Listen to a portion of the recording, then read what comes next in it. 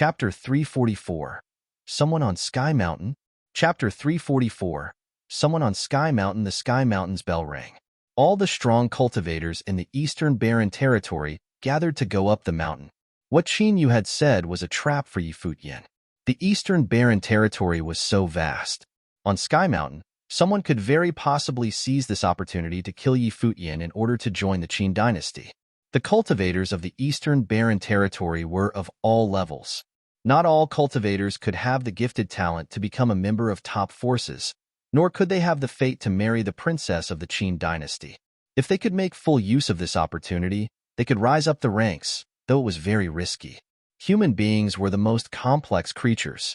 No one could predict what this group of people would encounter. It was very ominous that Qin Yu chose to stay here. This was Qin dynasty style. But the cottage wouldn't be like them. Staring at Qin Yu and Qin Li's back, murderous intent filled his eyes too. As long as there was a chance, he would kill them without showing any mercy as well. The surrounding people witnessed the exchange between the two top forces. They knew that if the Qin dynasty had the confidence to destroy the cottage, they wouldn't hold back. "Let's go," Zhuge Hui said. The group nodded and rose into the air, moving toward the Eastern Barren Territory's most famous mountain. Soon, the strong cultivators gathered in Shu City also started departing. The countless cultivators on the road were like a frightening army. A black dragon soared in the air. Zhuge Hui, Gu Donglu, and the others were all on the back of the dragon. As they got closer and closer to the mountain, the black dragon suddenly growled and flew downward. Seeing the mountain getting closer and closer, Gu Donglu wasn't surprised. He could feel the deterrent force of the mountain getting stronger and stronger. There was an aggressive, malicious power constantly oppressing people's wills. Suddenly, it began to snow. The air grew cold. Snowflakes floated down endlessly. The black dragon landed at the foot of the mountain. Countless people were already there, standing under the snow. What level was the demon bird back then? Luo Fan murmured quietly. He could feel that invasive power too. Standing at the foot of the mountain, he even felt like the whole mountain was going to knock him down and imprison him here forever. Was this the intent power of the emperor? Some ancient books recorded that there had been sages during the period of darkness. They were all engulfed by that demon bird. Therefore, the demon bird must be at that level too, Gu Donglu inferred. Under such a deterrent force, it's very difficult for us to go up with our present plane. Zhuge Hui sighed. To go to the mountain, one must either be extremely well cultivated, even more than the demon bird and Donghuang the Great from centuries ago, or in lower levels so he could be less sensitive to the malicious power. That kind of power was not substantial. Therefore, it couldn't affect those in lower levels. It was contained in the mountain. The stronger the cultivators were, the more invasive the power became. However, if a person who had never cultivated stood here, he would feel nothing. There was a straight road on the mountain, like a belt carved out by generations of people for pilgrimage before the demon bird appeared. At this time, a line of figures walked toward that path. They were dressed in cassock and chanted with folded their hands in front of them. The scene was very solemn. Their bodies emitted the light of the Buddha, covering them in a sacred sheen. The Arhat that Futian knew was among them. Obviously, they were the strong cultivators from Qinqiu Temple. The Buddha's scripture can protect them from devil power, many people thought. Sky Mountain's bell has rung. If someone can go up to the mountain, it must be the monks of the Qinqiu Temple. Most people here belong to forces near the mountain. The Qinqiu Temple was their Mecca. Another line of figures came out. These strong cultivators were from the Witch clan. Futian looked up at the mountain but couldn't see the top. It was as if the mountain's top melted into the sky. Though his level was not high, he could still feel that deterrent force from the mountain, as well as that invasive power disturbing his will. On the way to the top, the feeling would get intensified constantly. Under such a deterrent force, it would be very hard to climb the mountain. People gathered here because they thought the ringing of the bell on the mountain was the emperor's call. Otherwise, they wouldn't have come. Generations of people had tried before. At this time, people continually stepped up on the road to the mountaintop. "Are you going or not? Why are you staring at us?" At this moment, Emosia turned back and saw the people of Futian Sword Clan.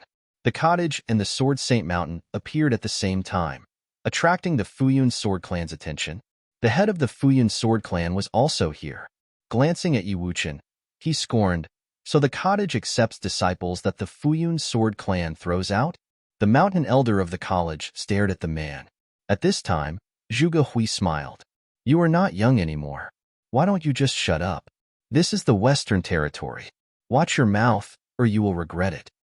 The head of the Fuyun sword clan froze. Was this a threat? Funny. He huffed coldly but didn't continue the debate. The Fuyun sword clan moved forward. This was the Western Territory, which meant the Sword Saint was possibly here. The Fuyun sword clan was the inferior one. However, he was sure that the Sword Saint was not strong enough to confront with him. Moreover, the people of the Qin dynasty and the Donghua clan were also here. If the cottage dared to fight, the two forces wouldn't stand by. Zhisong and Chiao beside him were also staring coldly at the cottage. Yi Futian's group didn't move. Soon, the Fuyun sword clan, the Qin dynasty, Donghua clan, and Royal Xian Temple all gathered together. These forces had all claimed to ally with the Qin dynasty when they were in the Qin dynasty's palace. Because of the Sword Saint clan, they hadn't taken any action so far. Now, they kept close with the Qin dynasty. They were afraid that the cottage would take revenge. "Let's go up," Zhuge Hui said and stepped forward. Ding! The bell's sound came down like a horrible wave. More snowflakes fell down crazily. Everyone closed their eyes. This ring seemed to be from heaven, coming down to the mountain and sweeping everything. Hearing the sound, those climbers felt like an enormous bell ringing in their heart. They trembled fiercely. Some moaned. Some spat out blood as they were forced back. The vibrations of the huge sound sent them sliding on the snowy ground. Bang, bang. Some climbers from the air fell down to the ground, blood gushing from their mouths. Their hearts were badly hurt. The second disciple of the cottage also stopped. Blood seeped from the corner of her lips. The third disciple trembled. Seeing Zhuge Hui get hurt, his eyes looking at the mountaintop sharpened. Shui Yi and Luo Fan were also hurt, as were the mountain elders and other top talents in noble plane of the college. Senior sister and brother. Yi Futian looked at the scene in astonishment. Just because of a bell's ring, countless people in the vast place were badly hurt. People like Qin Yu, Lady Yuxiao, Lu Nantian, and people of the Fuyun sword clan were all forced back, hurt. The stronger one was, the more injured they were. Yi Futian also felt a horrible deterrent force, but the feeling was not so strong. He only felt his body grow heavier when the frightening power penetrated his body. The snow was still falling. The air became depressing. All big names of the Eastern Barren Territory were hurt just because of the bell's one ring. Was this really the Emperor's call? What happened on Sky Mountain? Why did the bell ring? In the silence, everyone looked up at the mountain. Was it possible to climb this towering mountain? They all looked to the peak within the clouds. The snow kept falling. It was especially heavy near the peak. At this moment, there was a figure standing on the top of the mountain and watching all of this silently. People would be stunned if they saw him, because someone had managed to reach the top. In the snow, the figure seemed incomparably lonely. He took out a flask and drank a mouthful of wine. Then he spilled some wine on the snow. It was as if he was the only person in the world. Chapter 345. On Sky Mountain. Chapter 345. On Sky Mountain, standing below Sky Mountain, Zhuge Hui looked up. She could feel that the pressure had strengthened after the bell. Does this mountain really have a spirit? Are the intents of the two emperors really looking and keeping nobles from stepping onto the mountain? Zhuge Hui asked. Bells rang from Sky Mountain for some reason, pushing down all nobles. If the intents of the two emperors really are here, there's no need to do this, Gu Donglu murmured, looking up. Donghuang the Great was the ruler of the divine prefectures of the East. He wouldn't care about the plane of those who climbed the mountain. I think we came for nothing. Shui Yi and Luo Fan were annoyed too after knowing that there was no hope for them. Xiaoshi, Xinger Jr., only you all can go, Luo Fan said. Yi Futian nodded. He looked up at the high peaks. Snow fell down lazily, draping many people in a layer of white. The cottage disciples weren't the only ones who realized this. The mountain elders of the college were also advising the younger generation. Similarly, at the Qin dynasty, Qin Yu was telling his people, Qinli, Seems that only you all can go. Yes, father. Qinli nodded. Don't hold back if you have the chance. Qin Yu's eyes flashed coldly. He still hadn't taken revenge for Qin Gu by killing Gu Donglu. I understand. Qin Li's eyes were cold. Beside them, Lady Yu Xiao of the Donghua clan looked to Hua Qingqing. She murmured, Qingqing, will you go? Yes. Hua Qingqing nodded. She wanted to go see what Sky Mountain was like. Lu Nantian gazed at her with gentle eyes. He reached out as if wanting to caress her flawless features, but as if afraid of tainting her, he just touched the strands of hair by her hair. Come down if you run into any danger, he said gently. Okay, Hua Qingqing replied. Take care of her, Lu Nantian instructed the disciples of the Donghua clan. They nodded. If nothing unexpected happened, Lu Nantian would be the next leader of the Donghua clan. Hua Qingqing would be the lady. Qin Shanmu was talented too, but still far from Lu Nantian. Hua Qingqing and the people of the Donghua clan started walking away. Lady Yusha muttered, Legend says that only those with pure hearts can climb up Sky Mountain. Qingqing is pure and untainted. If anyone can make it, I'm sure Qingqing will succeed over the people of the Qinqiu Temple. I believe that too. Lu Nantian smiled at the pure and flawless backside. He hoped she could see the scenery of Sky Mountain.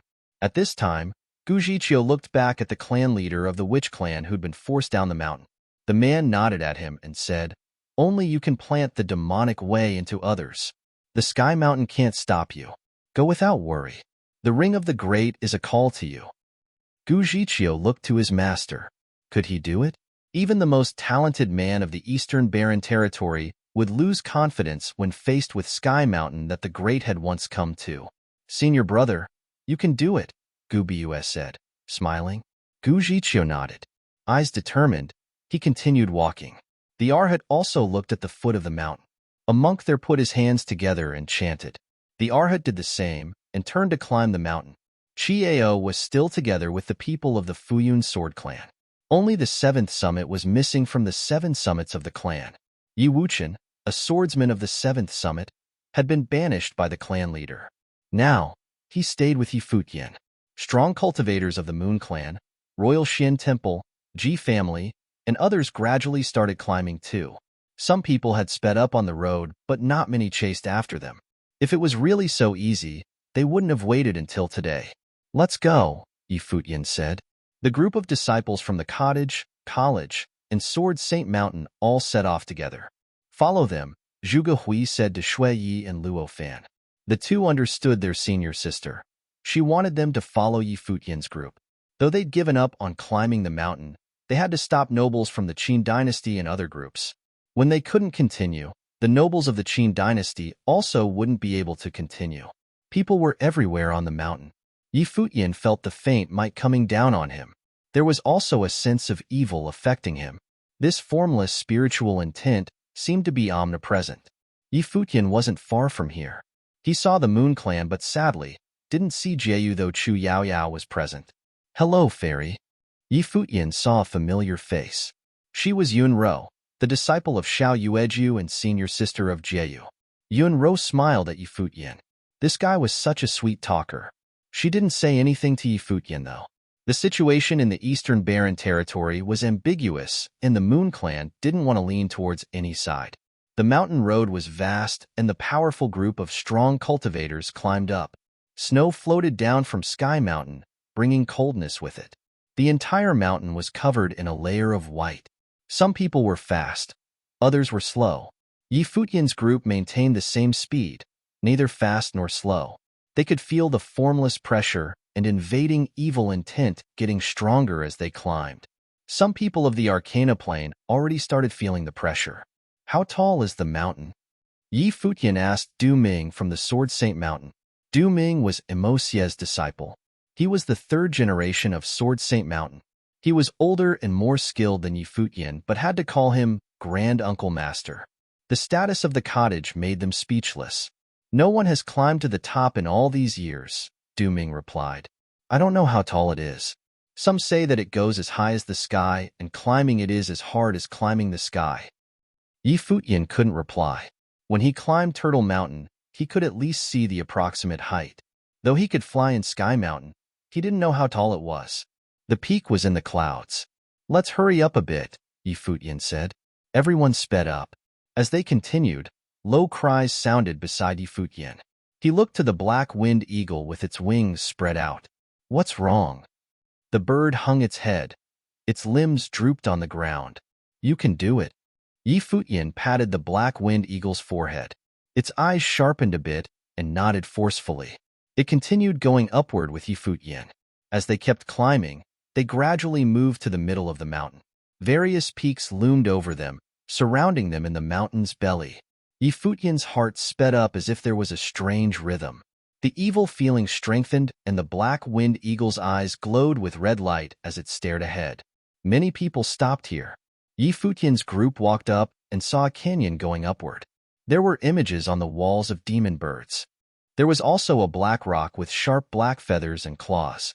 It seemed to have come from hell. Each image seemed ready to jump out of the wall. There were many corpses on the road. Some of the bodies were very tragic and hard to look at. Futian just glanced at the wall and already felt a demon bird flying into his mind. He instantly looked away from the wall. The Arhat and people of the Chinchou temple were at the center of the walls now. Buddhist light dazzled on them. The demons couldn't reach them. The demon birds seemed to fly to them but were stopped by the Buddhist light. The Chinchou temple is most likely to climb to the peak, many people thought when seeing this. The strong cultivators of the Qin dynasty walked out first. They activated the Dragon Emperor technique. Roars filled the sky and dragons protected them as they walked. They passed through the space but didn't leave. Instead, they looked back to Futian's group. The witch clan followed them, showing their own skills. At this time, a quiet beauty walked out from the crowd. Many people gazed at her.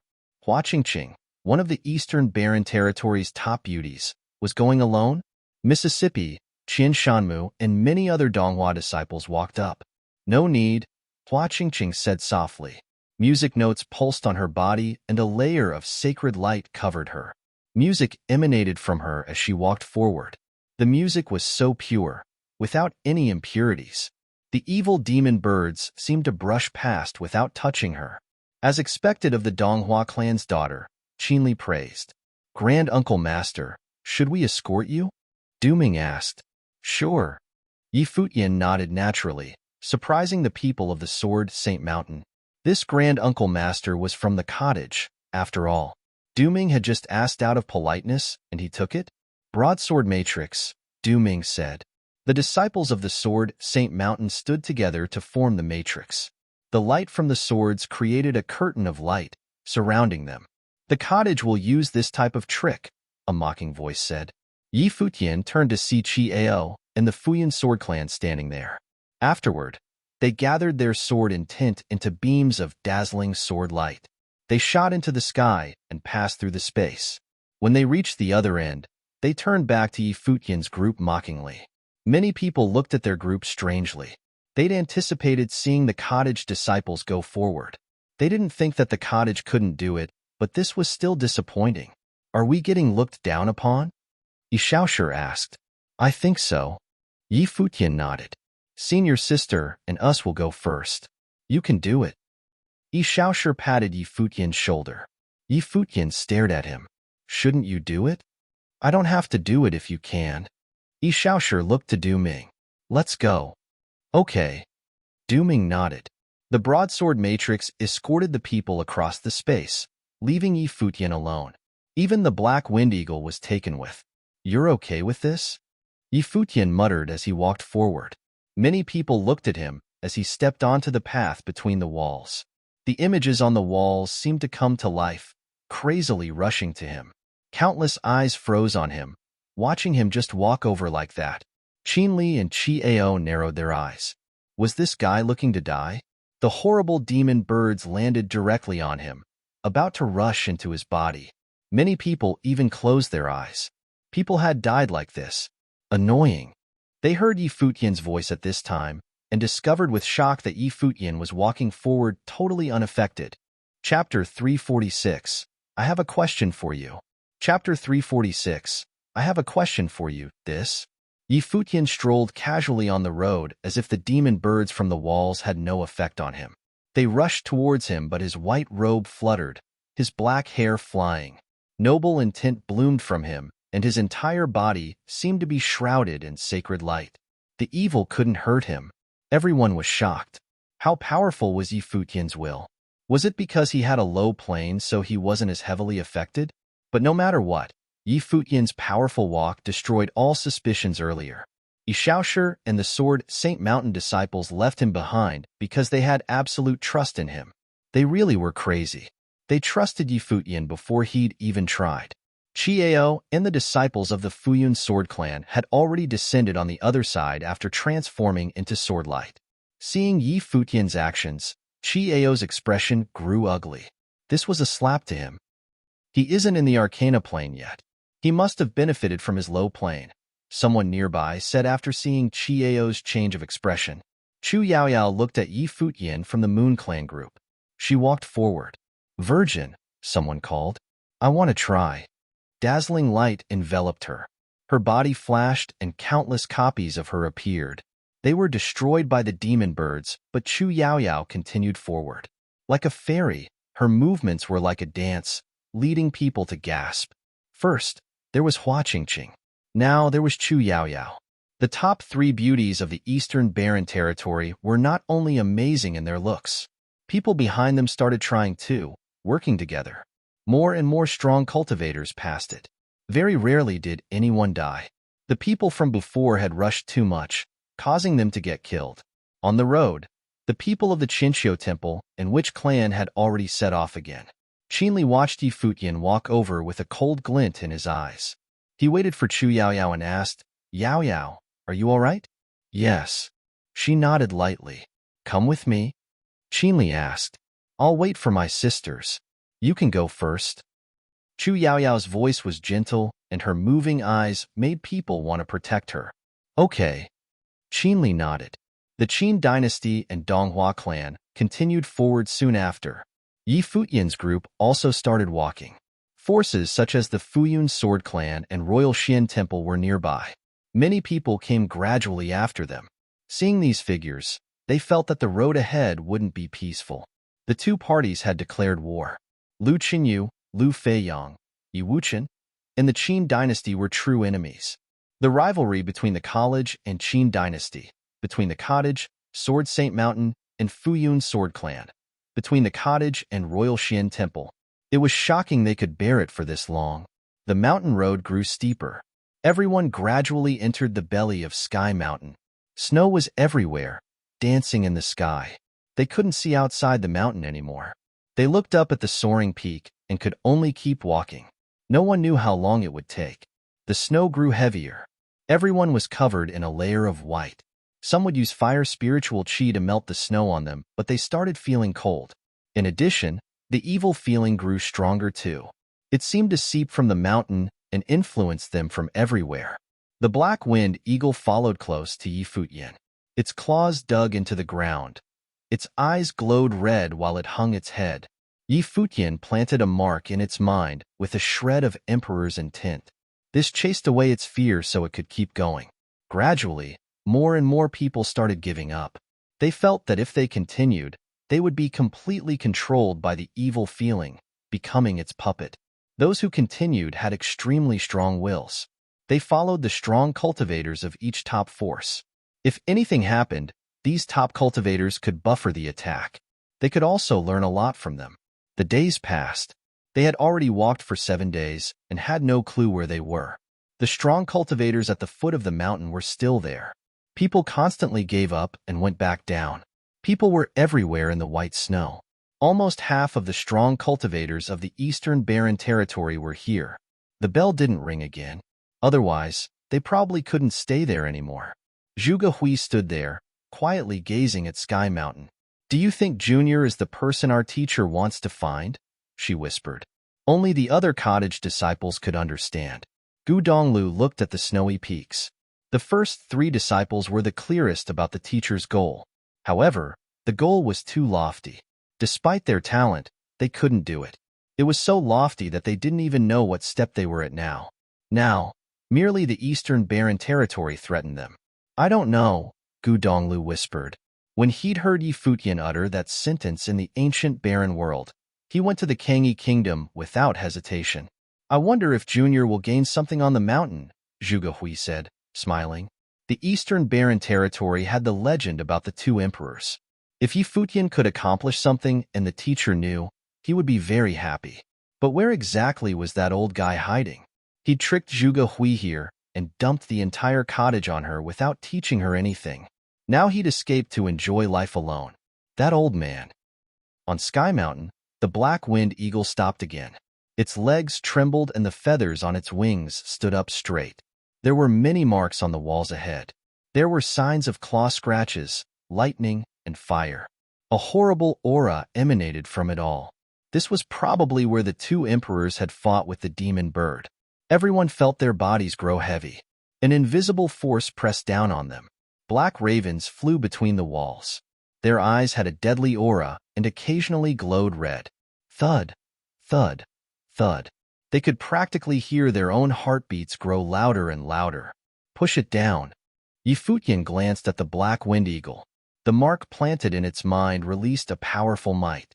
He saw the black wind eagle's eyes become demonic, glinting with a bloody light. It was about to go crazy. Ah! A pained cry ripped out. Many hearts trembled, and the people looked back. A strong cultivator in the Arcana plane couldn't resist the evil intent anymore. His eyes shone with terrible demonic light. His hand had also transformed into a frightening golden dagger that he stabbed into the man beside him. Blood bloomed in the white snow.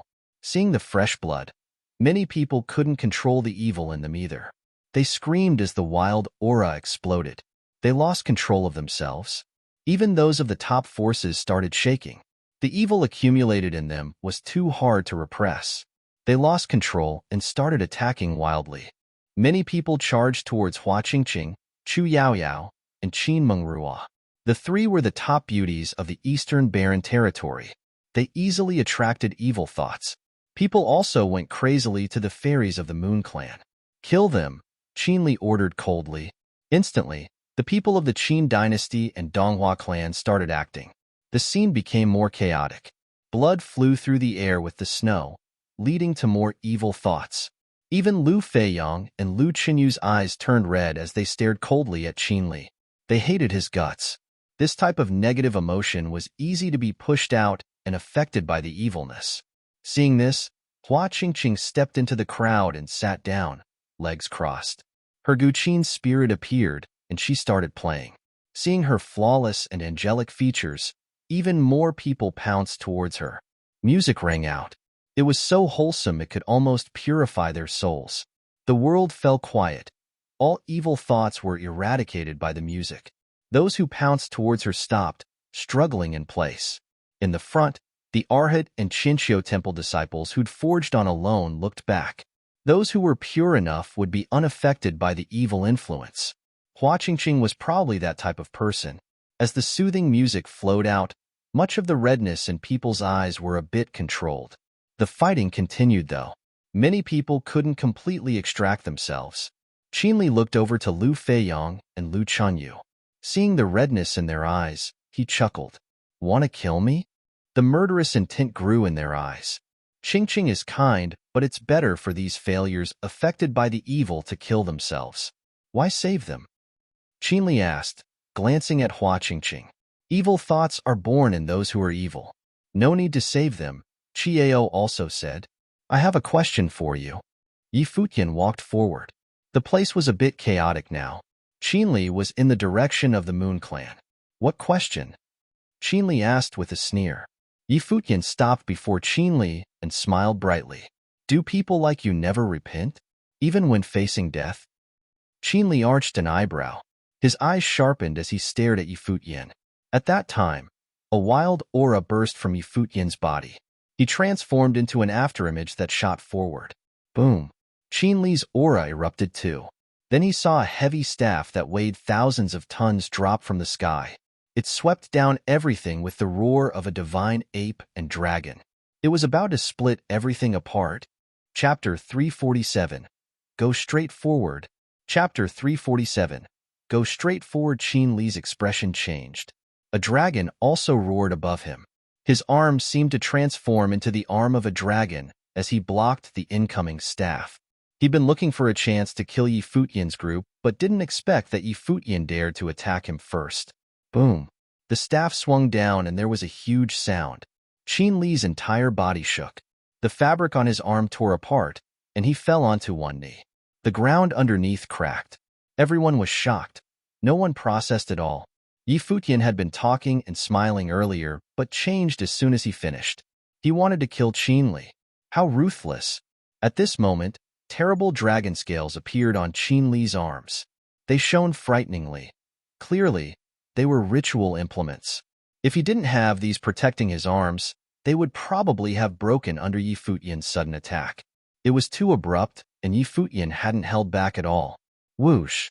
Wind whistled as the staff twirled. The air current went wild.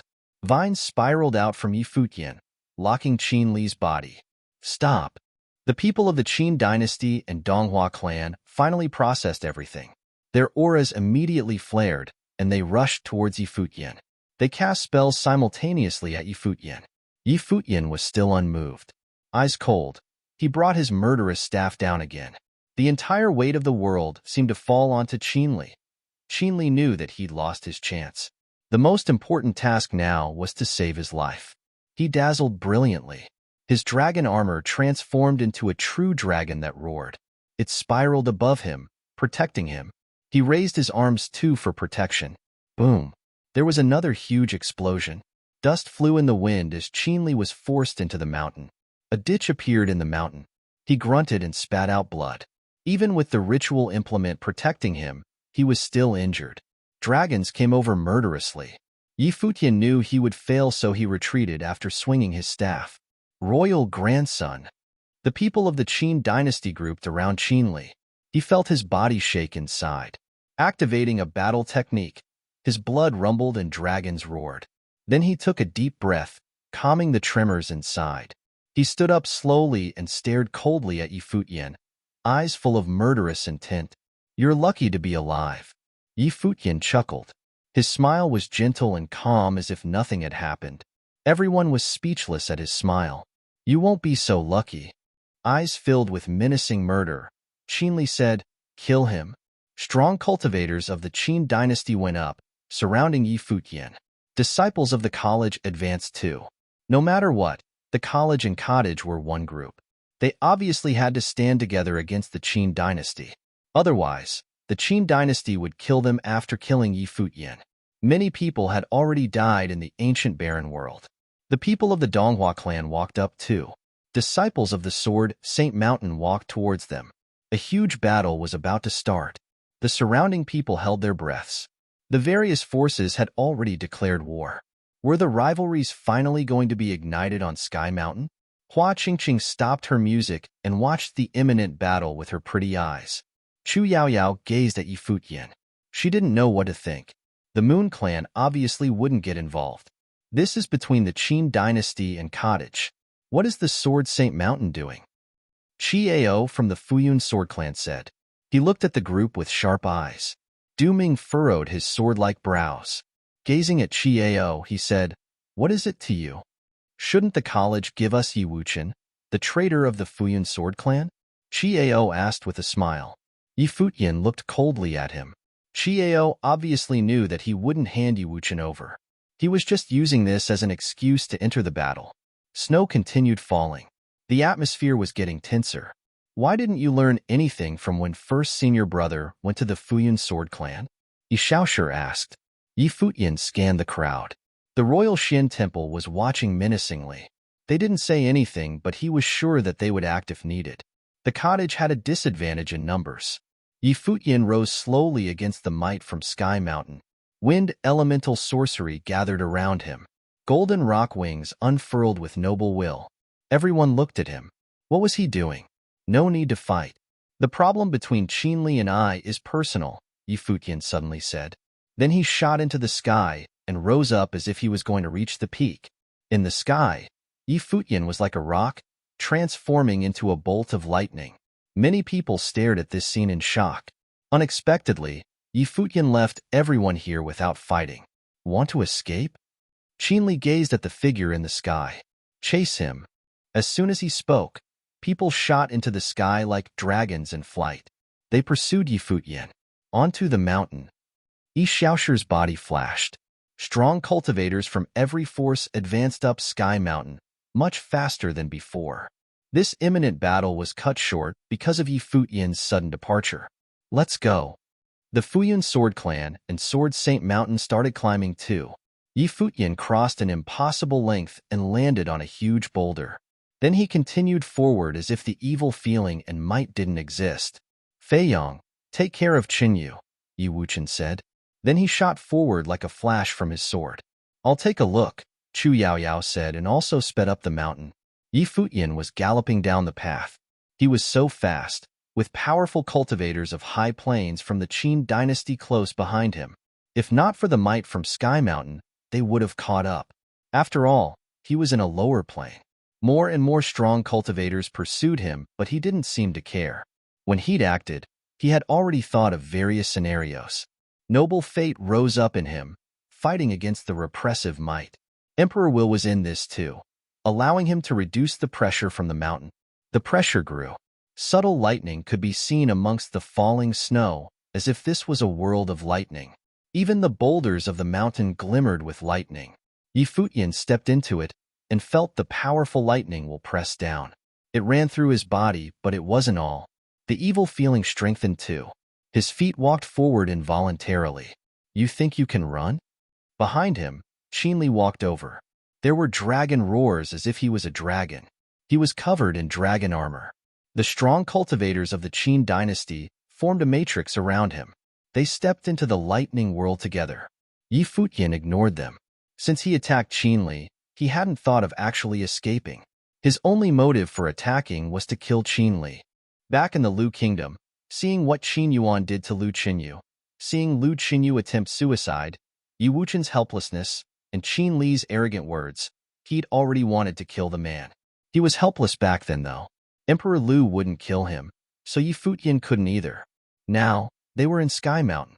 The strongest man beside Qinli was only in the Arcana plane. The higher they climbed, the more pressure those with high planes would feel. Futian finally had a chance now. Plus, since they were at war, Qinli would kill him if he didn't kill the other. He only worried about how to do it now. Xiaoshu arrived too, as well as some people from the Donghua clan. People from different forces gradually entered this lightning world. Of course, many people dropped out because they couldn't take it anymore. Those who entered involuntarily slowed down. Red glowed in some eyes again. Even those who were greatly talented. Chu Yaoyao also entered the lightning. Seeing the lonely backside in the distance, she felt that Futian wasn't escaping. She saw the determination in his backside. Wuchen, Shang, Lulan Shui, and the others started walking here too. If you think you can't take it anymore, don't force yourself, Hua Qingqing said to the people around her. She obviously felt the pressure too. The Qianqiu Temple and which clan were before Futian. At this moment, Gu Bus stopped. She wanted to give up, but saw Futian speed up and overtake her. She couldn't help but stare and ask, "Are you crazy?" Futian ignored her and continued past. Qin Li's expression grew uglier. His will kept getting corroded. He knew the pressure contained in this space, but Futian kept advancing. Some of the strong cultivators of the Qin dynasty beside him were unstable already. Their eyes glowed red. Their murderous intent intensified. We can't keep dragging it on. Kill him, Qinli ordered coldly. His people burst forward towards Futian. Their eyes were bloody. They wanted to kill so badly. Boom. Seeing this, Xiaoshu sped up too, and actually transformed into a bolt of lightning. He started later, but arrived first. He leaped over Qinli, body turning into a blur. He reached out and his arms actually stretched, curling towards the people going to kill Futian. Kill him, Qinli uttered coldly. Various Qin dynasty cultivators stepped out and soared in the sky. Xiaoshu seemed to have eyes on the back of his head. He kicked backward and his feet actually turned into a golden mountain.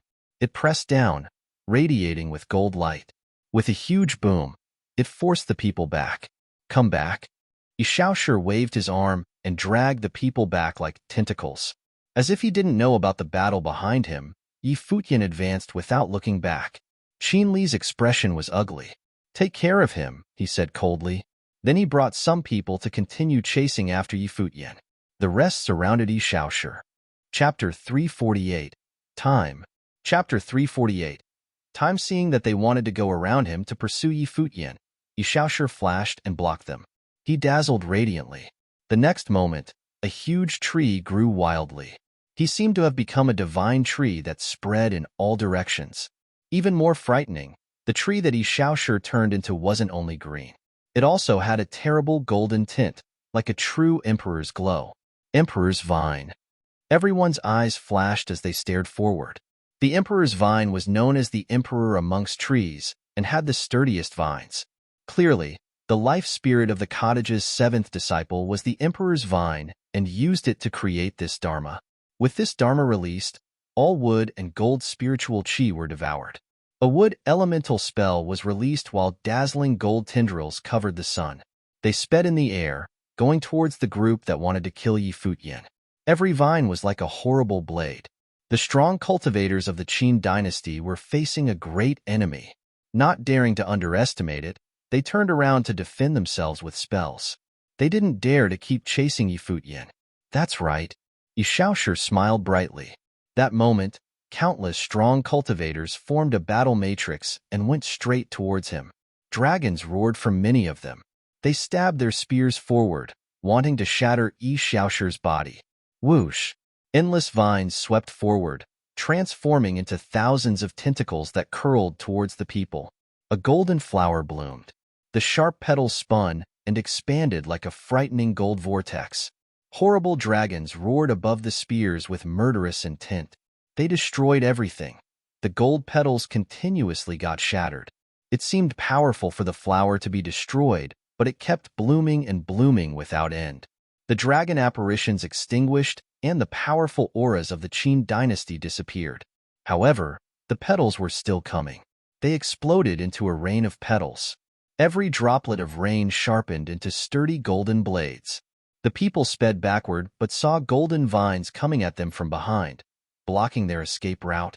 They could only force themselves to fight back. Squelch! A horrible golden tendril pierced someone from the Qin dynasty. He screamed in pain. "Retreat! Battle matrix!" someone yelled. Sensing danger, they didn't dare to feel cocky anymore. The seventh disciple of the cottage wasn't as famous, but he was just as powerful. The cottage couldn't be rated with common standards. "Junior, this is all I can do." Yi Shaoshi looked to Yi Futian in the distance. He knew Yi Futian's plan. Use the characteristic of Sky Mountain to kill Qin Li. Beside them, the people of the Futian sword clan walked over. They glanced at Yi Shaoshi and continued their pursuit. More people arrived and continued forward, going in Yi Futian's direction. Yi Futian gradually slowed down. It became harder as he went. Many people had been left behind now. Those without steadfast wills couldn't get here at all. At this point in the lightning world, Yi Futian was at the front. Behind him was Qin Li's group. The Donghua clan, Futian sword clan, and Chu Yaoyao were behind them. After that was the college, Beitang Xinger, Yu Shang, and Yi Wuchen. Everyone was closing in on each other because the people in the front slowed down. Even though the ones behind slowed down as well, it wasn't as much. Only around 50 people were following Yi Futian. The rest had been left behind. "How far can you go?" Qin Li asked coldly, watching Yi Futian get closer. He only had 2 people with him. The others had either been stopped by Yi Shaoshi or gave up. Those with him were extraordinary. They were part of the Qin dynasty's royal family and were in even higher planes than him. Yi Futian suddenly stopped. He turned around to look at Qin Li and smiled. "Since you want to kill me so badly, should we have a duel?" "Idiot." Qin Li sneered with mockery. He was stronger than Yi Futian, but with such a disadvantage now, why would he fight? He wasn't a good person. To kill Yi Futian was his only goal. The people of the Donghua clan and Futian clan walked up. There were 4 from the Donghua clan, with Hua Qingqing in the back. There were also 4 from the Futian sword clan, Chiao and 3 other swordsmen. They were all amazing geniuses. Chu Yaoyao stood in the back, watching this all. Yu Shang, Yi Wuchen, Beitang Xinger, the Black Wind Eagle, Du Ming of the Sword Saint Mountain, and 2 other strong cultivators, and 4 disciples of the college were behind her. The royal Xin temple was also there. Both sides were more equal in number now. They were all the best of their forces. Die, Qinli uttered. As soon as he spoke, people from the Qin dynasty stepped out on either side. Dragons spiraled above them. All royalty from the Qin dynasty had dragons as their dharma. That was their totem. The dragons soared and pounced at Futian, wanting to shred him with their golden claws. Futian grasped his five-element staff. The divine ape growled, the dragon roared, and the golden rock shimmered. His body seemed undefeatable. He stepped forward and all the might in the world gathered on him. He swept his staff across, hitting a dragon. It was a giant golden dragon with a shocking defense that forced Futian back. Then a frost dragon exhaled at him. Iciness filled the sky, covering him. Futian flew in the air and swept his staff again. Using the momentum, he retreated. The two from the Qin dynasty were in much higher planes. They chased without stop. Qinli also followed, wanting to kill Futian. Boom! Yushang stepped forward and shot into the sky. Wuchen, with his sword, soared like a beam of sword light. Whoosh! A beam of sword light cut the snowflakes in the sky, slicing the air. Wuchen came to a stop. His body spun with his sword out. Silver lightning seemed to crack across, splitting at the touch. Qiao appeared before him. Studying Wuchen, he said, "Today, I will take care of things for the Futian sword clan." With that, Qiao continued walking. Zhisong was the swordsman from the first summit, but Qiao was the strongest of the first summit in Arcana Plain. He was confident in becoming a swordsman of any summit. He walked before Wuchen and brought out his sword. It danced in the air like silver light, constantly changing and blocking all escape routes. Wuchen stared forward, his eyes changing. That moment, a sword seemed to appear in Qiao's eyes. As a disciple of the Futian sword clan, Qiao was familiar with what ability the swordsman from the seventh summit had. He activated the sword eye. He ignored the sword light in his eye.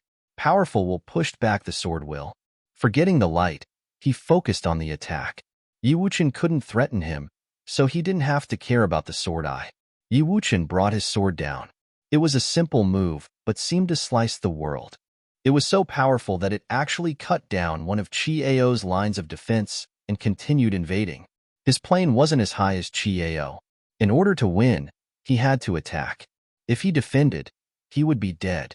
The other swordsmen blocked the cultivators of the Sword Saint Mountain.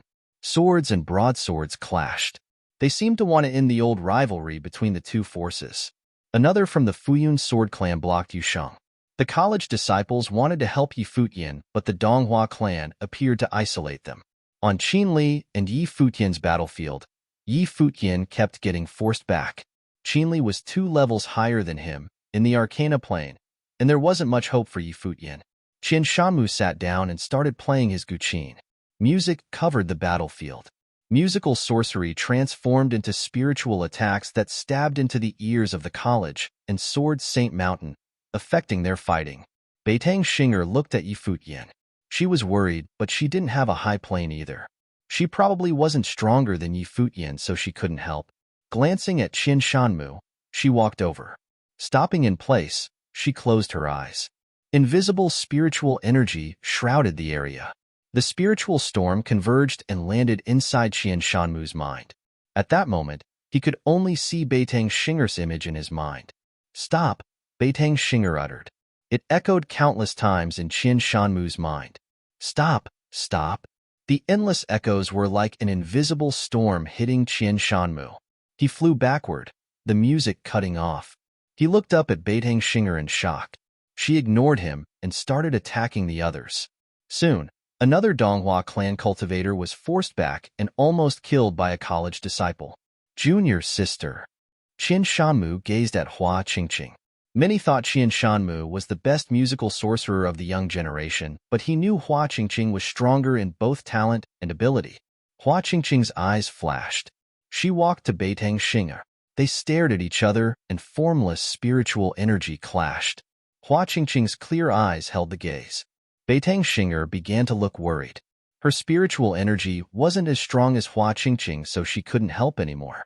At that time, Futian was forced back again. He crashed against a boulder and grunted. Blood seeped from his lips. Qin Li's trio pressed down.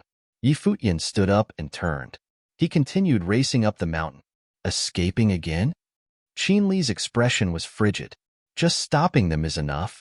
With that, he brought the other two and continued after Futian.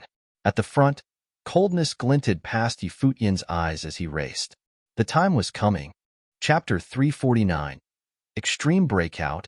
Chapter 349. Extreme Breakout. In the lightning-filled world, the great battle continued.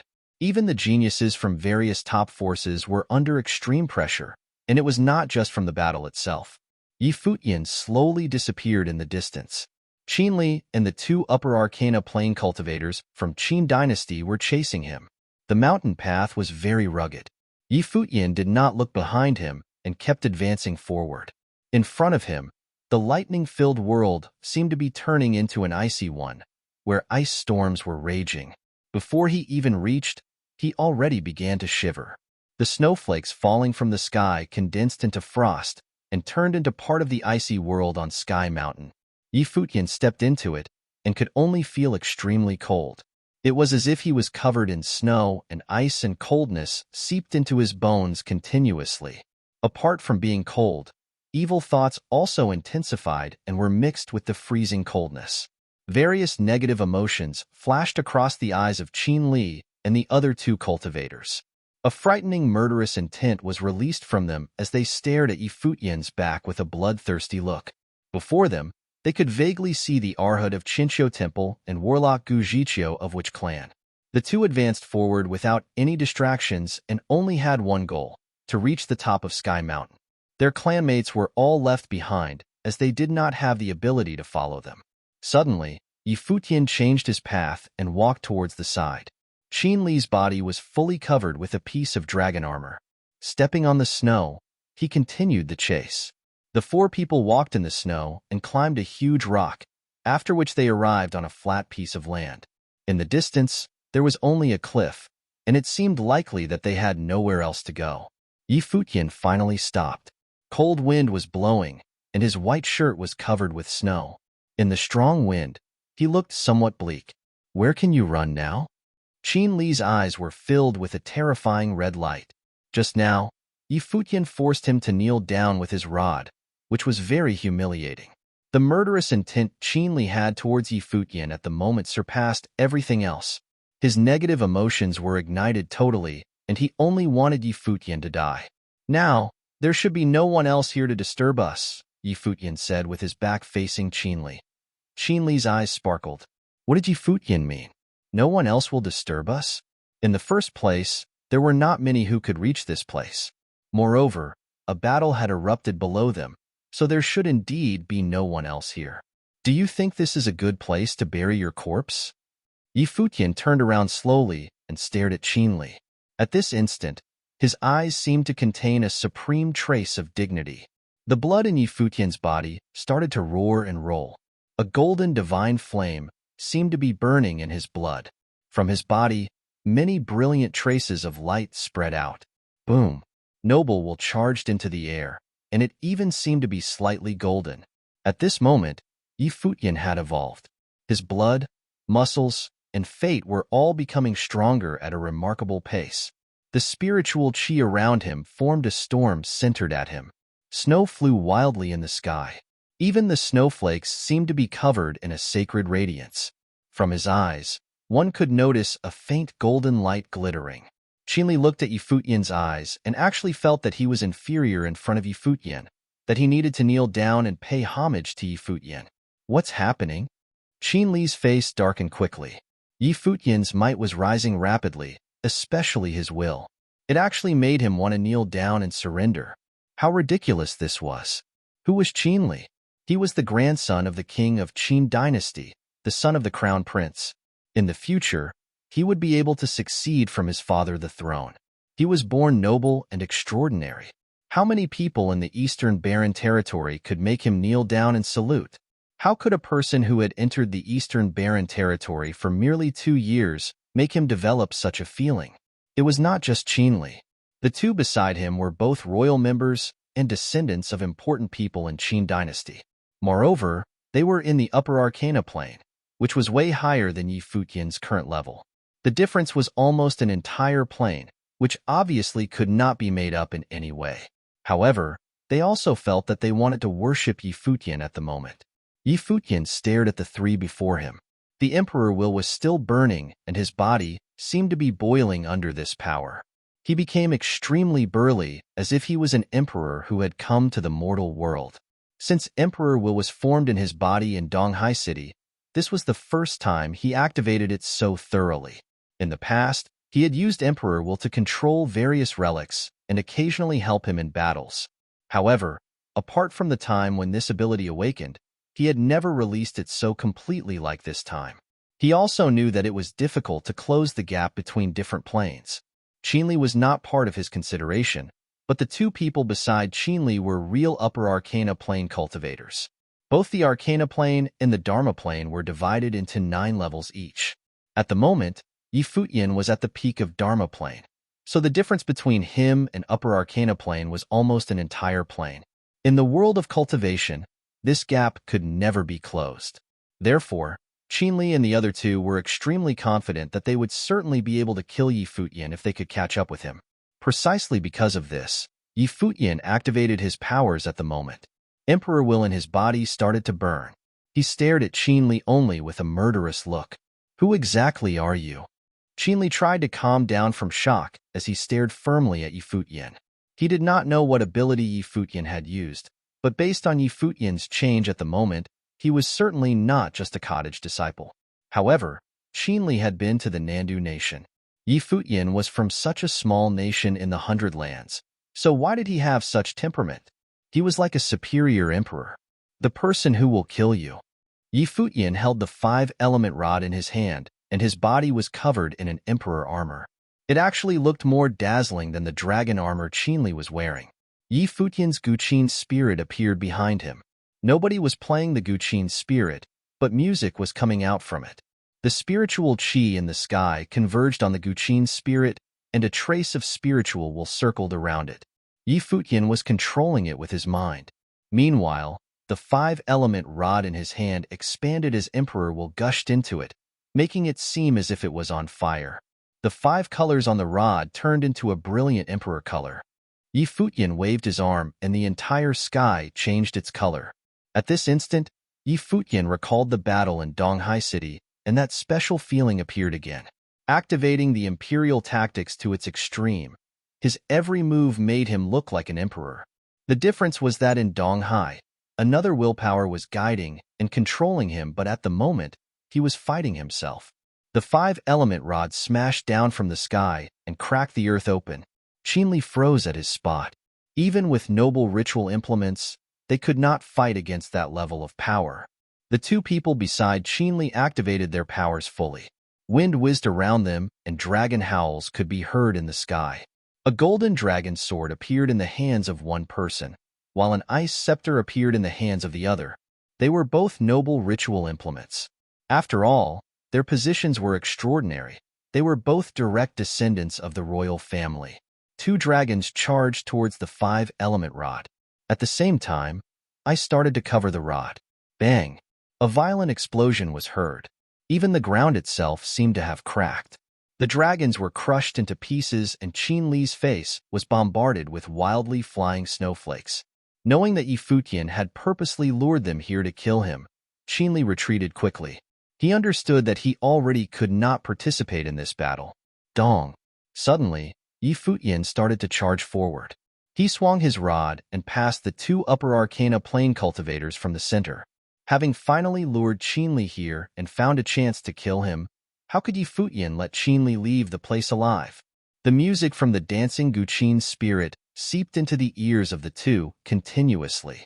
The long rod in Yi Futian's hand turned into wood elemental and actually began to extend and curl, eventually grabbing Qinli, who was trying to escape. "Come back." The rod retracted. "Save me!" Qinli roared. His voice echoed on Sky Mountain and spread outwards continuously. Feeling Yi Futian's intense murderous intent, he really felt a death threat. "Let him go!" someone shouted. One of the cultivators behind Yi Futian charged forward like a dragon and struck his sword out. At this instant, Futian felt as if there was a golden dragon which was piercing towards him with a sharp sword. The attack was incredibly powerful. Futian flung Qinli behind him to prevent him from escaping. In the meantime, he retracted the 5-element rod and gave another strike. His attack was executed smoothly and landed on the body of the golden dragon, breaking it into pieces. The music from the guqin continued to be released in the snow. It was very ear-piercing and sounded chaotic. Futian had played the music using Emperor Will, and everyone hearing it wanted to submit to him. Futian continued to move forward, swinging the 5-element rod in his hand again. Wind and clouds in the sky roared and snowflakes danced with the 5-element rod. Together, they turned into a monstrous vortex where all the natural forces converged. Futian would frequently practice boxing when he was free. During his practice, he would activate the imperial tactics. With this, his every move would be filled with the rhythm of an emperor. Therefore, at the moment, he activated the imperial tactics and merged that rhythm into the 9 heavenly attacks. His rod struck out, and even the sky seemed to be roaring. When the upper arcana plane cultivator before him felt the power of the attack, his face was only filled with shock and astonishment. With Futian's willpower and the influence of his music, it felt as if Futian was an invincible emperor. The pressure of his willpower brought much desperation to the cultivator. The Dharma of the Qin dynasty cultivators turned into a dragon which dashed out. He activated his sword and roared loudly, wanting to block the strike. The long rod covered the sky and the sun. It smashed down from above, and even the sky seemed to be collapsing. Bang! An extremely loud noise erupted. The 5-element rod broke open all defenses and crushed everything in its path, hitting directly onto the body of the upper arcana plane cultivator. Without any suspense, the cultivator fell flat onto the ground, and even his body was slightly deformed. His body trembled gently and blood gushed out continuously, coloring the white snow on the ground. His eyes were still open, but his heartbeat had already stopped. He could not die in peace. He was a descendant of the royal family of Qin dynasty. Furthermore, he was a talented upper arcana plane cultivator and was not far away from the noble plane. Once he became a noble, he would be a mainstay of the Qin dynasty and all-powerful in the future. However, he died on Sky Mountain. Seeing the scene, the faces of Qin Li and the other cultivator were filled with fear, especially Qin Li. Under the influence of the music, his spiritual energy was completely suppressed and his eyes were filled with horror. At first, he thought that Futian would definitely die in his hands on Sky Mountain. It would be a piece of cake to kill Futian. However, at the moment Futian was like an emperor and he an ant. He did not even have the ability to fight back. Nobody would understand his despair. Seeing Futian's look, Qinli was no longer arrogant like he had always been. He could only feel that he was extremely petty and low. Chapter 350, Dancing Snow.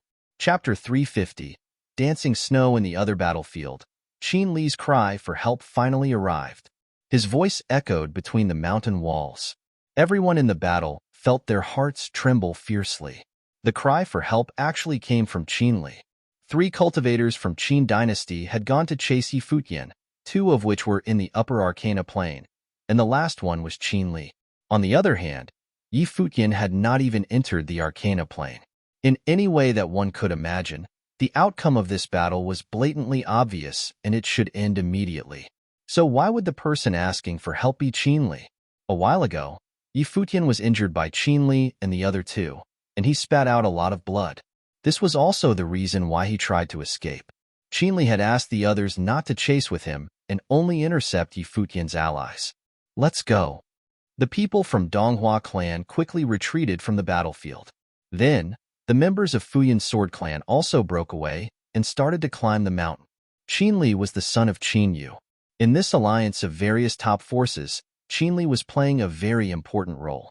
If he was to die on Sky Mountain in the presence of the other forces, the people from these forces would not be able to give a sound explanation to the Qin dynasty. The disciples from the college and Sword Saint Mountain did not continue the fight as well.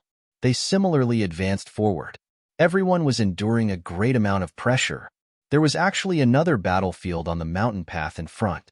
There, Two cultivators from Royal Xian Temple were battling with a lady. They were the ones who were the last to arrive at the place. They met on their way, and for some reason, a battle erupted. The lady was Lulan Shui. Her level was lower than her opponent's, but as she fought, a treasurable book was hovering over her head. When she released its power, her entire surrounding would be sealed with ice. With its incredible power, she managed to intercept the cultivators from Royal Xian Temple. Noticing many people coming towards them, they also stopped the battle. Lulan Shui glanced at her opponents, after which she started to climb the mountain. Her willpower was not that strong, but by relying on the power of the treasurable book, she could still keep her mind clear from the corrosion. Near the cliff, Futian also knew that Qin Li's loud shout would attract the attention of the people below. Why did he lure Qin Li and the other two here? Firstly, he wanted to cut off Qin Li's reinforcement so that he could kill Qin Li here. Secondly, he did not want others to see his status at the moment. It was, after all, too unique for him to have Emperor Will in his body. Emperor Yi Qing was a taboo, and the snow ape also fought to his death. So clearly he did not want to expose his secrets in front of everyone else. In addition, he could not maintain such a status for too long. Emperor Will had already been activated, and his body could not withstand such a strong power. He was wildly burning his potential so that both his physical body and willpower could evolve to an extreme standard, allowing him to have incredible combat power at the moment. This was against the rules of cultivation, so naturally he had to pay a price. However, even though he knew that he had to pay a price, he still wanted to kill Qin Li. This was his determination. After killing an Upper Arcana Plane cultivator, he walked toward Qin Li and the other cultivator. Spiritual qi whizzed in the air and converged around Futian. The dancing snowflakes that filled the sky were exceptionally beautiful, but in the eyes of the Qin dynasty cultivator, they were only decorations for his funeral. The ability he had been cultivating was precisely ice elemental. He pointed his scepter at Futian and an ice dragon appeared. At the same time, a frightening gust of frost swept out, trying to bury Futian forever. Kill! Qin Li shouted loudly. On the ground, many sharp blades made from ice appeared and pierced towards Futian. However, even he himself was not very confident. Futian was showered in Emperor's light, and his body was covered with a piece of sacred armor. After killing the other cultivator, his momentum did not decrease at all. Instead, he became even stronger. As he swung the 5-element rod, air currents around him raged. The rod destroyed everything in its path, and the ice elemental abilities charging towards him were all crushed into ashes. Boom! Many deep noises were heard. As the 5-element rod swept forward, the many sharp blades were crushed one after another. Futian was waving the rod with a special rhythm. Finally, his arm struck forward. His action seemed to be very slow, so slow that one could clearly see his every move. But within the slowness, there was also, ironically, swiftness, as if his strike contained a mysterious rule. This strike caused space itself to explode. Eventually, the 5-element rod hit the ice dragon. Accompanying many explosions, the ice dragon was quickly annihilated. The 5-element rod continued forward and struck towards the cultivator with the same momentum. Holding the scepter in his hand, the Qin dynasty cultivator shouted, "Ice Guardian!" The snowflakes dancing in the sky converged around him, and his body turned into an everlasting dragon-shaped ice statue. The 5-element rod struck down. Without any suspense, the ice was crushed and the rod crashed on the cultivator's head. Blood danced in the air along with the snow. No! Qin Li's face was filled with intense fear as he raced towards the cliff. Futian stared at Qin Li's back emotionlessly. He stepped across the corpse directly and walked towards Qin Li Dong.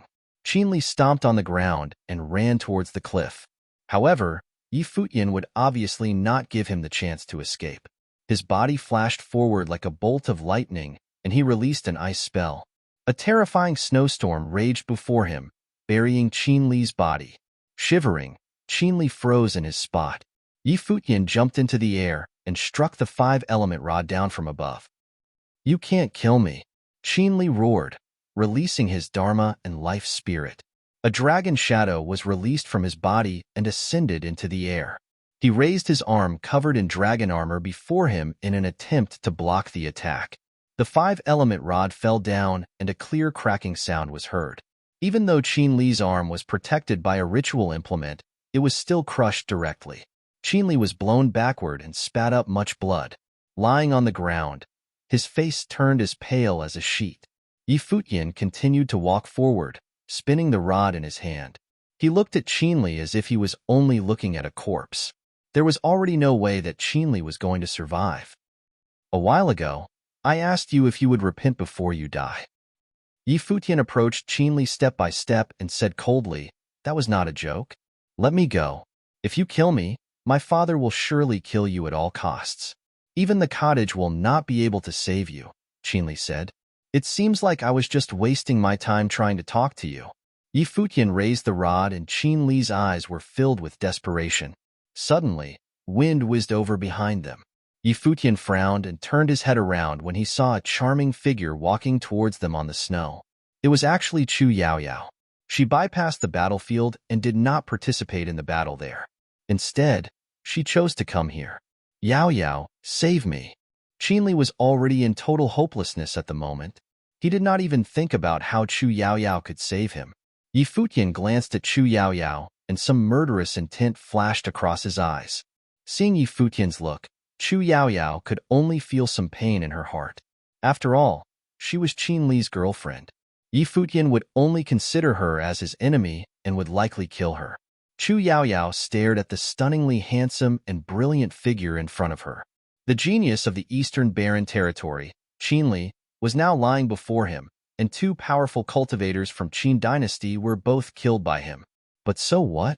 This young man who was both talented and good-looking, who dared to kill Qin Li so casually, and whom she first fell in love with, only wanted her to die, because they stood on diagonally opposite sides.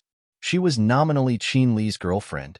Thinking about this, Chu Yaoyao lowered her head slightly, feeling depressed. In her mind, she recalled the lady who was also from Moon Clan, the lady who was brilliant and pure. She was somewhat envious. Why was she not the one who got to know him first? Raising her head, Chu Yaoyao gazed at Futian with her charming eyes and said gently, "I like you." Snow was still falling down onto her exquisite face. Chu Yaoyao's words, however, seemed to freeze the entire space. Futian was stunned, and so was Qin Li. In any case, it was very inappropriate for Chu Yaoyao to say so at this time. It could even be considered as ridiculous and weird. However, she still chose to say it at such a time. Perhaps she knew that if she did not say it now, she would never have the chance to because the person whom she first fell in love with wanted to kill her. Spit. Qin Li spat out a mouthful of blood, and his chest rose and fell fiercely. He stared coldly at Chu Yaoyao, as if she was from the deepest part of hell. "Bitch!" he roared angrily at Chu Yaoyao. When he was in such a hopeless situation, when his fate was controlled by Futian, his girlfriend told Futian that she liked him. Nobody could imagine how much desperation and humiliation Qin Li had suffered today. In fact, even an ordinary person would not be able to take such humiliation, not to say Qin Li. After being stunned for a while, Futian asked, "Are you scared that I'll kill you?" He felt that it was too absurd. The only possible explanation was that Chu Yaoyao saw the scene and feared that he would kill her. Chu Yaoyao's heart felt as cold and freezing as the snow that filled the sky. She stared at Futian and suddenly, she gave a self-mocking smile and said, "Is my love for you so petty?" She was the genius of the Moon Clan and also one of the top 3 beauties of the Eastern Barren Territory. She met the person whom she liked for the first time and even told him that she liked him. However, Futian thought that she said so only to stay alive. How sad. "You bitch." Qin Li trembled and stared firmly at Chu Yaoyao. Futian did not say anything else. He turned around and looked at Qin Li. Moving his arm, he raised the 5-element rod high in the air. "Let me off. I will give that bitch to you for free. You can get whatever you want. Don't kill me." Qin Li stared at Futian in desperation. Who in the world would not be scared of death? The more arrogant one was, the more one would fear death. Qin Li was born extraordinary and superior, and glory awaited him in the future. How could he be willing to die? "You have already been alive for too long." After Futian finished speaking, he struck the 5-element rod down. Following a soft sound, Qin Li's body trembled. He was still opening his eyes and staring firmly at Futian. Blood flew down from his head and colored the white snow on the ground, but it was soon buried by snow again. Finally, Qin Li's head dropped to the ground and he lied there quietly. Never had he expected himself to die just like this. The snow on Sky Mountain was indeed cold. Chu Yaoyao looked at the scene calmly and was not shocked at all. She still stared at the standing young man. He was standing proudly in the dancing snow. His shirt was as white as snow, and he was showered in Emperor's light. Needless to say, he looked elegant and unparalleled. Even time seemed to freeze. There, a handsome young man and a beautiful lady stood in the boundless snow. Chapter 351. Intensification. Chapter 351. Intensification in the dancing snow. Chu Yaoyao stared at the man in front of her with her charming eyes. She did not even know when she started to like him. Perhaps because of Hua Jieyu, she started to pay attention to her boyfriend Futian. During the conferment ceremony of the crown prince in Qin dynasty, Chu Yaoyao saw him for the first time. She saw the new disciple of the cottage, the young man who said these arrogant words in the ancient barren world and fought Qian Shanmu head-on with music. Notwithstanding, she only discovered her love for him on Turtle Mountain. In the illusion, the person that appeared in her mind was actually Futian. She only realized at that moment that she really liked him. In her most beautiful age, she fell in love with a person whom she should not. Her love was thus destined to end in failure. She also did not know why she would say those 3 words today. Perhaps it was because she saw his murderous intent, or because she knew it was her only chance to say those words in front of him. Futian similarly looked at Chu Yaoyao. Although he did not really like the lady before him, he still had to admit Chu Yaoyao's beauty.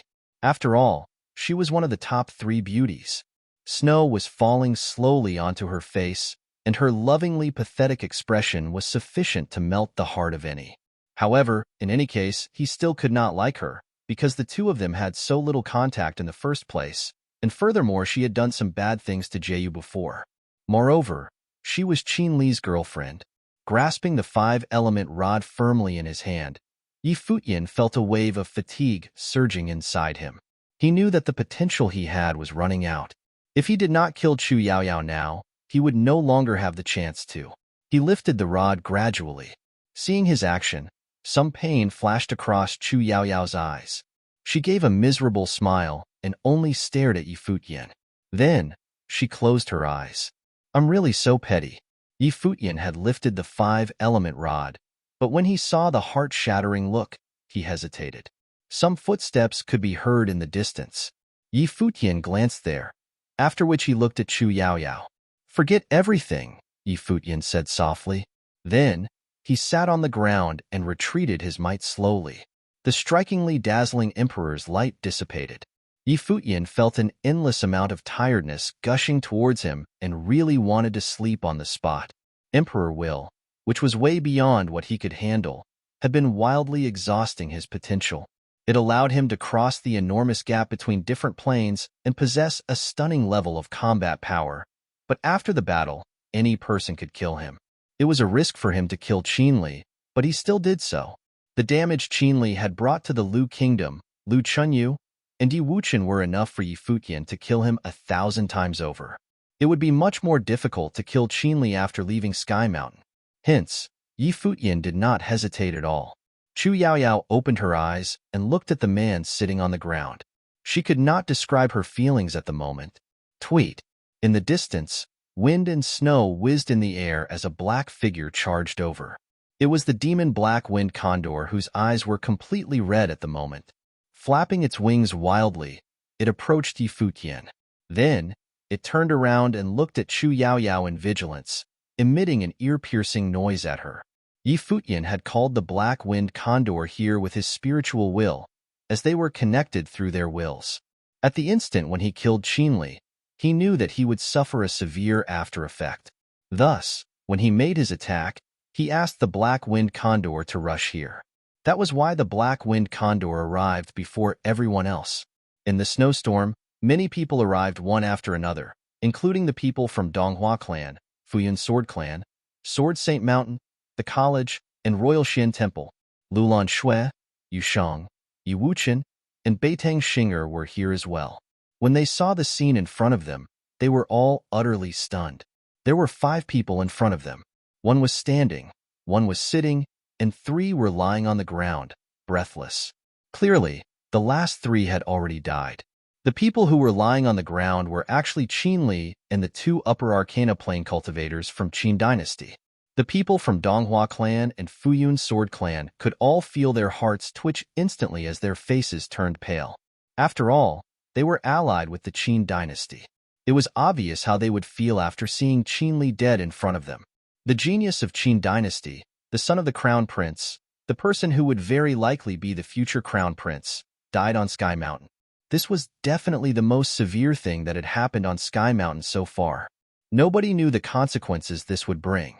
However, how did Yi Futian manage to do this? They stared at the man sitting on the snow-covered ground. At the moment, Yi Futian's face was somewhat pale, as if he was very exhausted. Clearly, he had lost the ability to battle, but no injuries could be seen on his body. How did he kill Qin Li? If Qin Li was the only person here, they would easily accept the outcome. After all, Yi Futian's combat abilities were extremely strong. However, apart from Qin Li, there were still 2 upper arcana plane cultivators from Qin Dynasty beside him. Of course, this was not the right time for them to investigate how Yi Futian killed Qin Li. No. Behind them, another person arrived. It was the princess of Qin Dynasty, Qin Mengrua. Another member of the top 3 beauties appeared in this snow-filled world. Qin Mengrua walked forward. She looked at the 3 corpses, and then at Yi Futian and Chu Yaoyao, after which she asked coldly, "Why didn't you kill him?" She was clearly saying this to Chu Yaoyao. At the moment, Yushang, Yiwuchen, and the rest had already approached Yi Futian and were standing in front of him, blocking him from the rest. However, many people saw that Chu Yaoyao and Yi Futian were the only 2 here at first. Yi Futian had already lost his ability to fight, so why did Chu Yaoyao not kill Yi Futian? Chu Yaoyao did not reply. How could she answer this question? In fact, Yi Futian was the one who did not kill her. Do you want to keep watching? Qin Mengrua looked at the crowd and said, "Kill him." At the moment, everyone's eyes were filled with a faint red light and many violent, bloodthirsty thoughts were racing through their minds. They had been more or less influenced by the environment. Hearing Qin Mengrua's words, everyone released their auras instantly. Qin Li was killed by Yi Futian, so a full-on war was probably inevitable. Nobody could stay safe in this situation. Qin Li died before them. How could they still stay neutral and not assault Yi Futian? In that case, Qin Yu would certainly not let them off. Nobody knew how furious Qin Yu would be after knowing Qin Li's death. After all, everyone in the Eastern Barren Territory knew that Qin Yu had been training Qin Li as his successor. He had asked Qin Li to do many things on his behalf. Therefore, at this instant, many cultivators charged towards Yi Futian. Although the powers of the 2 parties present were similar, it was much more difficult to protect a person than just to battle. Yi Futian had lost his ability to fight, so even a spell would be able to kill him. Therefore, it was not very difficult to kill Yi Futian. The people from the college, Sword Saint Mountain, and the rest all guarded in front of Yi Futian, and spiritual chi around them started to rage. Soon, another battle erupted. Furthermore, everyone chose the opponent they had been fighting a while ago. A blade of light flew over and charged towards Yi Futian directly. Yi Wuchen ran out and his sword chi turned into a storm, blocking the incoming strike. Chiao seemed to be expecting Yi Wuchen's aid in the first place. His wrist trembled and sword rain filled the sky, engulfing Yi Wuchen totally. Yi Wuchen similarly built a sword curtain that was impenetrable. Chiao stared coldly at his opponent. He waved his sword smoothly but did not strike forward. Instead, he only swung his sword in situ. Every swing would leave a trace on the space. Soon, in the sword storm, countless blades of light appeared. It was an extremely powerful attack. Iato cut. The sword curtain that Yi Wuchen had built was cut apart continuously as the blooming Iato cut filled the entire sky. Some cruelness flashed across Chiao's red eyes. When Yi Wuchen's defense was shattered, he would be torn into pieces by the blades of light. In the sword curtain, Yi Wuchen looked in front of him. An endless amount of sword will was flowing on his body as if he was a sword himself. He cultivated the sword body, so it was natural. Thug. A soft sound was heard. Yiwuchen actually gave up his defense and turned into a beam of light. Passing through the incoming attacks, he charged towards Chiao directly. How stupid! Chiao's look was extremely cold. Suddenly, a terrifying sword will was released from Yiwuchen's eyes. As he released the Heavenly Eyes sword technique, a sword appeared and enlarged in Chiao's vision. Chiao closed his eyes directly, but his body and action did not stop. He continued to release Iato Cut, which charged towards Yiwuchen like a net. In his mind, he saw Yiwuchen coming directly for him. He knew that it was an illusion caused by the Heavenly Eyes sword technique. Did Yiwuchen really dare to charge towards him like this? That would be committing suicide. The outcome of a duel between two swordsmen only depended on a single thought. Yiwuchen arrived and charged into the net of swords. He recalled the scene when he was cultivating on Turtle Mountain. He struck his sword forward as if the attack was the only thing left in the world. Even he himself seemed to have turned into a sword. As he opened up a gap between the net of swords in front of him, constant soft sounds were heard. Many swords penetrated through his body, but Yiwuchen did not seem to have felt anything. He passed through the net directly, and a lightning flashed out from his forehead. At this instant, Chiao saw in his mind a sword approaching him continuously. He suddenly had an ominous feeling. Then, his expression changed drastically and he opened his eyes. In the next moment, a silver bolt of lightning passed through him directly, along with some blood. Chiao's forehead was penetrated. He widened his eyes and stared firmly at Yiwuchen, after which he fell onto the ground. Yiwuchen turned around. Dragging himself, he walked towards Futian step by step. With every step that he took, blood would flow down his body, coloring the snow on the ground. There were still many cuts on his body at the moment. Finally, he came beside Futian, after which he sat down with much difficulty. The two sat together and looked at each other. They both smiled. "Thanks," Yiwuchen said. Futian naturally knew what he was referring to. Qinli's death. Yiwuchen was supposed to take the revenge himself, but Futian did it for him. He killed Qinli on Sky Mountain. "We're brothers." Futian smiled friendly, but his voice was somewhat weak. Smiling, Yiwuchen nodded and looked at the battle in front of them. The strong wind was still blowing and the snow raging in the sky. On Sky Mountain, it seemed that the heavy snow would never stop. Chapter 352. Demonic Possession. Chapter 352. Demonic Possession. Futian and Yiwuchen had both lost their ability to continue fighting. One had completely exhausted his powers, while the other was severely injured. The coldness actually froze the wounds on Yiwuchen's body, but it was extremely freezing.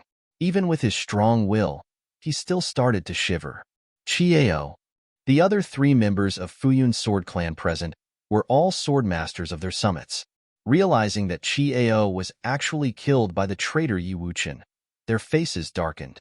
However, two of them were intercepted by two cultivators from Sword Saint Mountain, while the other was battling with Yusheng. "Let's end it quickly. Kill the two of them." The two people fighting with Sword Saint Mountain shouted at the cultivator battling with Yusheng. In the battlefield, Yusheng's level was the lowest. He was only at the peak of the Dharma plane and had yet to enter the Arcana plane. If he had not relied on the powers of the demonic tripod, the battle would have already ended. It was therefore unbearable for the swordmaster that he was actually stopped by Yusheng. "All right," the last person replied. At first, he still wanted to keep some of his strength. Although they all had to participate in the battle, the people from Fuyun's sword clan actually did not want to kill Futian themselves as they were still somewhat scared of the cottage. However, even Chiao had been killed in the battle. The bloodthirsty looks in their eyes were intensifying, and they were almost becoming irrational. The person launched various attacks wildly at Yusheng. His sword became even more violent, and his strikes turned into many dazzling beams of light which shot towards Yusheng. "Scram!" Yusheng roared. He hurled the demonic tripod out as if it was a mountain, crushing all attacks with mere strength. A demonic shadow appeared which suppressed everything and split the blades of light apart. However, His opponent also moved like a beam of light and changed the angles of his attack rapidly. A few traces of sword will actually charged out of Yu Sheng's defense and flew towards Futian and Wuchen. The black wind condor gave a long tweet. With red light flashing in its eyes, it blocked in front of the two and extended its wings, creating a few wind blades. Accompanied by a few soft sounds, the wings of the black wind condor were penetrated by the attack and blood could be seen. Yu Sheng turned around to take a look and his eyes looked increasingly wild. Rumble. Terrifying dark light erupted from his body and a dark demonic shadow could vaguely be seen. Around him, dark golden air current flew and expanded continuously, followed by many crackling sounds. It was as if Yu Sheng's body was becoming larger. At the moment, he could not only be described as being burly, he was overbearing. Yu Sheng. Noticing the change, Yi Futian's expression changed. The swordmaster before Yu Sheng could feel his heart race as he stared at the person in front of him, stunned. With his overpowering body, Yu Sheng no longer looked like a human, but rather a devil, a demon. His eyes were blood red as if he was from hell, and anyone looking at them would be deeply attracted. Around Yu Sheng, the dark demonic light engulfed all the gold color. Demonic will filled the sky and converged to form an enormous pair of demonic wings, even larger in size than previously. The demonic armor on his body also looked more ferocious and monstrous, as if it was even more frightening than a noble ritual implement. The spiritual chi in the sky gushed towards him wildly and was absorbed into his body. His might increased steeply, and he turned into an invincible demon. What monster is this? The other two swordmasters of Futian Sword Clan saw the situation and their expressions also changed. Was Yu Sheng still a human? He looked completely like a demon. Yu Sheng opened his mouth and roared.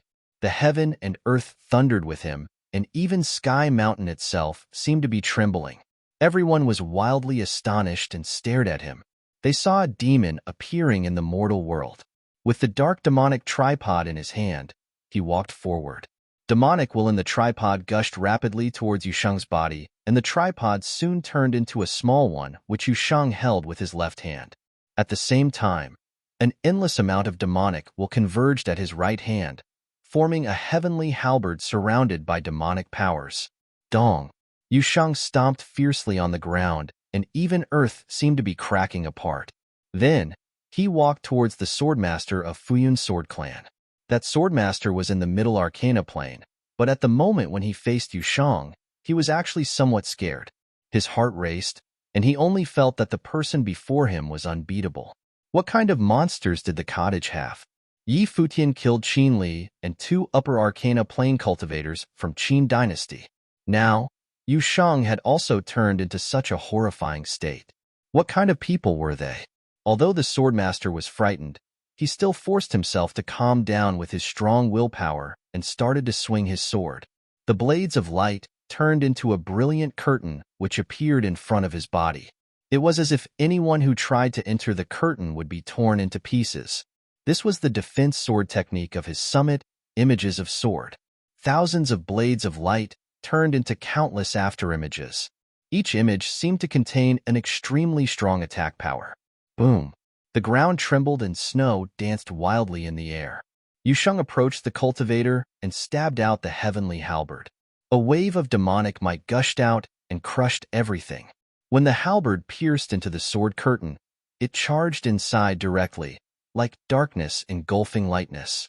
Thud! The huge demonic heavenly halberd broke the sword curtain and pierced into the swordmaster's body directly. The swordmaster trembled violently, and his face quickly turned pale, and he spat blood continuously. Why did I come to Sky Mountain? Why did I choose Yu Sheng as my opponent? He asked himself. Buzz. Yu Sheng withdrew the heavenly halberd. The body of the swordmaster was thrown into the air along with the halberd, appearing to be so insignificant. A swordmaster of Futian Sword Clan died so miserably and could not fight back at all. Everyone in the battle could feel their hearts pounding fiercely as they were all bewildered by the scene, especially the death of two swordmasters of Futian Sword Clan. For geniuses of Futian Sword Clan had come here, but two of them already died. He has already been possessed by a demon, someone exclaimed. looking at Yusheng's eyes. His eyes looked too terrifying. Red light was flashing in his black eyes. It was as if he was only a killing machine now, and completely out of control. There were many powerful evil thoughts here in the first place. The demonic will that Yusheng had released was similar in nature to the evil thoughts. All the other people had been suppressing the evilness with their strong willpower so that they would not be controlled by it. However, when Yusheng released his demonic powers and stopped resisting the evil thoughts, the two negative powers complemented each other and caused him to sink into madness. Dong! Yusheng raised his foot and continued to walk towards the battlefield. His body was already very big and burly in the first place. At the moment, he had turned into a demon. It was as if he would even be the leader among demons, superior and overbearing. Dark demonic light turned into a monstrous chain that swept out wildly towards a swordmaster who was fighting with a sword Saint Mountain disciple. The swordmaster wanted to retreat from the battlefield, but he was stopped by the sword Saint Mountain cultivator. The chain arrived and blotted out the entire sky, sealing his escape path. Then, it flew towards him. The swordmaster struck out his sword and cut the dark chain into two. Although Yusheng had turned into a demon and looked extremely powerful, his level was, after all, same as that of Futian, which was too low. Therefore, his combat ability was actually not as strong as it seemed, at least weaker than Futian when he burnt Emperor Will. A middle arcana plane cultivator could still destroy his attack. Nevertheless, Yusheng's appearance was too frightening at the moment. Even though his power was not as strong as everyone had imagined, he still caused an immense amount of pressure with his overpowering might. Even if a noble was here, he would probably not be as frightening as Yusheng. Buzz! Just when the Fuyun Sword Clan Swordmaster was rejoicing, suddenly, Yusheng tossed out the heavenly halberd in his hand. The Swordmaster did not have any time to dodge at all. With absolute power, the heavenly halberd pierced into his body and killed him in midair. Then, it brought the corpse along and nailed him onto the ground. Everyone was astonished. Junior. Qin Shamu looked at Hua Qingqing. Yusheng was possessed by a demon at the moment and had turned into a killing machine. If this was to continue, he would kill every single one of them. Even if Yusheng could not do so alone, with the help of others, they would definitely lose badly. But he knew Hua Qingqing's ability. Only her music could affect Yusheng's demonic state right now. Hua Qingqing glanced at Yusheng. She stepped forward and a dazzling radiance was emitted from her body. She sat cross-legged in midair and a sacred light erupted from her. She released her dharma, which was actually a brilliant halo. An extremely pure figure appeared inside the halo, and she looked like a holy fairy. The sacred radiance shot towards Yusheng. Then, she started to play her guqin.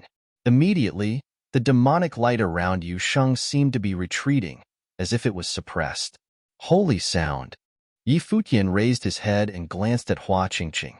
At the moment, the sacred her looked like a pure fairy. At the instant when she played the music, Futian knew that Hua Qingqing was the person who was really suited to play holy sound. When the music was played by her, it contained a real, holy aura. The music and her will fit perfectly. In the sky, the melodious music spread. Many people looked at Hua Qingqing. Her fingers were slender, and her hands were beautiful, just like herself. When she played her guqin, she was like a goddess and nobody dared to have any evil thoughts about her. It was no wonder that Lu Nantian was obsessed with this junior of his. At this moment, everyone realized that Hua Qingqing had actually never participated in any battle. Her mind was pure, and she did not want to be involved in this. But because of the situation, she had to fight. Many a time, a person could neither be considered as being good or being evil. His position could have already been determined at birth. Futian did not kill Chu Yaoyao not only because she admitted that she liked him, but also because he could not find a reason to kill her, other than trying to hide his secrets. Chu Yaoyao had never wanted to kill him. She was different from Qinli. Qinli not only wanted him dead, but he was also really evil. Yusheng roared angrily at Hua Qingqing, after which he walked towards her. However, Hua Qingqing's music turned into a sacred radiance which kept suppressing the demonic will on Yusheng's body. The music entered Yusheng's ears continuously, causing him to feel extremely uncomfortable. After all, Yu Sheng's level was far lower than Hua Qingqing. Hua Qingqing was in the middle arcana plane, and her music was able to fight against his demonic will as well. Qin Mengrua stared at Yi Futian and Yi Wuchen and said, "Kill the two of them first." Yu Sheng turned around and glanced coldly at Qin Mengrua. He did not look at Hua Qingqing again. Instead, he stomped on the ground and charged towards Qin Mengrua directly. The demonic light glittering in his eyes became extremely dreadful. Chapter 353. Stubborn Conviction? Chapter 353. Stubborn Conviction. Seeing Yu Sheng charging towards her, Qin Mengrua's expression changed, and she immediately started to back off. At the same time, Qian Shanmu appeared in front of Qin Mengrua. His zither spirit appeared, and he started to play it. Yu Sheng's eyes were filled with red light at the moment. He raised his hand, and the demonic will circling his hand turned into many sharp blades which pierced towards Qian Shanmu. Music erupted, and the demonic blades also exploded with it. Following the loud bang, Yu Sheng arrived in front of Qian Shanmu. At this instant, Qian Shanmu felt an extremely terrifying pressure pressing onto him. Yu Sheng's might was way too fierce. Anyone close to him would feel incredibly pressured. Bang! Yu Sheng punched, and his fist flew through the air.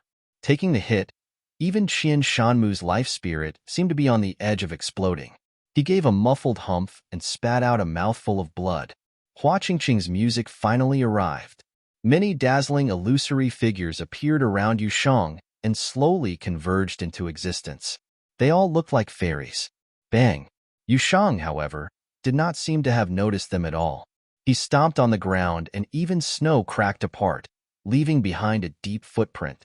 His demonic wings flashed and cut across everything in its path as he continued to charge towards Qin Mengrua. Light was glittering in his demonic eyes, making Qin Mengrua feel as if she was being looked at by a demon from hell. Immediately, her heart was filled with fear. How can he be so strong? Hua Qingqing's expression changed and she shouted aloud, "Stop!" Even her eyes looked somewhat cold at the moment. Qinli from Qin dynasty was killed. So were Qiao and two other swordmasters from Futian sword clan. Was Yu Sheng going to kill Qin Mengrua as well? Qin Mengrua was already married to Qian Shanmu and could be considered a member of Donghua clan. If she was to die here, in the holy sound, many sacred fairies appeared. Enveloped in auspicious light, they flew towards Yu Sheng. The demonic might around Yu Sheng was suppressed, but he was still staring at Qin Mengrua. Roaring out loud, the demonic will around his body charged towards Qin Mengrua's body directly. The traces of demonic will were extremely sharp and penetrated her body instantly. At this moment, her face turned very pale. Her body was being infiltrated with demonic will and engulfed by a demonic aura. No. Fear filled Qin Mengrua's exquisite face, which was however highly distorted. Soon, she dropped onto the ground and lied in the snow. A beauty just died like this. So cruel. Everyone present was astounded. Yu Sheng was already immersed in killing and had turned into a true devil. He did not have any pity for a beautiful lady at all. Since Qin Mengrua wanted Yi Futian to die, he would kill her. Qian Shanmu's face turned pale, while Hua Qingqing played her music even more rapidly. Sacred radiance poured onto Yu Sheng, and her strong spiritual will tried to invade his body wildly. Yu Sheng was enveloped with a holy light and started struggling as if he was in great pain. Holy sound was an extremely strong offensive musical spell. Spiritual attacks would come from all directions. After all, Yu Sheng's level was too low and his spiritual energy was way weaker than that of Hua Qingqing. Therefore, even his demonic might seem to be suppressed. Dong! Yu Sheng stomped on the ground which trembled. He backed off and went beside Yi Futian and Yi Wuchen. Carrying the two of them in his hands, his demonic wings trembled and demonic will gushed into the sky. Then, his body similarly ascended into the air.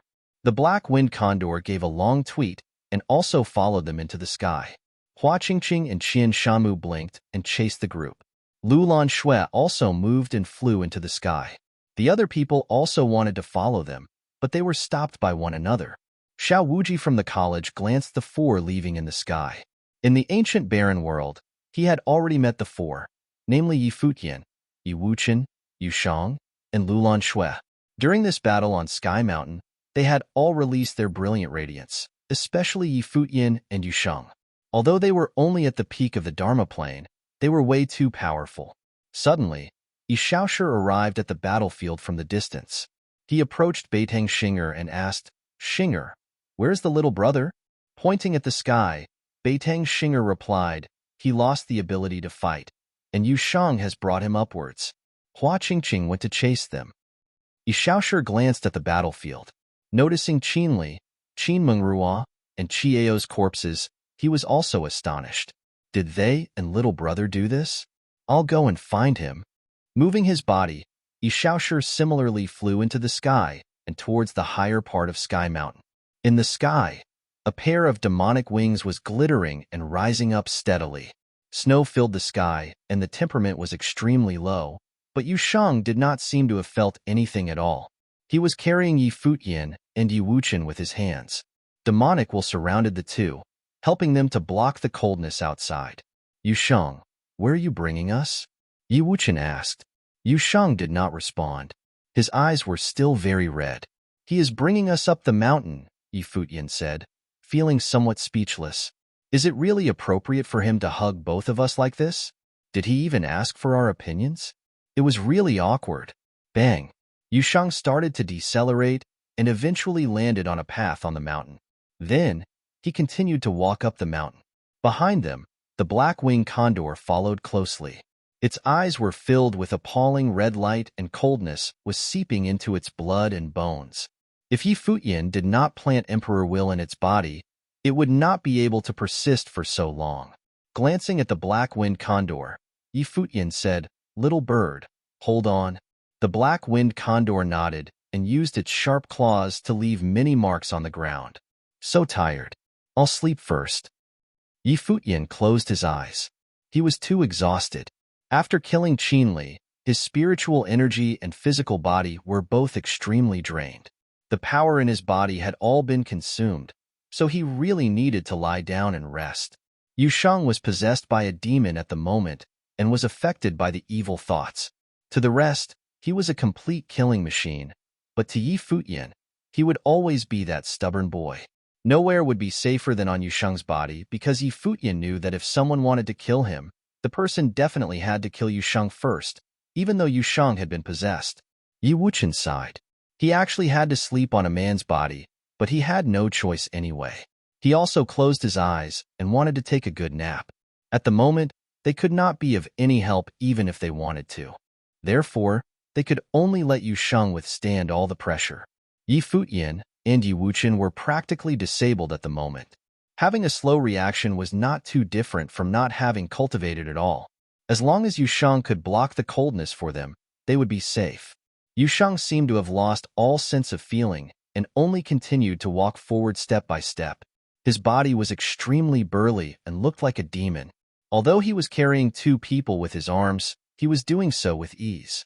It was just that this scene looked too beautiful. Hua Qingqing was following behind them. She was similarly enduring a great amount of pressure, as the coldness and evilness were both becoming stronger.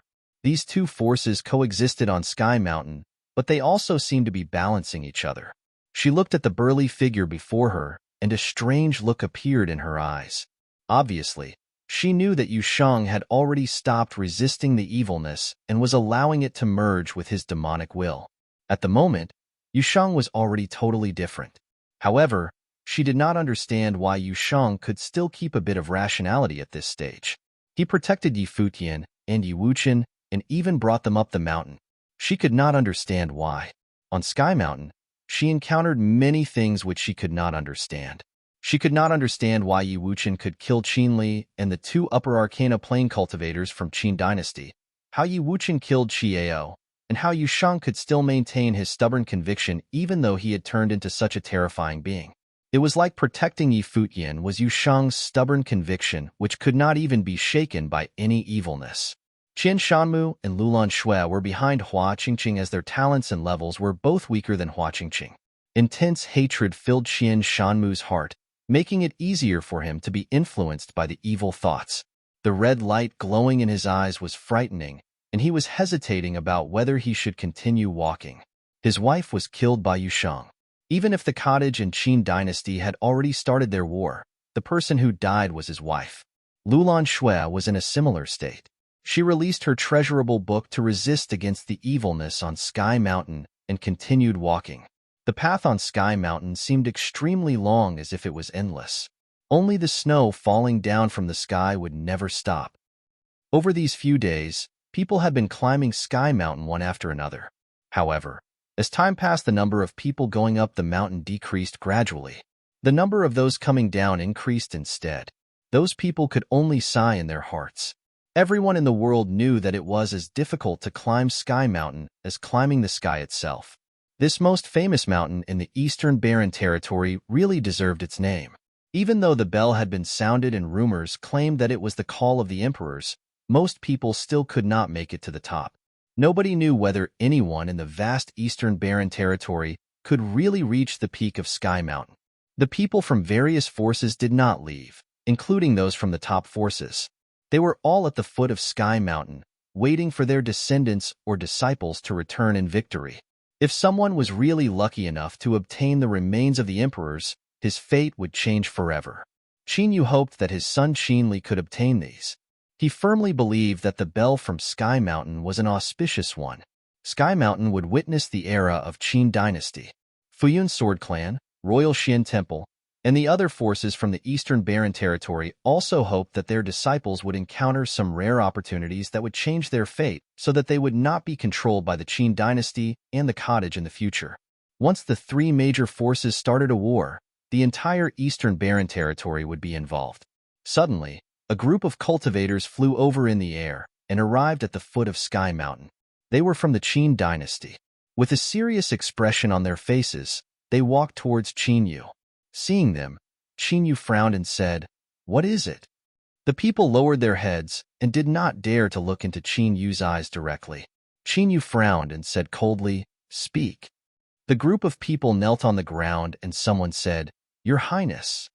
The spiritual imprints of Qin Li and Qin Mengrua were extinguished.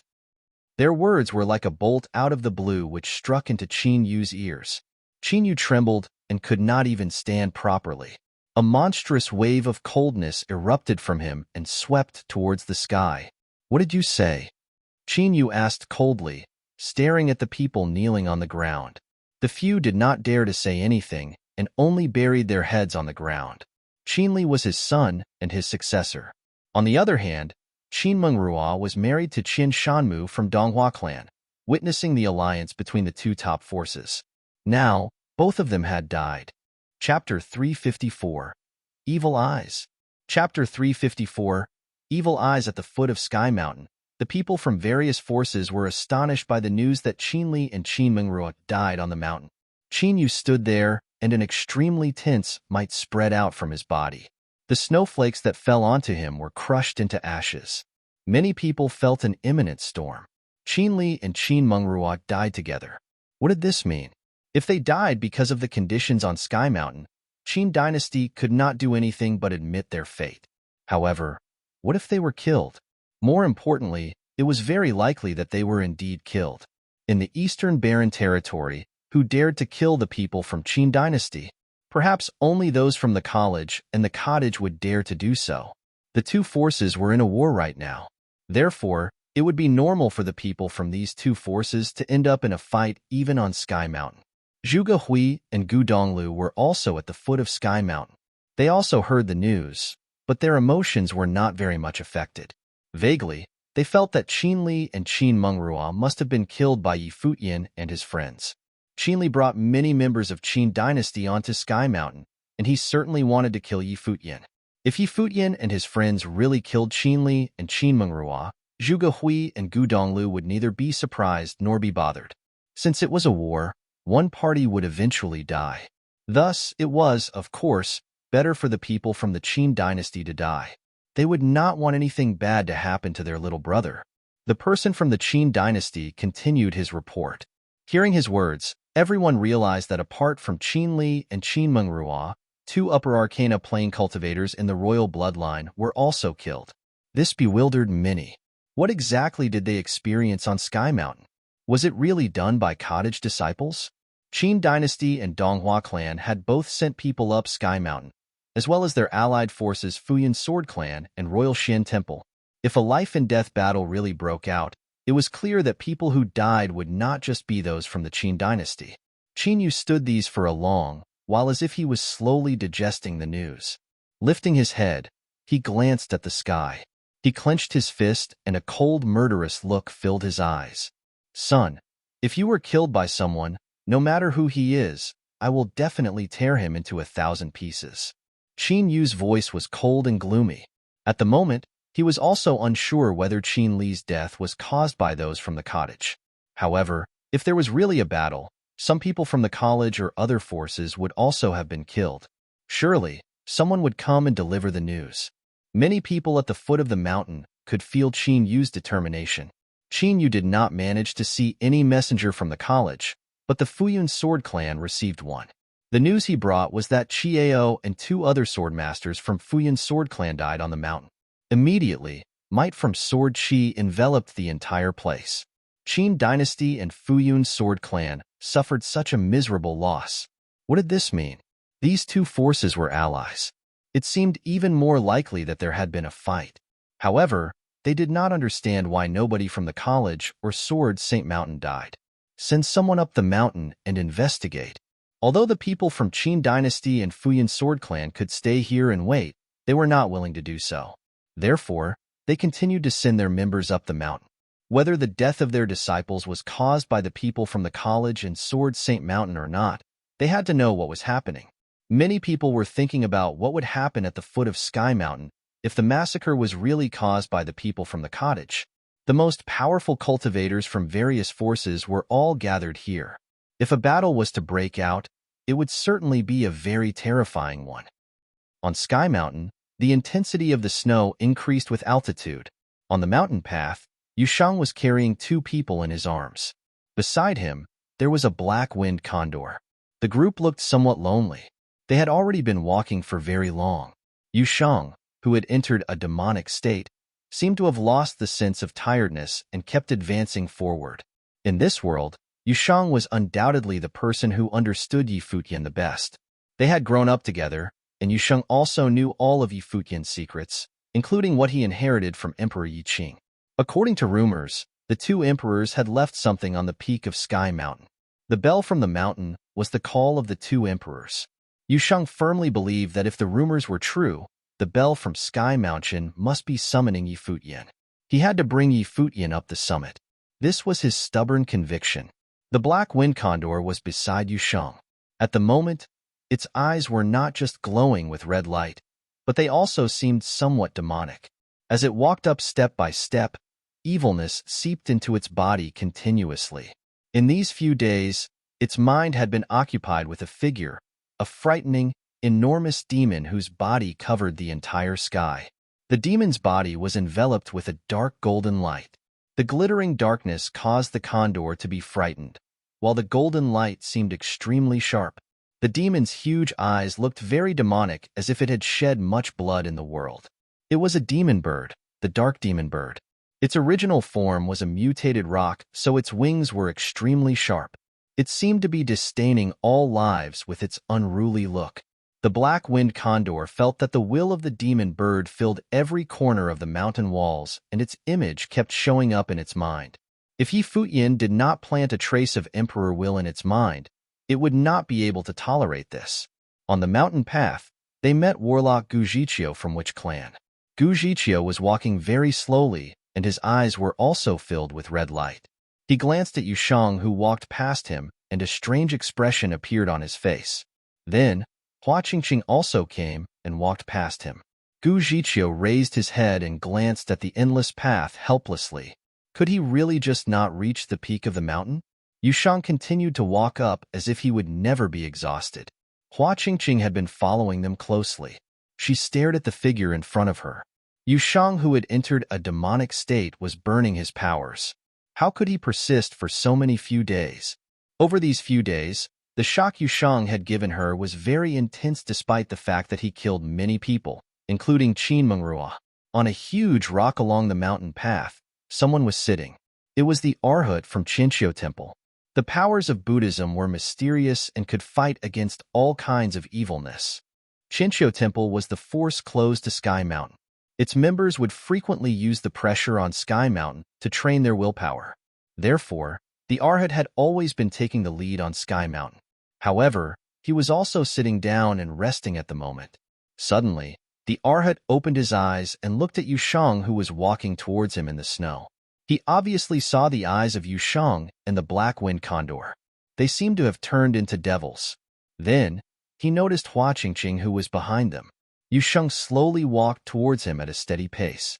The Arhat frowned and said coldly, "Sinner." Yusheng ignored him, while the black wind condor glanced at him with its demonic eyes. "I have said in the past that you would definitely turn into a demon and bring harm to the world. It seems like this is indeed the case." The Arhat continued coldly. "Sinner, stop." Yusheng and the black wind condor still continued to advance and showed no signs of stopping. "Since this is the case, I can only kill the demon in you." After the Arhat finished speaking, golden light filled the place. In the sky, many swastikas appeared and started to rotate wildly. Then, they flew down and whizzed towards Yusheng and the black wind condor. This Buddhism spell was extremely powerful and could suppress everything. Yusheng suddenly stopped and gave an angry, demonic roar. Many demonic images charged out from his body and collided with the ancient characters, eventually neutralizing each other.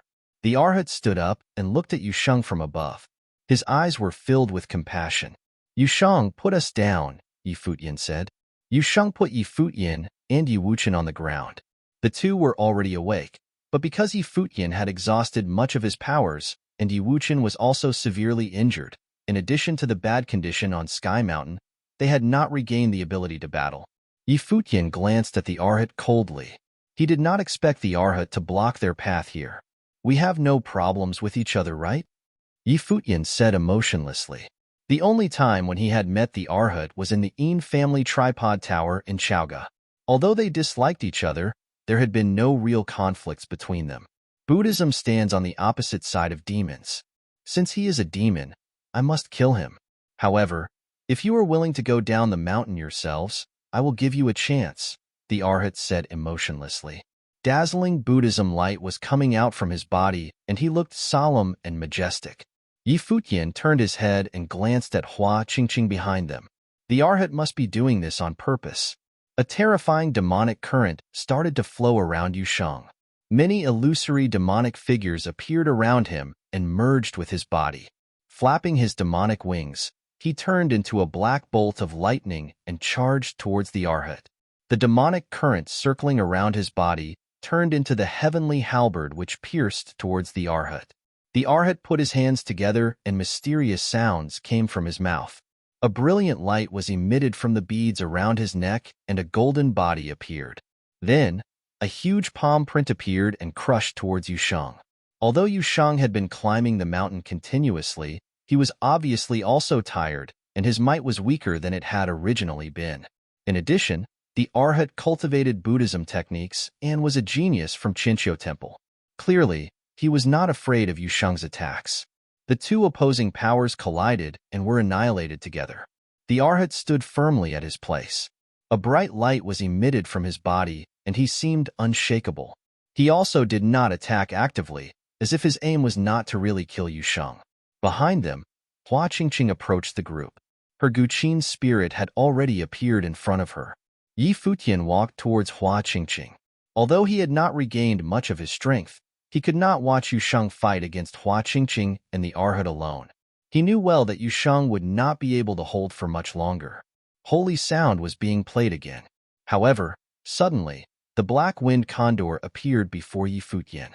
It flapped its wings and stared at Hua Qingqing with its demonic eyes. The black wind condor seemed to have given up any resistance and allowed the evil thoughts to corrode its mind. It closed its eyes, and the enormous demon bird appeared in its mind again. At this instant, it could feel the evilness in every corner of Sky Mountain gushing into its mind, trying to occupy its head. Yi Futian obviously knew what the black wind condor was trying to do. He stared firmly at the condor, which started to tremble as if it was suffering from a great amount of pain. darkness filled its mind. At this instant, an evil current formed in the sky and charged wildly into the head of the black-winged condor. Then, spiritual chi in the sky also gushed towards its body. Futian wanted to control it again, but he quickly realized that he could no longer do so. When the black-winged condor opened its eyes again, everyone could only see a pair of evil eyes looking down on them. It was as if it was no longer its previous self, but rather the ruler of fate, the king of the sky. Chapter 355. Gazing at the Mountaintop. Chapter 355. Gazing at the mountaintop, Hua Qingqing gazed at the black-winged eagle. Its eyes were filled with terrifying, bloodthirsty light. Faint evil thoughts rushed into her mind. The evil current flowed around the black-winged eagle. It seemed to be evolving. The shadow of a demon bird seemed to rise above him. The melody wrapped around, protecting her will. Hua Qingqing's robes fluttered. She looked as pure as an angel. The fairies around her were like shadows. They uttered sacred chants as light loomed over the black-winged eagle, trying to purify it. Wham! The black-winged eagle, slightly transforming into a demon bird, flapped its wings. They covered the sun as evilness snaked around it. Darkness flashed through the wings as it filled the sky. It pounced towards Hua Qingqing. It clawed at her, wanting to rip everything. Hua Qingqing hurriedly strummed her instrument. The angelic illusions pushed their palms forward in a sacred mudra to restrain the demon. The sacred mudra clashed with the evil claws. The blackness broke through. The claws continued tearing towards Hua Qingqing. Under the might of the demon bird, Hua Qingqing looked especially small and fragile. She was like a weak girl who was about to be destroyed by the demon. However, Hua Qingqing's expression didn't change. Her delicate pale fingers continued playing the instrument. Sacred light enveloped her and continuously expanded. Sacred music wrapped around her, transforming into a divine halo. It flowed towards the black-winged eagle, enveloping the shadow of the demon bird. The black-winged eagle cried out. Its evilness was about to be purified by the sacred light. Hua Qingqing lowered her head. Her slender fingers danced over the instrument strings. She was fully immersed in the music, unaffected by anything else. The glow about her dazzled even brighter. She was like a saint that could not be tainted. The demon bird's light dimmed and brightened erratically. The black-winged eagle's light crashed around. It screamed and continued crashing towards Hua Qingqing without caring about anything. Its sharp wings cut through the curtain of light. Its claws crashed towards Hua Qingqing, but they seemed unable to touch the sacred light around her. With a scream, the black-winged eagle soared into the air and then swooped down. It covered the sky, filling the air with evilness. It continued attacking but couldn't breach Hua Qingqing's defenses. After that, the air filled with countless afterimages. The black-winged eagle attacked wildly. Sacred light wrapped around, covering Hua Qingqing in dazzling brilliance. She couldn't be tainted. Right now, she was pure and flawless like a saint. The black-winged eagle soared again. With a scream, it gulped the evilness of Sky Mountain. Its eyes grew more demonic. Spiritual chi snaked around it, and the demon bird's shadow swelled. When it lowered its head, it looked down on everything arrogantly. The last shred of reason in its mind was about to be extinguished. The demon birds would take over entirely. The black-winged eagle turned to Futian, taking one last look at him. Then its eyes started burning. It gazed at Hua Qingqing, and the large body rushed down again. It transformed into a true demon bird, the king of darkness in the sky. It was like a bolt of black lightning that could destroy everything. Hua Qingqing looked up. Before her, endless sacred light converged, transforming into a sacred and sharp sword. It could behead all evil. It stabbed towards the darkness. That moment, darkness and light collided. There was a horrible sound as the sacred light pierced the dark body. Dark power was driven back, but those evil eyes were still coming. It looked extremely determined. Its claws came tearing down onto Hua Qingqing's body. With a ripping sound, the untainted clothes were torn apart. Blood seeped out and Hua Qingqing flew backward, crashing against a boulder. Her face paled. The demon bird transformed by the black-winged eagle instantly turned around and rushed up. It pounced towards the Arhut who was battling with Yusheng. Yushang had long become exhausted. He forced himself to continue with his will, burning up his potential energy. The Arhat kept pushing him back. He was hit by the Buddhist light, but he continued on. Just as the Arhat was about to end the battle, he saw the King of Darkness descend. The Arhat's expression changed slightly. Buddhist light burned and the 1,000 hands of the Buddha appeared. They covered the sky and restrained the demon. Rumbles kept sounding. The demon bird tore through all the hands, letting them fall on it without being affected. It just kept swooping down at the Arhat, the sharp claws coming down. The Arhat chanted and the Buddhist light dazzled, covering him. The sharp claws came down through the light. It hit the Arhat and sent him flying downward. He spat out blood. He was badly wounded. The black wind eagle was covered in blood. It screamed. Darkness covered its body to completely transform it. Its reason was disappearing. Bloodthirsty light filled its eyes. It cried out and soared up, going straight to the peak of Sky Mountain. If it remained there, it would kill everything, including Yushang and Futian. Little eagle. Futian looked up at the departing figure. He felt the spiritual mark the black wind eagle had left get buried. Futian could still sense its existence, but he couldn't control it anymore. He knew that the black wind eagle had transformed into the demon bird to fight for him. Boom. At this time, Yushang fell too. He was at his limit and couldn't keep going. The demonic will around him gradually faded. He was back to normal and lay quietly in the snow. Futian walked over to him. He helped Yushang up and put the other on his back. Turning, he looked at Yuwuchen. The youth smiled at him. Take Yushang up. I can't do it anymore, Yuwuchen said. Be careful. Futian nodded at Yuwuchen. Then he continued up the path. You're so heavy, Futian muttered. The two figures had a tragic feeling. Yuwuchen watched them continue up. He turned and started walking down. He couldn't keep going anymore. Even if he recovered, he still couldn't go to the top. Futian had to take care of Yushang. He had to give up. When he was close to Hua Qingqing, he saw that she had stood up. They exchanged glances. Yuwuchen asked, did Qin Li and the people of the Qin dynasty not deserve to die? With that, he continued downward. Hua Qingqing stared at his back. She obviously knew Yuwuchen's hatred of the Qin dynasty. She could tell that the Qin dynasty had arranged things to destroy the Lu kingdom and take over the eastern barren territory.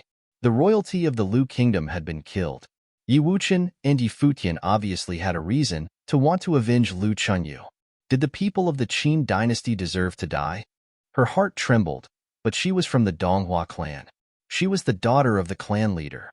Yushang had killed Qin Mengrua, wife of her senior brother, Qian Shanmu. She and Qian Shanmu were both good at rhythmic sorcery. They often learned with her mother as children. Thinking of this, she smoothed her thoughts and started walking up again.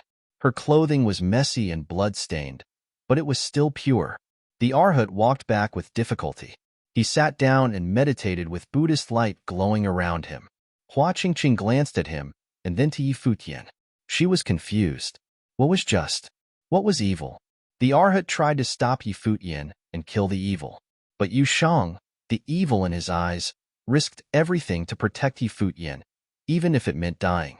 Even a beast sacrificed itself to be controlled by a demon to protect its master from getting injured. How did one determine what was evil or just? How could the handsome figure carrying Yushang be so attractive? He could risk everything for his friends, Yuwuchen and Lu Qinyu, and kill Qin Li. From Yuwuchen and Lu Qinyu's perspective, this was a friend for life. Because of that, they would live and die together. Hua Qingqing liked rhythmic sorcery since childhood and had pure thoughts. She didn't like conspiracies and didn't care about the rivalries of the world. But this time, her will wavered. It was quite traumatic. Perhaps her mother was right. It was too hard to preserve a pure heart in the world of cultivation. She was able to keep her innocence because of her high status and protection from her parents. Three figures on the mountain path seemed to never be exhausted. They were so tired but still kept going. The snow was still coming down, filling the air. Snow kept falling onto their bodies. Futian often used fire spells to chase away the coldness around Yushang. Hua Qingqing kept following behind him. They continued climbing.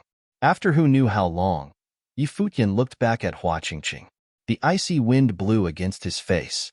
His eyes were tired, but his smile was still like the sun. I have a girlfriend. You can't keep chasing me, Futian said.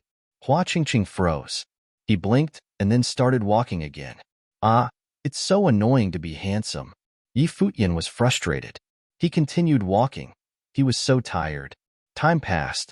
The two figures on the snowy path seemed especially tiny and lonely. They climbed higher and higher. Gradually, they could see the sky when they looked up. The mountaintop was getting close. The evil intent was extremely terrifying now. The invisible pressure weighed down on them. It felt that they were carrying the entire sky mountain. Futian paused and then continued. Each step left a footprint in the white snow. Each step looked extremely heavy, but he kept going without stop. Behind him, Hua Qingqing left behind footprints as well. She was slow, very slow. She'd heard that only those with hearts pure enough could climb onto Sky Mountain. Then what about Futian? She looked up at the figure up ahead, carrying Yusheng through the heavy snow. What kind of person was he? Chapter 356. Riding the World. Chapter 356. Riding the World carrying Yusheng. Futian walked up the mountain, stepping through the snow. He smiled bitterly and walked with difficulty. Compared to the pressure, the evil thoughts actually didn't affect him as much. He hadn't recovered completely, but the Emperor's will was still there. It was unwavering.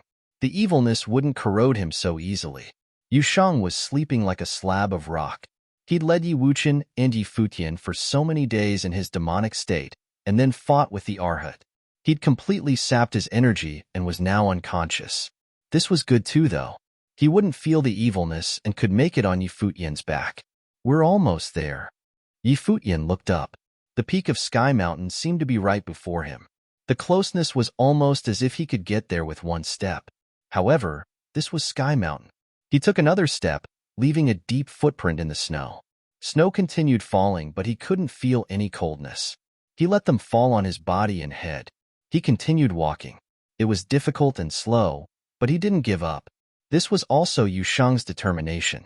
Earlier, he'd brought Yi Futian up the mountain even in his demonic state. Hua Qingqing was still following behind them. Seeing this, she was quite impressed. She knew the pressure she was shouldering. How could Yi Futian continue with someone on his back? What was his will like? The two continued one after another. Like snails, they crawled up, forgetting about the time and their fatigue. Yi Futian felt numb. He didn't know how long he'd walked for. When he made his last step and walked to the peak, he felt dazed. Raising his head, he looked at the sky. It was still high up. White snow fell down from the atrium. He reached up and a snowflake fell onto his palm. A bright smile appeared as if all his worries were gone. The invisible pressure disappeared. Now, he felt so light. He was now at the border of the mountaintop. Looking back, he could see the entire world under him. The adrenaline from getting to the top rushed through him. It was rumored that there was an invisible force field around the peak. No one could get in directly. Closing his eyes, Yi Futian exhaled. Then he turned and gazed at the scenery here. Snow covered the peak. Carrying Yusheng, he walked forward. There seemed to be two snowmen there. They sat with gyukins in their laps. They seemed focused on playing the instruments. Though they were only snowmen and Yi Futian couldn't see their faces, he still felt an extraordinary aura. The one on the left had long hair made of snow falling down his shoulder. His movements were filled with grace. Yi Futian could imagine the amazing feature, playing the instrument here. Yi Futian could recognize the other person at a glance. It was Emperor Yi Qing. Since this was Emperor Yi Qing, then the other person's identity was obvious too. It was Donghuang the Great, the master of the East. The legends were true. It had been rumored that the two emperors had come and left their mark here. Presently, all statues of Emperor Yi Qing had been destroyed. It was valuable for his features to be preserved here. Centuries ago, Donghuang the Great and Emperor Yi Qing had played their gyukins here. They drank and sang, forcing back the demon bird together.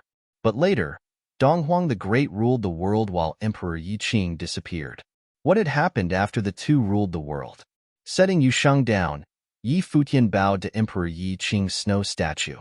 He didn't know what their relationship was, but there was obviously something. When he bowed, his eyes fell somewhere. He walked up and brushed the snow away. He saw a gourd. It hadn't been buried deep in the snow. Had someone come here to drink while they were climbing the mountain? Yi Futian felt shaken. He looked around, but there was only endless snow in the vast space. No one was here. Then who had drunk wine here? If someone had been here, what plane was he at? There didn't seem to be any bells on Sky Mountain either. Then where did the ringing come from? Yi Futian looked to the two snow statues, feeling something. He activated freedom meditation. At that moment, he could make out two lively figures. Donghuang the Great and Emperor Yi Qing had come to life and entered his perception. Senior, Yi Futian called to Emperor Yi Qing's statue. Centuries ago, Emperor Yi Qing hadn't become emperor yet. He was younger than when Yi Futian had seen him on Mount Tianyao. He was unrestrained and free. Donghuang the Great had very lively eyes. Black hair fell down his shoulders, and he was very handsome. He had an aura that stood out. Yi Futian knew that he wasn't really looking at them. This was just a projection of their wills. They didn't exist anymore. Music streamed into his mind. The gyukins in their laps pulsed. Each music note imprinted in Yi Futian's mind and transformed into a musical piece. Right now, he had a hallucination. He seemed to have teleported and was listening to the two emperors play. Yi Futian closed his eyes and the scene became clearer. He seemed to have time traveled to centuries ago. The two emperors were young and played this piece together at the mountaintop. They were united and vowed to live and die together. These two had been absolute geniuses and reached the pinnacle of the divine prefecture. What was the reason for what had happened? Was it because of power? Yi Futian felt depressed. He opened his eyes and looked up at the snow-filled sky. Then he sat down. His Guqin spirit appeared, and he started to play. Music notes pulsed as a graceful music streamed out. It was beautiful and unrestrained. The song traveled the world, taking care of rivalries and gratitude as needed. From the music, one could vaguely sense how the player had traveled the world with a sword in his youth. He lived freely but followed his own heart. He wanted to take revenge without being disturbed by the world. As Yi Futian played, music notes actually emerged from the snow statues of Emperor Yi Qing and Donghuang the Great.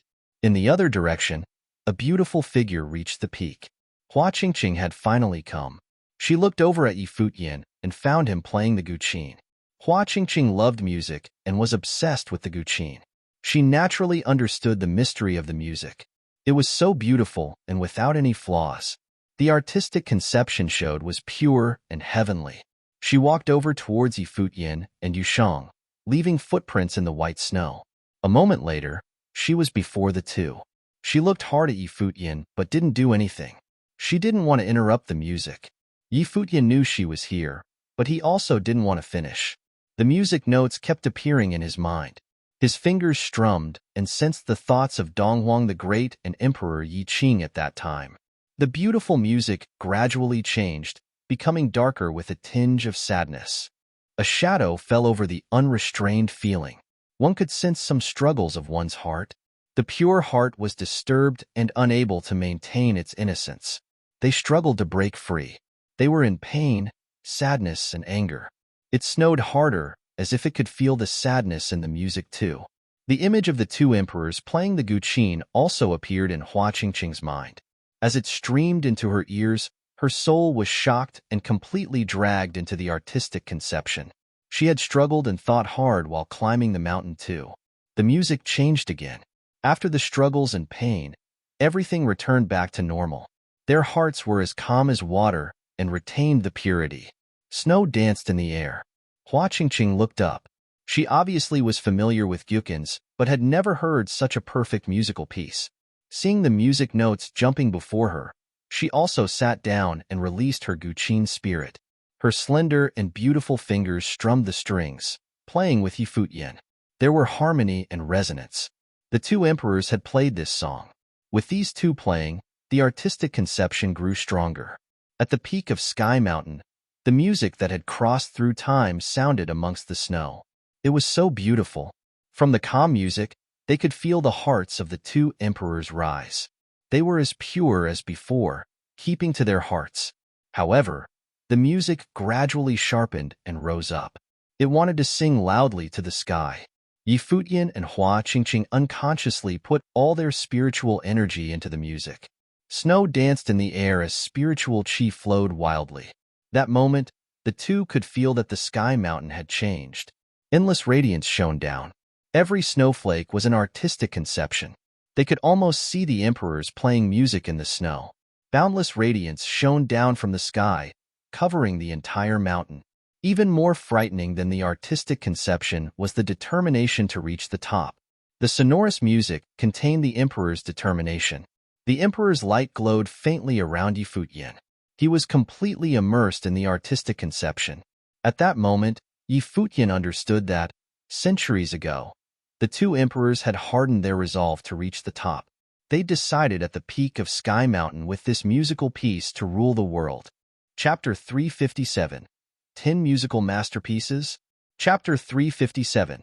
10 Musical Masterpieces. Futian and Hua Qingqing both immersed themselves in the music.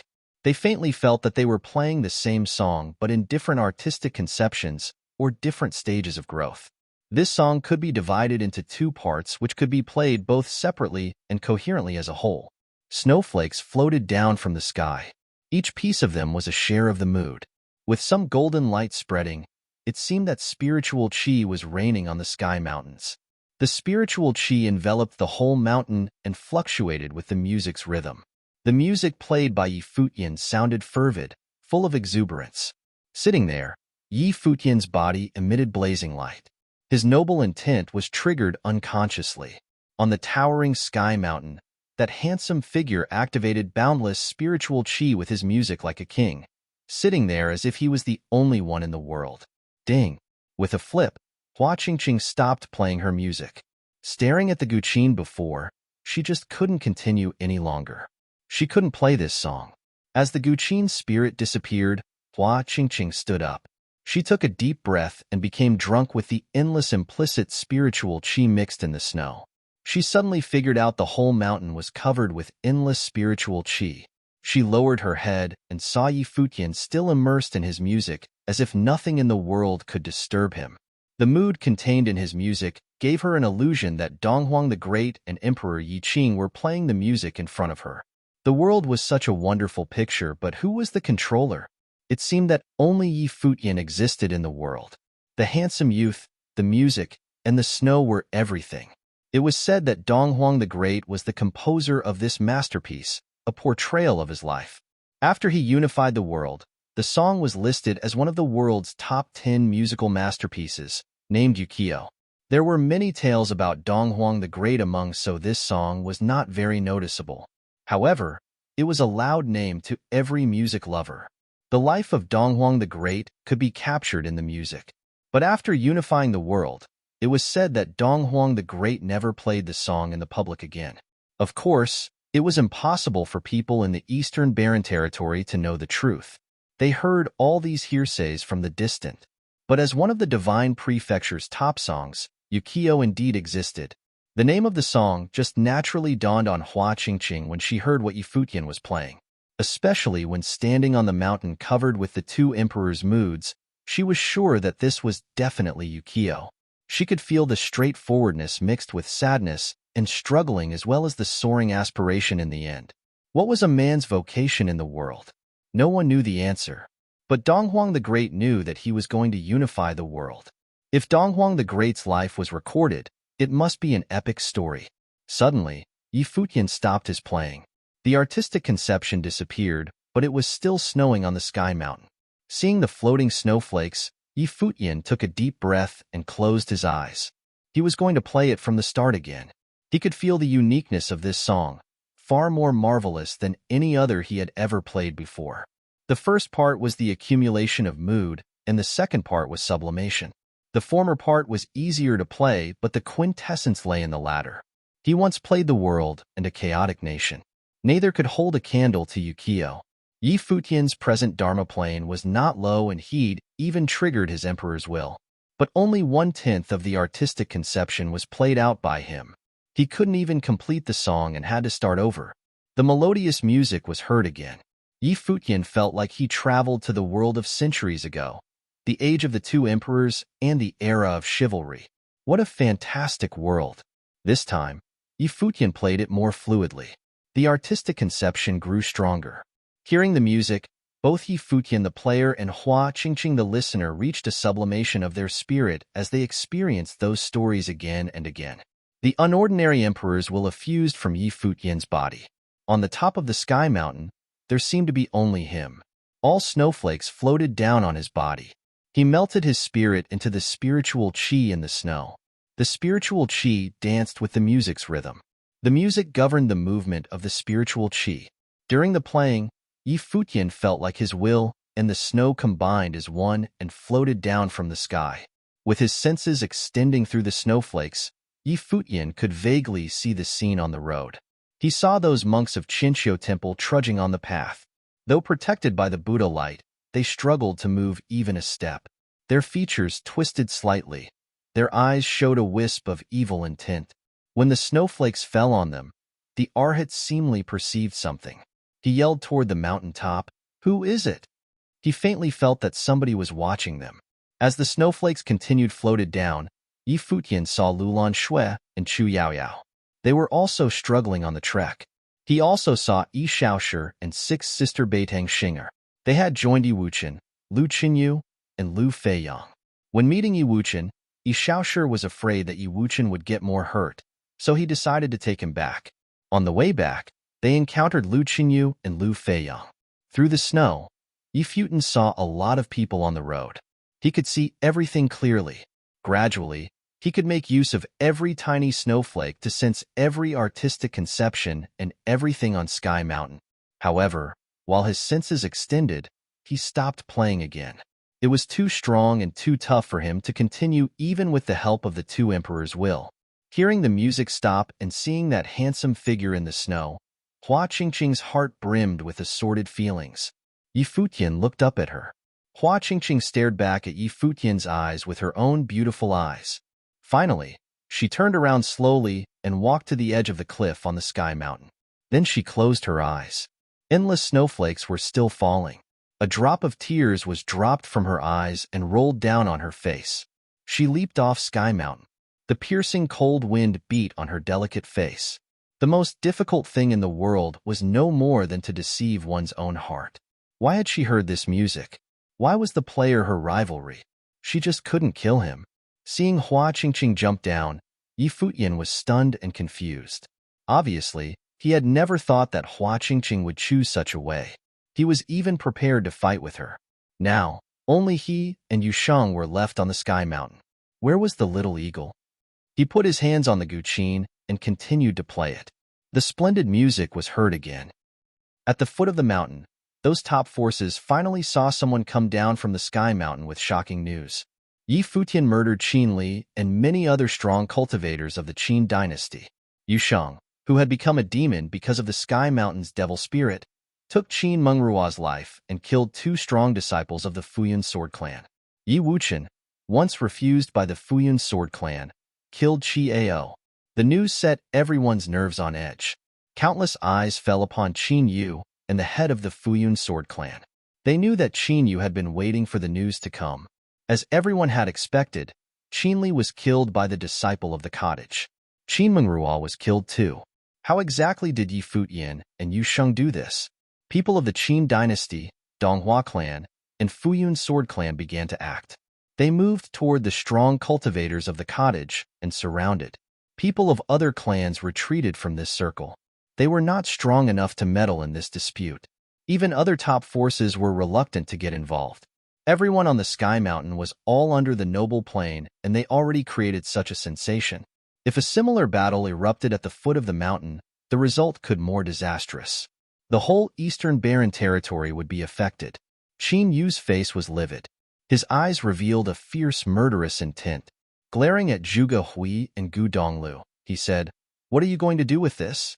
Before Qin Li went up to the mountain, Qin Yu had reminded him to kill Yi Futian as soon as possible. In the end, Yi Futian wasn't killed, but Qin Li lost his life. Even his sister was also killed. What are we going to do? Gu Donglu glanced at Qin Yu disdainfully as if he was looked at an idiot. The war had been issued, and he asked what they were going to do. Why didn't they ask themselves this question when they killed the disciple of the college in the ancient barren world, or when they fought against the Lu Kingdom? "Stay away from me," Zhuge Hui glanced at Qin Yu indifferently. Were they asking the cottage to hand over Yi Futian? Zhuge Hui and Gu Donglu had guessed that Qinli was killed by their people, but they didn't expect it was Yi Futian. How could he be so strong? This made sense, though. The disciples of the cottage would never lose. If somebody had to die, it must be the enemy. Many people were stunned by Zhuge Hui's words. Was the second disciple of the cottage provoking the Qin dynasty? Chapter 358. Bloody. Chapter 358. Bloody. The Qin dynasty and college had already declared war, but the battlefield remained in the ancient barren world. The top figures hadn't really clashed yet. But now, Qin Yu stood before Zhuge Hui. Their exchange made everyone think that a big war was about to start. Qin Yu's aura grew more frightening after hearing Zhuge Hui's words. The entire icy space became more repressive. Boom! Qin Yu grasped his dragon spear. It radiated with frightening light, and dragons seemed to converge, exhaling in the iciness. Is this the saintly ritual implement that Qin Yu used in the battle at Turtle Mountain? Many hearts trembled when seeing that dragon spear. It spun, and a horrible aura radiated from Qin Yu's body. He wanted the cottage to explain, but Zhuge Hui just told him to go away. Qin Yu's son, Qin Li, and Princess Qin Mengrua had all died. Zhuge Hui's words were destined to start a war. Gu Donglu stepped forward. However, Lu Nantian of the Donghua clan also stepped out. A powerful aura descended onto Gu Donglu. Though he'd lost in the Dongqing College, it didn't mean that he was weak. Qin Mengrua had married Qian Shanmu, so she was part of the Donghua clan. However, Yu Shang killed her. Gu Donglu turned to look at Lu Nantian. His eyes were so sharp. Lady Yu Xiao of the Donghua clan, the leader of the Futian sword clan, and strong cultivators from various forces all walked forward. Power filled the air. The strong cultivators of the college and Sword Saint Mountain weren't too far away from Zhuge Hui. They also released powerful auras. Anyone under the upper noble plane, leave, Zhuge Hui said to the other side. Those below that plane didn't even qualify to join this type of battle. It was for those at the pinnacle of the noble plane or even higher. Leave just because you said so? The Fuyun sword clan's leader uttered coldly. Endless sword intent wrapped around him. Zhuge Hui smiled. She placed her slender hand on her waist. Everyone was watching her, so they obviously saw her movements. She wore a long white dress and was like a fairy in the snow. There was a belt around her waist. It seemed to just be an accessory, but now, everyone realized that it was hollow. Then Zhuge Hui pulled a thin whip out of it. It dazzled with purple light. It was very beautiful. Boom! Zhuge Hui's hand shook. This simple belt contained a very long whip that curled up into the sky with Zhuge Hui's movement. Boom! Crack! Under the thick snow, there was a sudden crack. Many people's hearts trembled as they looked up. At that moment, the sky seemed to have changed color. Endless thunder and lightning flashed as dragons and snakes danced. Boom! Crack! Thunder was about to destroy the world. The purple whip shone in the air like a spiritual snake. Every bolt of lightning that came out of it could shatter one's soul. If you wish the Fuyun sword clan to disappear, I have no objections, Zhuge Hui said coldly as she gazed at the clan leader. His face grew uncomfortable as he stared at the whip and horrible thunder. If Zhuge Hui released the thunder and lightning, no one from the Fuyun sword clan would survive except him. A saintly ritual implement. Qin Yu stared at the long whip. Endless thunder power in the world was sucked towards the whip, covering the entire sky. The second disciple of the cottage actually had a ritual implement in the Saint Plane. Retreat, Qin Yu also said. He clearly agreed with Zhuge Hui's words and told those of lower planes to retreat. He knew that if they started fighting, just the power in that whip could kill anyone below the upper noble plane, let alone actual fighting. Actually, the differences between the higher planes were bigger than the last. Those in lower planes couldn't cross it at all. People from both sides started retreating to somewhere far away. The others watched from even further places. No one dared to approach them. Soon, only the top figures remained in the icy place. Even Shui Yi and Luo Fan retreated. Junior sister, what's wrong? A voice traveled over from somewhere far away. The crowd could only hear the whistling of the wind. Then they felt an extremely sharp aura. An ordinary-looking yet mighty figure stood in the air. It was the Sword Saint. "Senior brother, some people are getting cocky. I'm going to take care of them," Zhuge Hui said, smiling at the Sword Saint. Her tone was casual, as if Qin Yu, crown prince of the Qin dynasty, was nothing. "Okay, I'll help you." The Sword Saint nodded. Broadsword and tint filled the air. The strong cultivators released their might. With them as the heart in this vast space, even the snow couldn't seem to get in. Qin Yu's expression was uncomfortable. Zhuge Hui's words were too arrogant, but he wasn't as confident after seeing the ritual implement. He was equal to Gu Donglu and Lu Nantian, but Gu Donglu was the third disciple of the cottage. Zhuge Hui was second. Before, the second disciple wasn't as famous. However, she made her powerful debut at Chaoga City and her reputation grew. Many guessed that since she was ranked higher than Gu Donglu, she couldn't be weaker, especially judging from her confidence. If this was the case and both sides had saintly ritual implements, Qin Yu really didn't have much of a chance. Zhuge Hui smiled at Qin Yu. Endless thunder grouped at the tip of the whip. Then she waved her whip elegantly. It curled up and slapped towards Qin Yu. The world darkened instantly, as if the thunder of Armageddon was coming. Qin Yu looked up. A dragon roared and rushed out of his body. It soared into the air. He stabbed his dragon spear forward and countless dragons appeared. They gnashed at Zhuge Hui. Dragons could destroy everything. With this one action, the battlefield made everyone feel as if their blood was boiling. They were so powerful.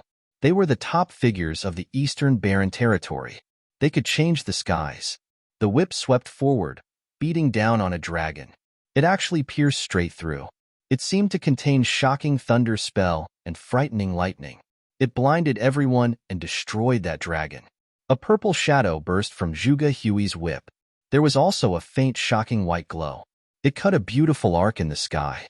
Everyone saw various dragons dissipate, destroyed by the thunder. Ignoring everyone's shock, Zhuge Hui shook her arm. The whip danced and spiraled in the air. Destructive bolts of lightning burst towards Qin Yu. Qin Yu stood in place and roared. He sounded like a dragon. The light of a true dragon enveloped him, and one appeared before him.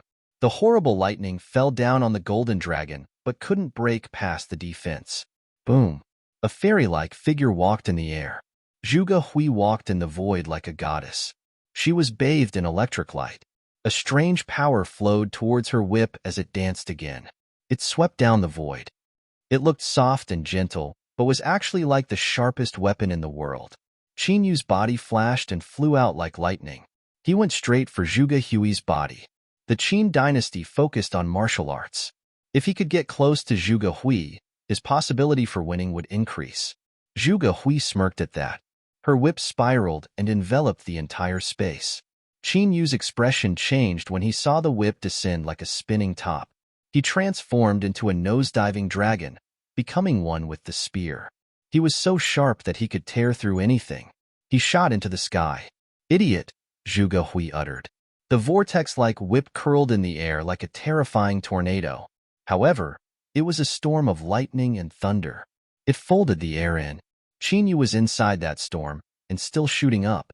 Zhuge Hui pulled her arm back. The thunderstorm gathered, and instantly, endless lightning tore out from it. It destroyed everything and sealed the space shut. Qin Yu seemed to have given himself up to it. His spear danced wildly, and various frightening dragons burst out. However, they were destroyed by the closed storm. When the storm swept past, Qin Yu fell down through the air. His body had no more sharp light. His elegant clothes were torn apart, revealing brilliant armor. It dazzled like a powerful ritual implement. Even his head was enveloped by the light of the armor. Everyone was shocked at this. What exactly did they find from the Qin dynasty's ancestral grave? While they thought, the beautiful figure in the sky didn't stop. Her whip went flying towards Qin Yu again.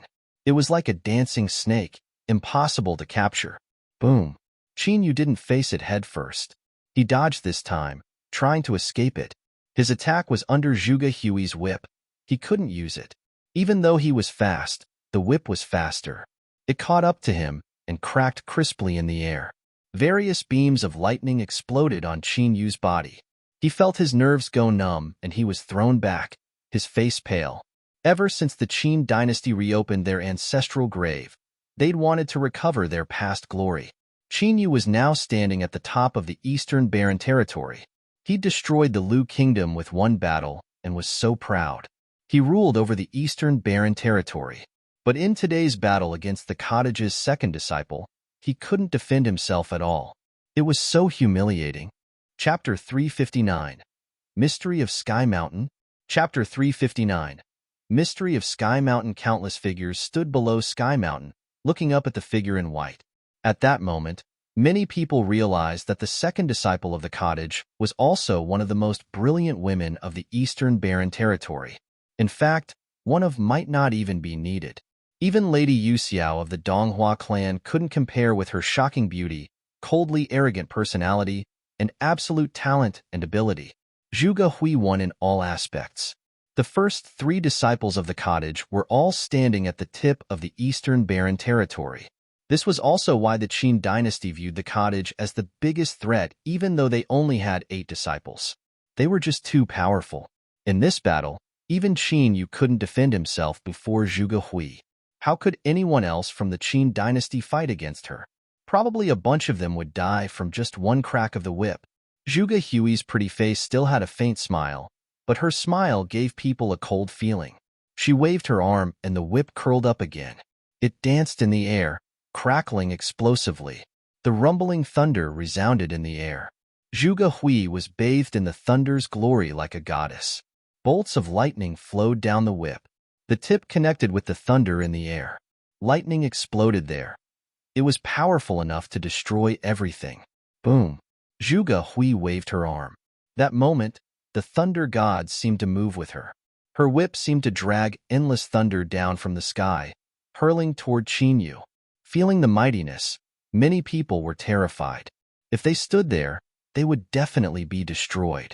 Before the whip arrived, endless thunder and lightning already flew toward Qin Yu. A saint could cast a spell with a thought. Zhuge Hui was also someone at the pinnacle of the noble plane who had a saint's will and a saintly ritual implement. One could imagine how powerful the whip spell was. The snowy ground exploded. Qin Yu's body was shrouded in lightning. His dragon soared into the air. His armor was extremely brilliant and resisted the deadly thunder. At that moment, he was like Zhuge Hui, bathing in the divine thunder. Seeing the whip come, Qin Yu's expression was terrifying. He stabbed his dragon spear again, riding a dragon's roar. With boundless electric brilliance, the whip was like a divine snake. It snaked upward, curling around the dragon. Beams of lightning cut through everything and killed the dragon. The whip snaked up the dragon's spear and transformed into a sharp blade. It hit Qin Yu squarely. Beams of thunder stabbed through. The whip was now like an undefeatable blade, about to pierce Qin Yu's body. Qin Yu instantly drowned in the lightning. If not for the powerful armor ritual implement, he would be stabbed through by the whip. Even so, his body still trembled under the light and was thrown back. However, Zhuge Hui didn't show any sign of stopping. Her whip curled around Qin Yu and tossed him in the air. Then it slapped down, crackling continuously. Everyone saw how Qin Yu's body was ravaged cruelly in the air. With a huge boom, Qin Yu was slapped onto the ground. His entire body was numb. Both his physical body and mind were traumatized. Even with the saintly ritual implement, he was still in a pathetic state. "Enough," a voice said. Figures flashed before Qin Yu. They were from the Qin dynasty and Donghua clan. "Do you still want an explanation?" Zhuge Hui asked coldly, gazing at them. Qin Yu stood up and spat out blood. His body twisted, but he looked up, staring at the figure in the air. He was so humiliated. As the crown prince of the Qin dynasty, he had never been humiliated like this. His son, Qin Li, and his sister, Qin Mengrua, had both been killed. Now, not only did the cottage not compensate him, they defeated him so cruelly before everyone in the Eastern Barren Territory. One could imagine how Qin Yu was feeling now. His eyes were bloody and filled with bloodthirstiness. Lady Yu Xiao, the clan leader of the Donghua clan, and others all stared up at Zhuge Hui. She had a saintly ritual implement and such powerful combat ability. She was definitely a force to be reckoned with. Paired with the Sword Saint, It would need the leaders of the Qin dynasty and Donghua clan to defeat them. If they fought here, they wouldn't gain anything. It might result in people of lower planes on both sides getting killed. Those of higher planes might not win either.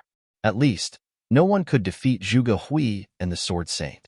It seemed that they had to swallow this humiliation. "Let's go," Qin Yu gritted out.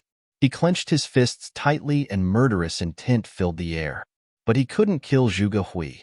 Not only that, he had to be defeated so humiliatingly. The group turned and walked away. In the air, Zhuge Hui collected her aura and put her whip away, casually tying it around her waist. Her delicate waist looked so thin and soft. She was such a beauty but had such shocking combat ability. Practically no one could defeat her. A battle that could have erupted ended just like this. It seemed that both sides had some scruples. After all, no one could bear the consequences if a battle of this level really erupted at full force. Before, the Qin dynasty was sure they could make the Lu kingdom disappear, so they destroyed it. However, the cottage, college, and Sword Saint were on a completely different level. If Qin Yu had defeated Zhuge Hui in this battle, they would try to kill everyone here. But since Qin Yu was defeated, they had no way of winning. The cottage had these worries too. Even though the Sword Saint and Zhuge Hui were powerful, the strongest enemies hadn't acted yet. It was enough to just force them back. If a full-out war really happened, the disciples of the college and Sword Saint Mountain would also be wiped out. The people of the Qin dynasty and Donghua clan hadn't actually left yet. They were waiting for the rest of the people to come down from the mountain. Time passed bit by bit. Because of that battle, the atmosphere was a bit ambiguous. Gradually, people came down. At this time, a beautiful figure walked over the white snow towards the crowd. Qingqing. Lady Yuxiao and Lu Nantian walked up. Hua Qingqing walked towards the Donghua clan and looked at the two with complex feelings. "You didn't go up Sky Mountain?" Lady Yuxiao asked. Few outsiders knew about her daughter Hua Qingqing's talent, but she was clear. Hua Qingqing didn't like fighting and rarely displayed her talent. But actually, Qian Shanmu was far behind her. She was also pure and could fend off the evil intent. It was highly possible for her to climb Sky Mountain. Hua Qingqing shook her head and whispered, "I climbed up." Lady Yuxiao's eyes flashed. Her heart trembled. Hua Qingqing had reached the top. "What is there?" she asked. It was rumored that the mountaintop had marks of the two emperors. They had ruled the world. What could they have left behind? Why did a bell ring on Sky Mountain? "The two emperors once played a song at the peak of Sky Mountain," Hua Qingqing said. "Their intents created an image. They left behind Yukio, one of the 10 musical masterpieces of the Divine Prefecture." Lady Yuxiao's heart jumped. She had taught Hua Qingqing and Qian Shanmu musical sorcery. She became famous in her youth and had even been higher than the present top 3 beauties of the Eastern Barren Territory. No one dared to say they were better at musical sorcery than her in the Eastern Barren Territory. She obviously was more familiar with the top 10 musical pieces. Those were the ultimate dreams of anyone who cultivated in musical sorcery. "You heard it?" Lady Yuxiao's voice changed. "Yes." Hua Qingqing nodded and smiled. "It is beautiful but sad. I memorized the first half, but I was unable to play the second half." "Unable to play?" Lady Yuxiao was a bit disappointed, but quickly recovered. Hua Qingqing was insanely talented, but it was understandable if she couldn't play one of the top 10 pieces. The artistic conception must be so powerful. What a pity. Lady Yuxiao sighed. "It is rumored that Yukio is out of the world. Even you cannot play it. It seems that the Eastern Barren Territory is not destined to be able to witness the top 10 pieces. Apparently, Donghuang the Great will no longer play Yukio in the world. Will this piece just die away like this?" "Die away?" Hua Qingqing sighed inwardly. Perhaps Yukio would appear in the Eastern Barren Territory soon. She didn't say anything else. She didn't tell Lady Yuxiao that Yi Futian was also at the mountaintop and was able to play Yukio. Her heart still hadn't recovered. If her mother and senior brother knew what had transpired at the mountaintop, she wouldn't know how to face Qian Shanmu. At the mountaintop, snow flew as the music streamed gracefully. Yi Futian played Yukio again and again. As he tried again and again, he felt his will enter the white snow, floating with it. He felt endless spiritual qi flow through. If his spiritual intent was strong enough, he might be able to control all the spiritual chi in Sky Mountain. Sitting cross-legged, light flashed around Futian. The snow that filled the air fell onto him, covering his body. His eyes were closed tightly. As his senses expanded, he felt that the intent of the two emperors was everywhere. It seemed to have melded with the snow. Gradually, a miraculous scene appeared in his senses. He was standing at the mountaintop and feeling the boundless spiritual chi that fell down. It was like a ritual bell. It was shapeless and invisible, falling with the snow. It covered Sky Mountain and pressed down on it. Perhaps this was the pressure that they all felt. As his will melded into the flying snow, the sense grew clearer. Not only was there a ritual bell that weighed down on Sky Mountain, he also sensed an extremely dark demon bird. It was also in Sky Mountain. Chapter 360. Magical Bell and the Demon Bird. Chapter 360. Magical Bell and the Demon Bird in the music. Futian melted his spirit in the floating snow and the whole Sky Mountain. His spirit existed everywhere now. At this time, he had a wonderful feeling that his senses toward the world were getting more and more acute. He stopped playing the song. Closing his eyes, Futian was drunk with this artistic conception. He could feel his mental power melting into nature. As long as he wanted, his mental power could resonate with the endless spiritual chi as a unity, as if his mental power belonged to nature. It's Arcana Plane. Futian opened his eyes and smiled. While playing the music, his spiritual power naturally broke levels which made him rise up to the Arcana Plane. Everything happened so naturally. He didn't break his level on purpose. It was totally an accident. Cultivators also describe the Arcana Plane as the unity between man and nature. People of the Arcana Plane could extend their senses through nature. If one cultivated both martial arts and sorcery, a breakthrough in sorcery could also help them make a breakthrough in martial arts. Thinking of this, Futian stopped playing the song temporarily. Having reached this stage, he naturally wanted to improve his strength in all aspects so he could totally enter into the Arcana Plane. He began to practice fist forms. Every move he made contained great momentum that shook the surrounding space. Snowflakes near him were all shattered. Very soon, an invisible force field formed around him. Under the endless flying snowflakes, a dragon's roar and ape's growl could be heard constantly from his fists. His fists were like a dragon's, his strength like an ape's, and his speed like a rock's. He acted like a young emperor. Every time he practiced fist forms, he would activate imperial tactics to help him improve. Gradually, he immersed himself completely in his practice, which made his every punch stronger and stronger. That invisible force field resonated with the world, and then a faint light screen loomed. The space around him turned into a vacuum with snowflakes flying around. Finally, with a dragon's roar, Futian threw out a fist. The air trembled and a horrible ape's shape appeared together with a flying golden rock. This random fist was thrown out toward the distant, penetrating the space and shaking the air. Futian stopped his practice and took a deep breath. His body commanded a powerful presence. Spiritual chi of all attributes spun around him like a curtain of bright light, flowing like waves, and dispersed gradually. Wow! Futian breathed out a mouthful turbid breath. Both his sorcery and martial arts broke into the Arcana Plane. When playing the song on the Sky Mountain, his mental power reached the extreme unconsciously, by virtue of which he managed to rise up into the Arcana Plane. What a wonderful experience! He looked down at Yusheng, not knowing when he would wake up. The artistic conception on the Sky Mountain was perfect for mental cultivation. Especially when he was playing the music, the whole Sky Mountain was covered with endless spiritual chi. Sitting beside Yusheng, he began to play the song again. The Guqin's spirit appeared. The music was heard again. That wonderful feeling hit him again. His senses became clearer, seemingly because of his breakthrough in playing. He felt that his will melted into endless spiritual chi with the music and combined with it as one. His mental power existed everywhere, floating down with the endless snowflakes. At the top of the mountain, that Arhat was still trudging on the path.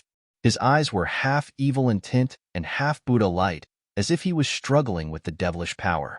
He couldn't hear the music. Every step he made was exhausting to him, but he didn't give up. Suddenly, the Arhat frowned and a blazing Buddha light flashed in his eyes as if his eyes were consecrated. He saw endless spiritual chi flicker in the air. Those snowflakes falling from the top were transformed from spiritual chi. He even perceived an invisible mental power. "Who is it?" the Arhat cried out. There was only silence in the air. The Arhat hesitated, thinking that it must be an illusion because of his tiredness on the road. At this time, the spiritual chi above his head gathered in frenzy.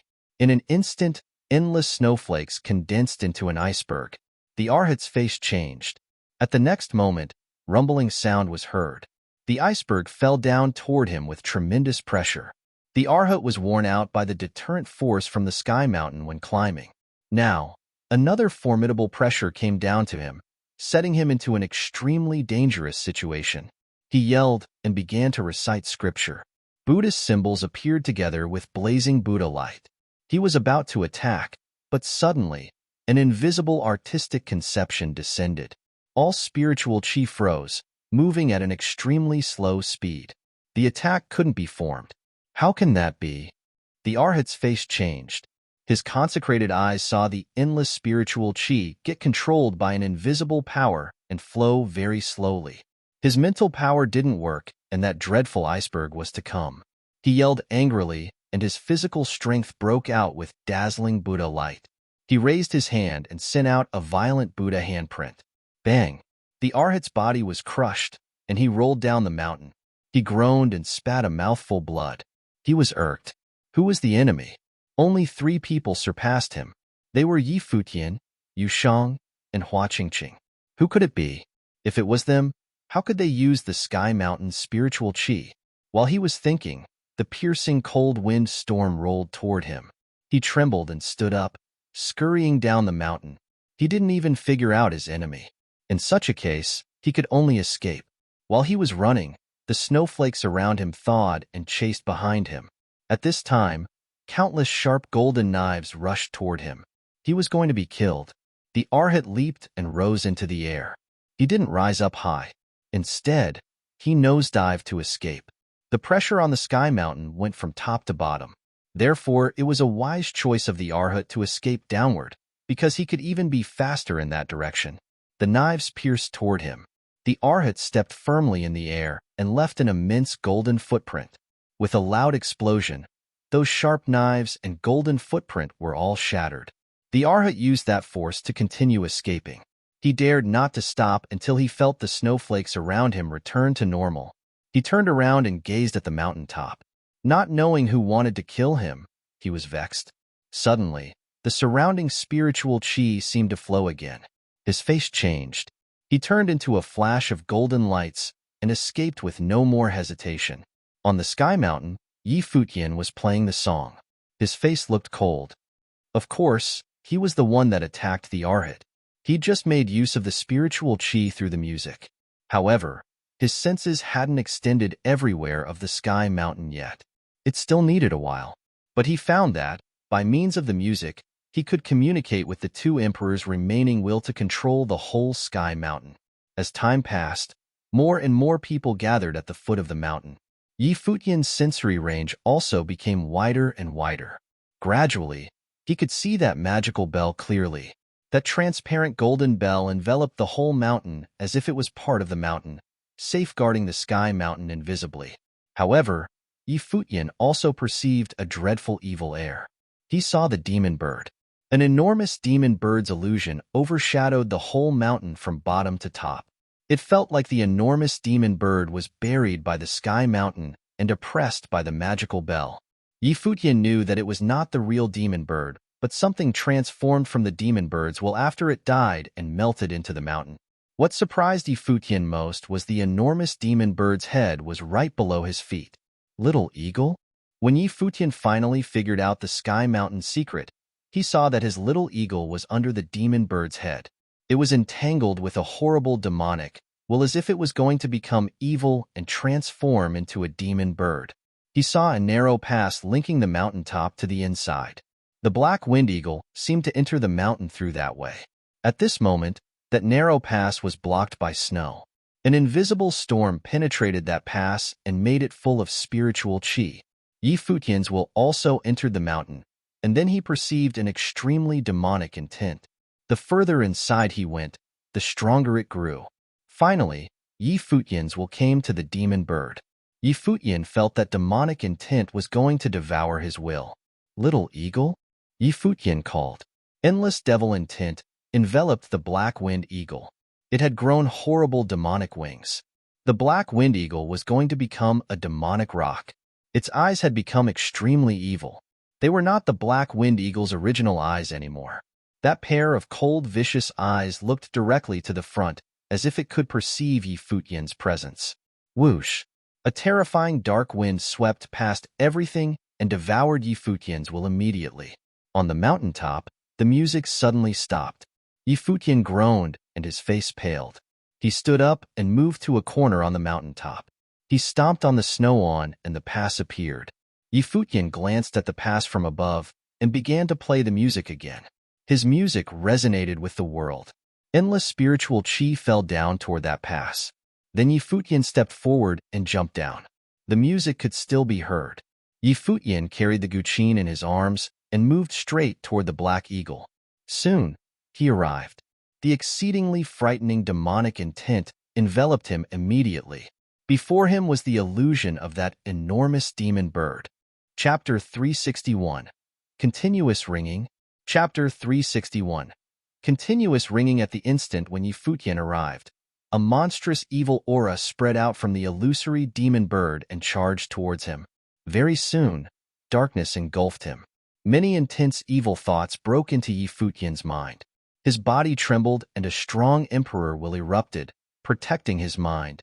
At the same time, his fingers stroked wildly on the strings of his guqin as he attempted to communicate with the will on Sky Mountain.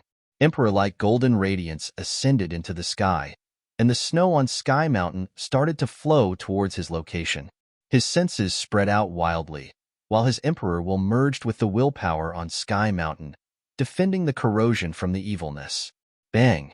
In Yi Futian's mind, a real demon bird seemed to have appeared. It blotted out the sky as if it could even devour the heaven and the earth. It stared at Yi Futian with an unruly look and opened its black, demonic wings. It was as if the end of the world was approaching. Although the demon bird was already dead, its will did not dissipate.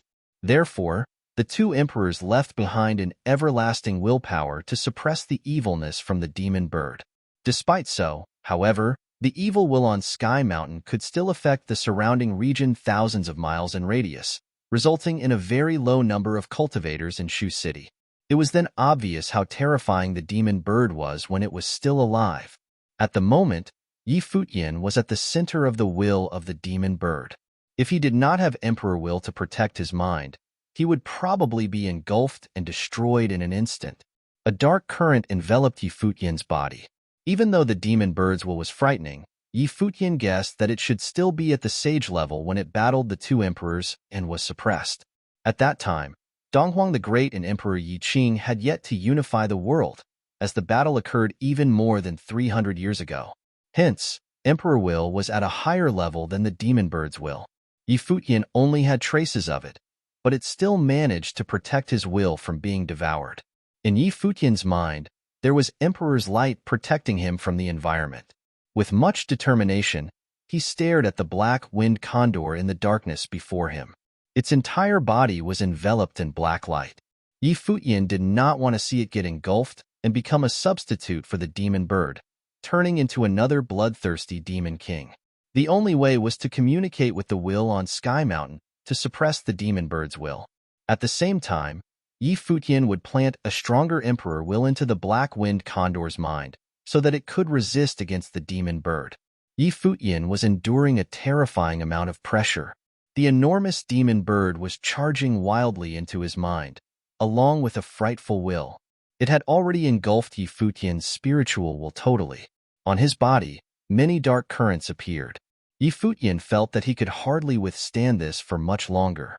Activating the imperial tactics, his blood started to burn, and dazzling radiance ascended into the air and charged towards Sky Mountain. This was the second time on Sky Mountain that he exceeded his limit. Moreover, this was even riskier than the last time. Previously, He was confident that he could kill Qinli, but this time he was not sure whether he could win the demon bird's will. Sky Mountain was so compatible with him. It was as if it existed only for him, so that he could come here to inherit the music and the willpower. He still believed that he could win against the demon bird's will.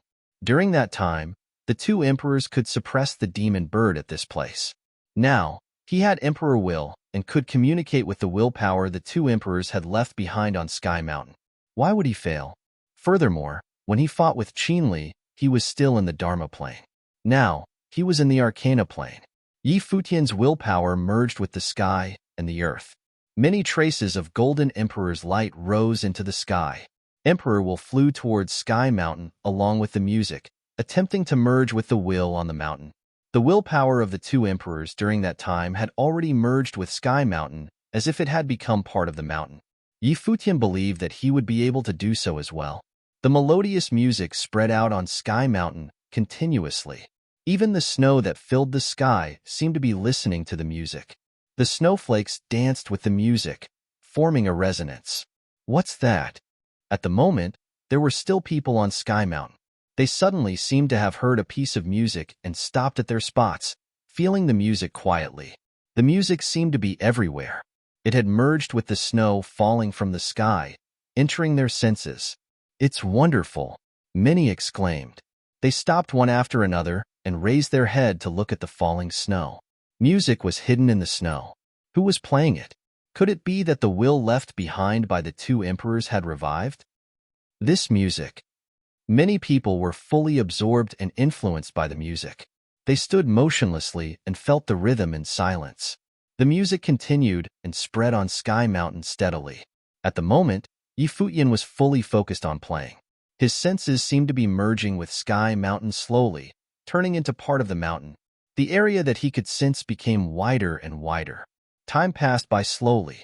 Yi Futian had been enduring a massive amount of pressure, but as the music played, the will on Sky Mountain seemed to be merging with him, helping him to resist against the evil will and reducing the pressure he was experiencing. After a long while, Yi Futian's mind suddenly trembled. He could see the entire Sky Mountain. He could feel that his willpower had become extremely strong. The Golden Emperor will had merged with Sky Mountain completely. Yi Futian felt as if he was standing on Sky Mountain. It was a mysterious and amazing feeling.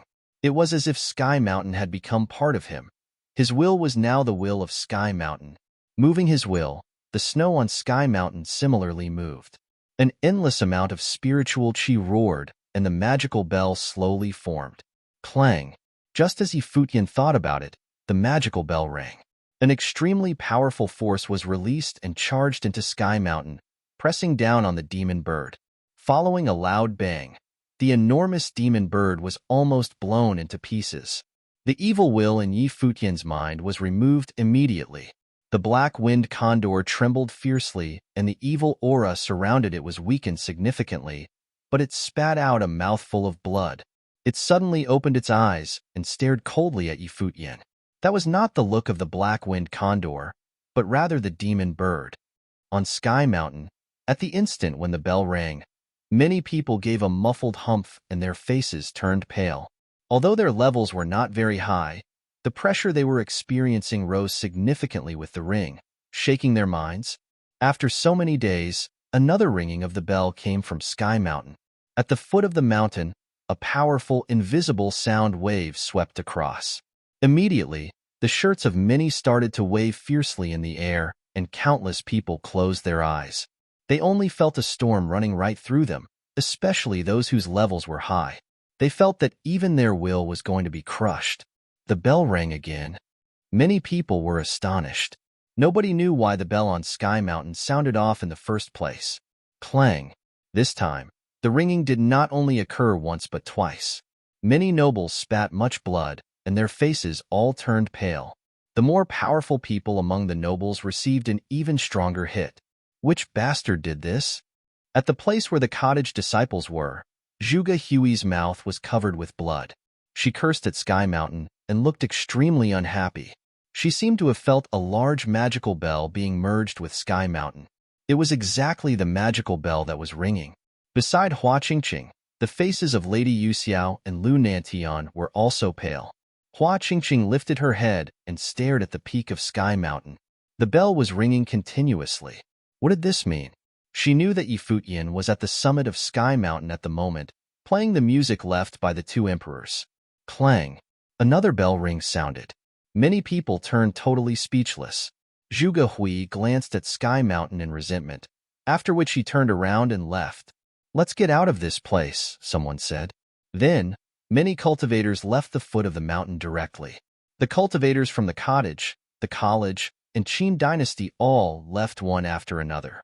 If they chose to remain here, they might be killed by the ringing eventually. The continuous ringing spread into the distance. It reached Shu City and spread towards places even further away. In the western region of the Eastern Barren Territory, countless people looked at the Sky Mountain. Was this the sound of the two emperors? Nobody knew that the person ringing the bell was not an emperor but actually Futian. If Zhuge Hui found out about this, she would probably take out the whip on her waist. After the 3 continuous rings, much of the evil aura had dissipated, and even the illusory demon bird looked unstable. However, the black-winged condor was similarly in a state of misery. It coughed out blood continuously, and its eyes were filled with evilness. "Little bird, are you still in there?" Futian shouted. He stopped ringing the bell, for otherwise the black-winged condor would also be killed. His life spirit appeared, and an appalling spiritual storm bloomed. The will on Sky Mountain merged wildly with the spiritual storm, along with the music. Then, the storm charged towards the black-winged condor. Futian wanted to see if the condor was still its previous self. The spiritual storm entered the black-winged condor's mind. Futian saw an endless darkness, but he did not give up. His brilliant will charged into the dark vortex. Then, he finally felt the existence of his emperor will. It was buried in the darkness but not destroyed. The demon bird could not eliminate Emperor Will. "Little bird," Futian's will shouted. In the Emperor Will, an extremely weak willpower appeared. Futian felt the existence of the black-winged condor. Tweet. Futian heard a voice and was delightfully surprised. The black-winged condor was still alive. "I will merge Emperor Will into your will to help you fight against the power." Futian communicated with the black-winged condor with his will. Then, he released his life spirit and dazzling Emperor Will was planted into the black-winged condor's mind continuously, along with the will on Sky Mountain. Together, they protected and merged with the black-winged condor's will. At this point, Futian exited the black-winged condor's mind.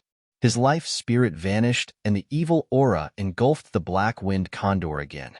Futian stared at the black-winged condor, paying close attention to its movements. Suddenly, a message from the black-winged condor appeared in his mind, causing a strange expression to appear on his face. "All right, be careful then," Futian responded. Then, he turned around and charged out of the tunnel. Very quickly, he was back on Sky Mountain again. The snow was still dancing in the air. Futian heaved out a long sigh and looked at Yusheng, who was lying on the ground. A smile finally appeared on his face, as if he felt extremely relieved. He lied on the ground again. In Sky Mountain, the black-winged condor was still standing there. The dark light engulfed its body once again, and the powerful evil will tried to invade its mind. Its body was enveloped in darkness, but this time, the black-winged condor's look was extremely sharp. It closed its eyes and endured everything went silent. Chapter 362. The King of Qin. Chapter 362. The King of Qin. The cultivators from various top forces retreated from Sky Mountain. At the foot of the mountain, there were still countless figures, but they were all below the noble plain. Only a minority of them was from top forces. People on Sky Mountain made their descent one after another. Slowly, those at the foot of the mountain also started to leave. After trying, they knew that even if the bell ring from the mountain was really the call of the emperors, they would not be able to get anything in the end. Of course, there were still many who were unwilling to leave, especially those from the western region of the Eastern Barren Territory. This towering Sky Mountain was a sacred land of the western region. Time passed by slowly. Many rumors spread at the foot of Sky Mountain. According to those who had just climbed down the mountain, they could hear an extremely elegant music coming from the snow dancing in the sky. That was due to the artistic conception that had fused with Sky Mountain when the two emperors played the piece in the past.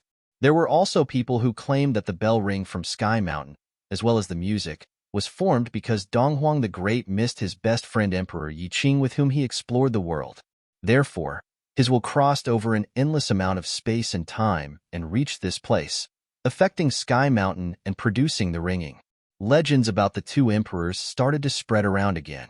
Even today, many people still did not understand why Emperor Yi Qing died all of a sudden, and why Donghuang the Great ordered everyone to destroy Emperor Yi Qing's statues around the world. Was it because of his position? Sigh. The two intimate friends who had once roamed around the world together eventually stood opposite each other because of power, and it all ended with the death of one of them. However, even though Emperor Yi Qing had failed and died, Donghuang the Great would probably still miss him sometimes. People at the foot of Sky Mountain were chatting. I wonder what kind of people they are exactly. Too bad I was not born during that era to witness their legends, a young man said, smiling. The two emperors unified the world and must have experienced many difficulties. Suddenly, someone said, obviously they are people who care about the world. The few who were chatting turned their heads and saw an old man in ragged clothes walk beside them. He had a wine pot hanging on his shirt. The old man walked towards the foot of Sky Mountain and stood there with his hands behind his back. Staring at the summit of Sky Mountain, he actually seemed to possess an extraordinary temperament. Elder, why do you say so? The young man asked, smiling. If they do not care about the world, how can they become the masters of the world? The old man said emotionlessly. I don't believe that. A young man in blue shirt shook the folding fan in his hand and said, the rules of the world are set by strong cultivators. They can unify that world obviously because they have the absolute power to do so. The so-called care about the world is too hypocritical. Moreover, if you are speaking the truth, why did Emperor Yi Qing become a taboo? The old man smiled and shook his head but did not argue with the young man. Elder, so here you are. I have spent so long looking for you. Suddenly, a girl in a green dress walked over from the distance.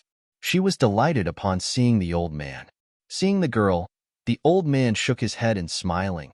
He said, Girl, the fate between the two of us has ended.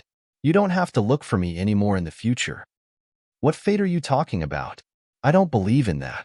Elder, I'll follow you in the future. Don't leave me behind, the girl said affectionately. Don't worry. In the future, I will cook nice food for you every day. The elder shook his head. My fifth son can cook very well. I have not tasted it for too long. I'm going back. The girl froze and seemed very upset. Elder, so you're going back home. The old man was lazy and had been wandering outside. She always thought that he did not have a home. Yup. The old man smiled and nodded. Then allow me to go to your place. I can massage you, the girl said, grinning. Smiling, the old man replied, My sixth daughter has also grown up by now, and she is very obedient. My second daughter is very mischievous, but she will massage me as well. The girl stared at him with her eyes widened. Sixth daughter? He has so many children? Based on your appearance, I am definitely better looking than your second and sixth daughters, the girl said with her eyes widened. My second daughter is really beautiful. I'm sure nobody in the Eastern Barren Territory will object to this after seeing her. My sixth daughter is also prettier than you. Thinking about those two girls, the old man smiled. Then why are you here instead of at home? The girl pouted and was somewhat unhappy. The old man looked at Sky Mountain and said, I am waiting for someone whom I may be waiting for. This sentence sounded very awkward. The girl did not know what he meant, and also looked up at Sky Mountain. Waiting for someone whom he may be waiting for? Who is that? The young man beside them had been listening to their conversation all along. He looked at the old man in bemusement and said uncontrollably, He's mad. The girl blinked and found his words very reasonable. This old man had been speaking ridiculous words every day. He must be mad. The old man stared at the young man, stunned. Then, he shook his head, feeling speechless. Am I mad? The young people nowadays. The year 10003 of the Divine Prefecture calendar was slowly coming to an end. In this year, many major events had happened in the Eastern Barren Territory. At the start of the year, Qin dynasty and Donghua clan allied through marriage and established Dongqing College, while Gu Donglu won Lu Nantian in the challenge. Then, Yi Futian encountered an assassination and Qin dynasty officially started on their path to revive their kingdom. In this year, much blood had been shed in the eastern barren territory. An ultimate battle almost broke out at the foot of Sky Mountain. The second disciple of the cottage was dominant enough and actively fought against Qinyu, shocking all the forces including Qin dynasty itself. Otherwise, many people in the eastern barren territory would have been killed. Nevertheless, everyone in the eastern barren territory could feel that it was destined to be a rough year. The storm would sooner or later sweep across the eastern barren territory. Qin Li's death was certainly a cause of this. Qinyu returned to Qin dynasty and reported to the king of Qin. At that moment, the king of Qin was sitting in front of the pool in his pavilion and fishing. Listening quietly to Qinyu's report, his expression did not change much.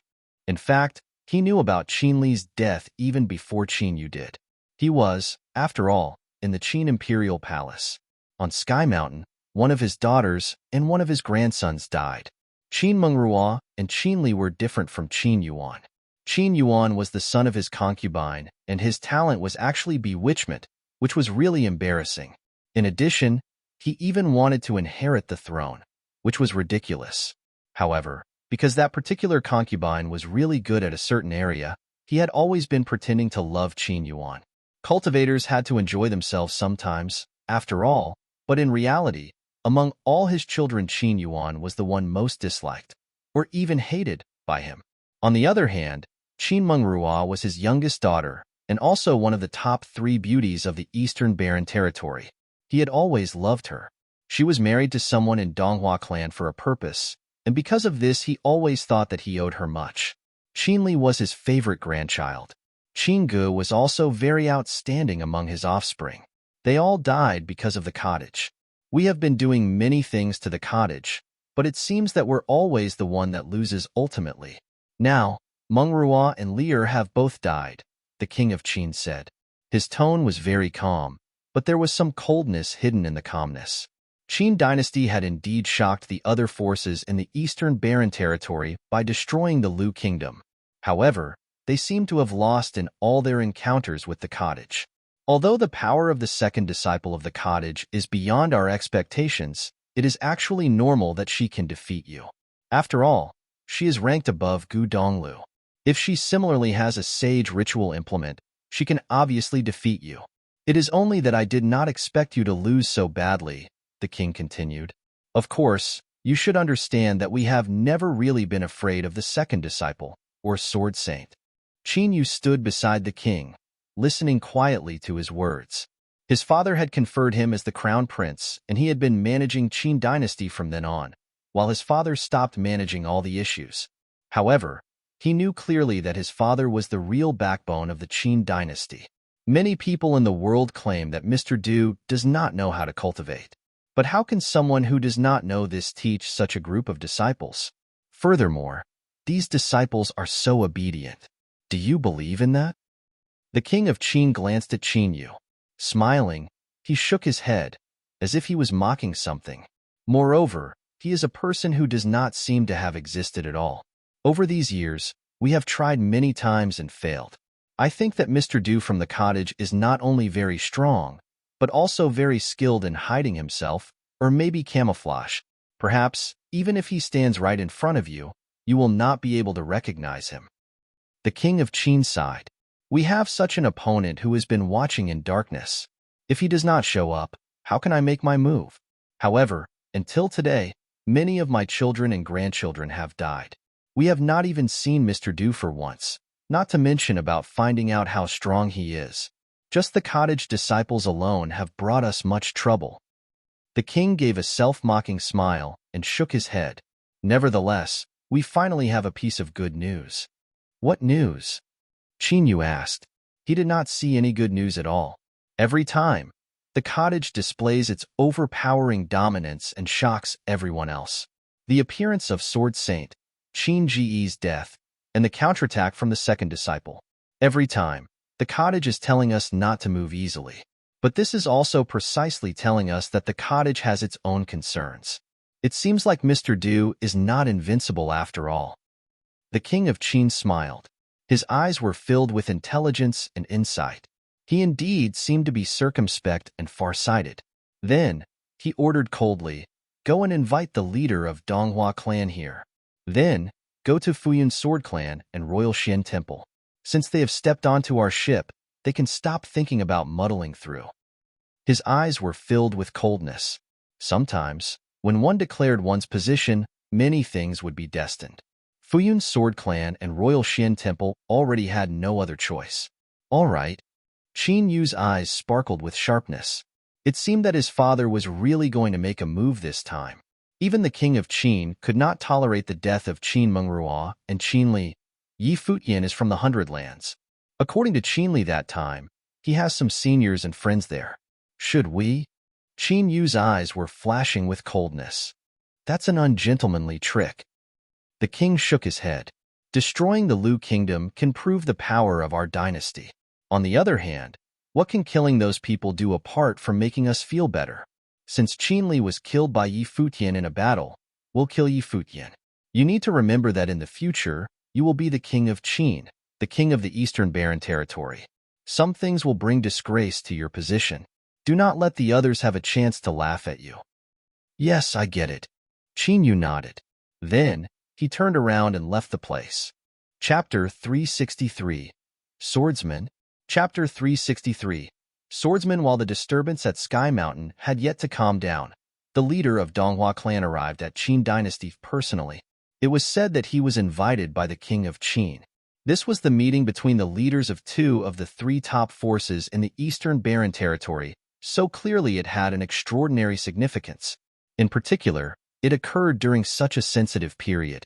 The people in the Eastern Barren Territory could not help thinking about what it meant. There was probably only one topic that would require these two leaders to meet up and discuss: unifying the Eastern Barren Territory. Soon, Qin Dynasty also invited the cultivators from Futian Sword Clan and Royal Xian Temple. A big piece of news spread. Qin Dynasty opened the tomb of their ancestors and allowed the strongest members of these top forces to enter. When people received the news, many realized that a real storm would sweep across the Eastern Barren Territory at any time.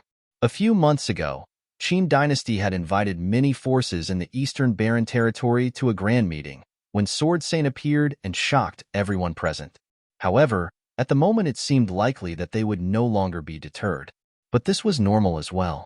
Futian Sword Clan and Royal Xian Temple had already declared their position a few months ago.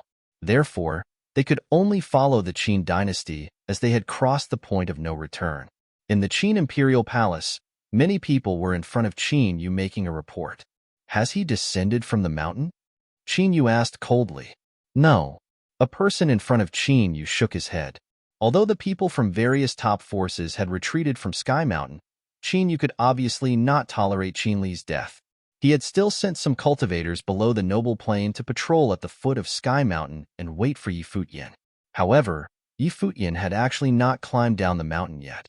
It was also possible that he had descended from the mountain, but in another direction, so as to avoid any trouble. Sky Mountain was too huge, and it was impossible for Qin Yu's men to surround the entire mountain. Did the people from Donghua clan confirm that Chu Yaoyao indeed had the chance to kill Yi Futian at that time? Qin Yu asked with a freezing look. The person before him replied, yes. According to them, Yi Futian had already lost the ability to battle, and Chu Yaoyao was right there at that moment. Qin Yu clenched his fist, and his expression was extremely icy. Chu Yaoyao was after all Qin Li's girlfriend. She was right there, and certainly had the chance to kill Yi Futian, but she actually did not do so. Did she just watch Qin Li get killed? Has Chu Yaoyao come down from the mountain? Qin Yu questioned. Yes, she has returned to Moon Clan with the others. Qin Yu nodded and coldness was flashing in his eyes. He would wait and see if Chu Yaoyao and Moon Clan would behave sensibly. If not, he would not mind destroying one more force. His son Qin Li would not have died for nothing. The 10,003rd year of the Divine Prefecture calendar was approaching its end. The leader of Futian Sword Clan, Han Ruoxue, had returned to the first summit of the clan. At the moment, He was holding a sword which was emitting a wave of coldness into the surrounding. He stared at the sword, where he could see his reflection as well as the sharp look in his eyes. This was a famous sword named the Alcade. It was used by the best swordsmen in the Eastern Barren Territory a few hundreds ago. Nobody expected it to actually be kept in Qin Dynasty's tomb. Now, it belonged to him. Qin Dynasty wanted to revive itself in the Eastern Barren Territory. He had already made some promises to Qin Dynasty. In fact, he had to make those promises. He did not have a choice. Senior. Many people whizzed over in the air and landed on the summit, looking at Han Ruoshui. Is he not here? Han Ruoshui asked. There were 7 summits on Futian Sword Clan, but only 6 people present. The person who was absent was obviously the Lord of the 7th Summit, Gu Cheng. The few people present remained silent. For a long time the leader, Han Ruoshui, and the Lord of the 7th Summit, Gu Cheng, had been the strongest cultivators in Futian Sword Clan. However, Gu Cheng was more withdrawn and also more focused on cultivation. After the things regarding Yu Wuchen happened, the relationship between the 2 summits became more subtle, especially after Han Ruoshui expelled Yu Wuchen from Futian Sword Clan and commanded the rest to kill him should they encounter him outside. Gu Cheng was extremely dissatisfied with this decision. It seems like his heart no longer belongs to the clan, Han Ruoshui remarked emotionlessly. Just as he was talking, suddenly, an extremely sharp sword will erupted from the 7th summit. The sword will ascended into the sky and crushed everything in its path. Countless people in Futian Sword Clan stared at that location. Then, they saw a figure walk in the air and step into the blade of light. It's the 7th Lord. The disciples of Futian Sword Clan were all astonished. What was the 7th Lord doing? Han Ruoshui and the rest turned their heads and looked in that direction. He frowned slightly and was somewhat unhappy.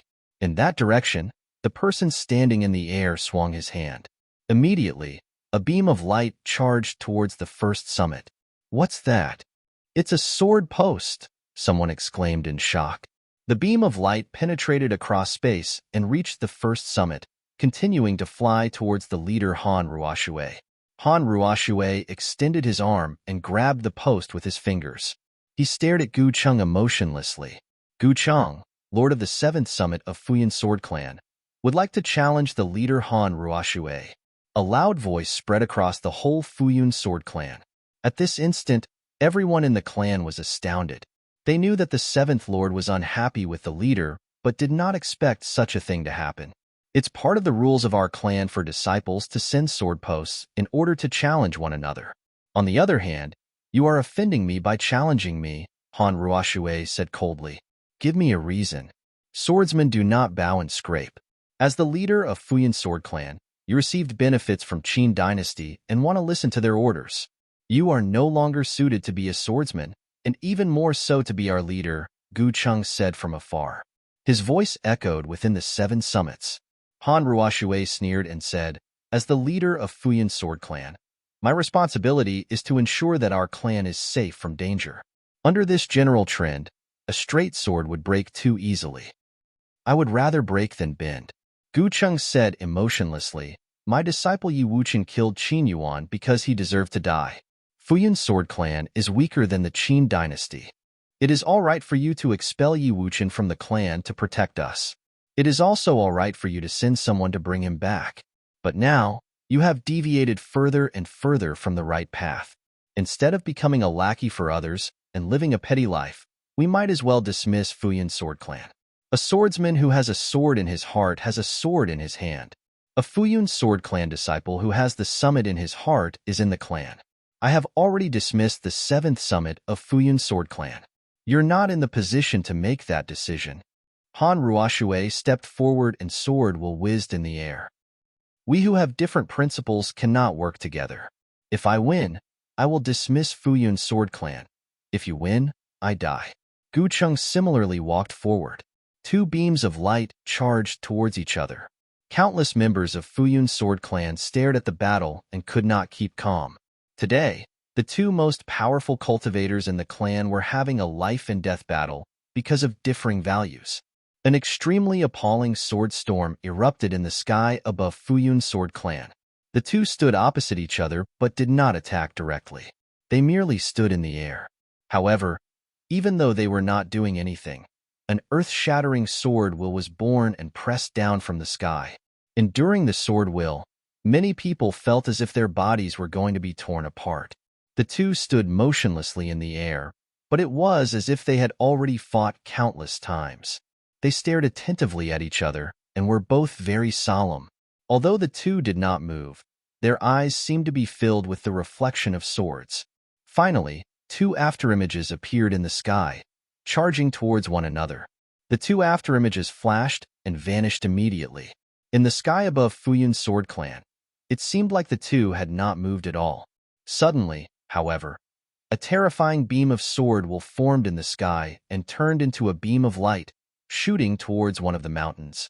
Immediately, the summit of the mountain glowed with a dazzling radiance. A crack appeared at the center of the summit, and the beam of light cut the mountain into two pieces directly. The people from various summits looked at that particular mountain. The blade of light at its center was not dissipating, as if it was going to exist forever. Then, they raised their heads and looked at the two people standing opposite each other. Some people noticed that the sword-yielding arm of the leader Han Ruoshui trembled. Blood flew down from his arm and onto the famous sword, the Alcade, which was glittering with light. "You lost," Han Ruoshui said. Gu Cheng glanced at the sword in Han Ruoshui's hand and sighed. "I did not lose. You indeed do not deserve to be the leader of our clan." After he finished speaking, many beams of sword will erupted from every part of his body. Then, everyone saw Gu Cheng's body being crushed directly. A beam of light ascended into the sky and charged towards the distance like a bolt of lightning. "He's dead." Everyone sighed. What was the beam of light that left? Han Ruoshui glanced at the distance and did not chase the beam of light. Turning around, he walked towards a palace on the first summit, remaining silent along the way. Blood flew down his arm continuously and dripped down from the sky. At the mountainside of Sky Mountain, a few people were cultivating in the snow. Yi Wuchen was sitting down cross-legged and sword will was circling his body. Lu Qinyu and Lu Feiyang were also beside him. Suddenly, Yi Wuchen opened his eyes and gazed into the distance. Feeling Yi Wuchen's abnormal breathing, Lu Qinyu looked at him and asked softly, "What is it?" "I cannot remain calm. It's as if something is summoning and nearing me." "I have a bad feeling," Yi Wuchen replied. "Stop thinking too much," Lu Qinyu urged. Yi Wuchen looked at her. Stoking Lu Qinyu's beautiful hair with his right hand, he replied, "All right. Why has he not returned yet? Yi Shaoshi went up to find him and is also missing now." "I wonder if he has found him," Lu Feiyang said. Yi Wuchen looked at the top of Sky Mountain.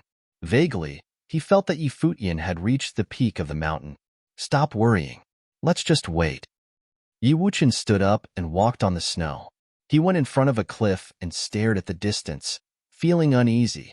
That feeling was also becoming more and more intense gradually. In the distance, a brilliant beam of light penetrated across endless space and charged into Sky Mountain with an astonishing speed.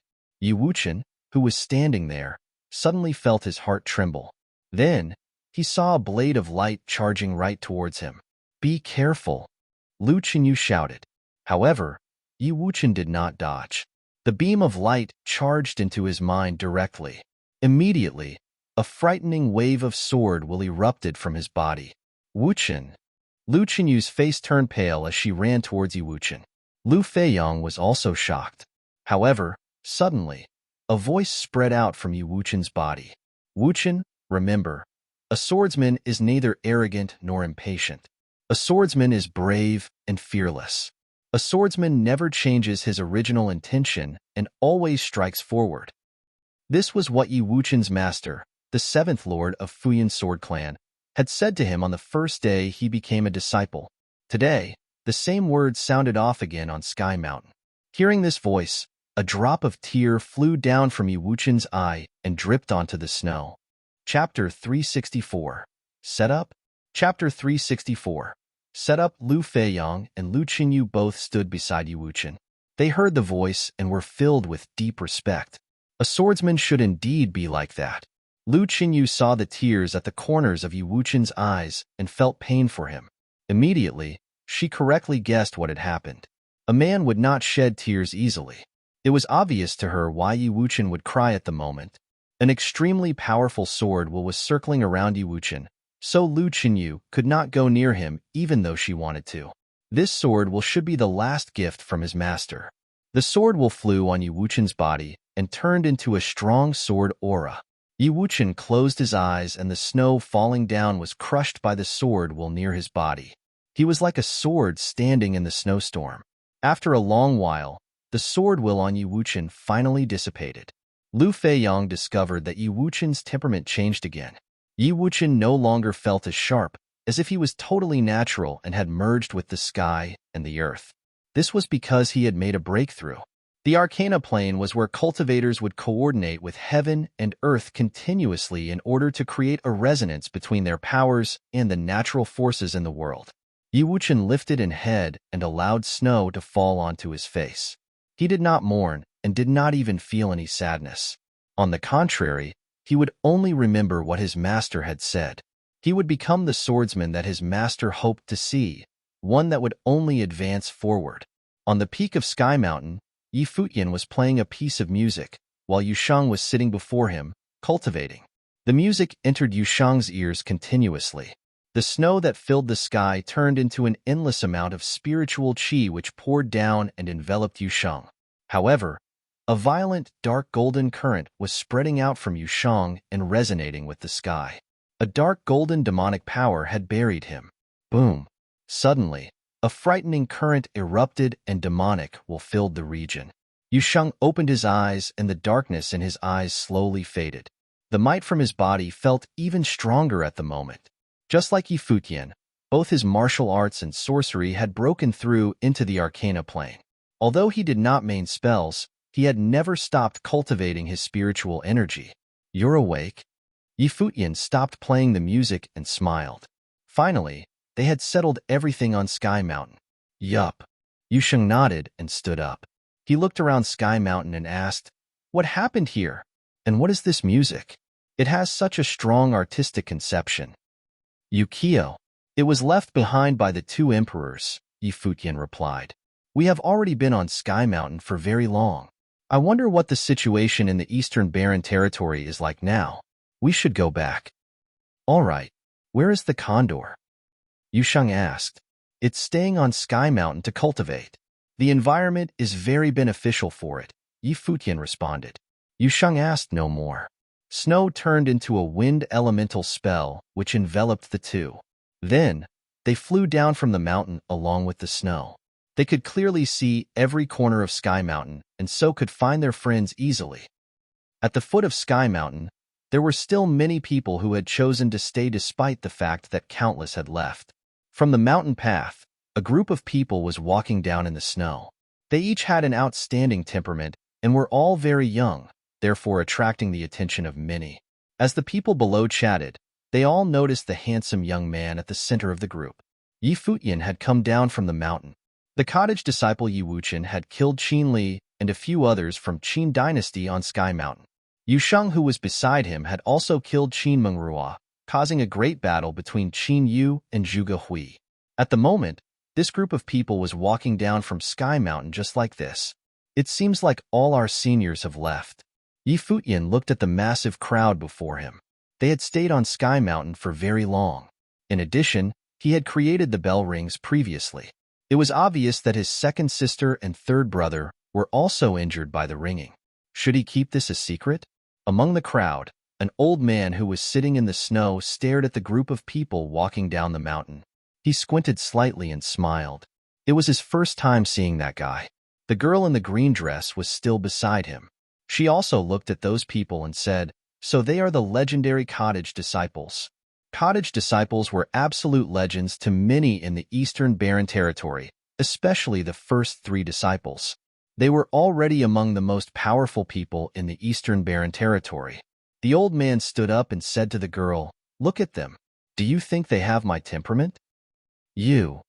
The eyes of the girl in green dress were filled with disdain as she said, "Elder, you are certainly a powerful cultivator, but don't try to boast." The old man pointed at Yi Futian and his team and said, "You don't believe me? Look at the pretty girl there. That's my sixth disciple. The fat guy beside her is my seventh disciple. The one in the middle who is the most looking should be the eighth. Elder, I didn't expect you to be so thick-skinned. From what you have said, the second daughter you were talking about is the second disciple of the cottage. So you're Mr. Dew from the cottage? The girl in a green dress said with much contempt. Cough, cough. The old man patted his shirt to remove the snow and said in a serious tone, "Let's stay low." The girl blinked her eyes, after which she burst into laughter. Seeing her reaction, the old man widened his eyes. Did she not believe him? All of a sudden, a group of people walked out from the crowd and towards Futian's team, blocking their way. Elder, look, I think they are from Qin Dynasty. The girl in the green dress looked nervous.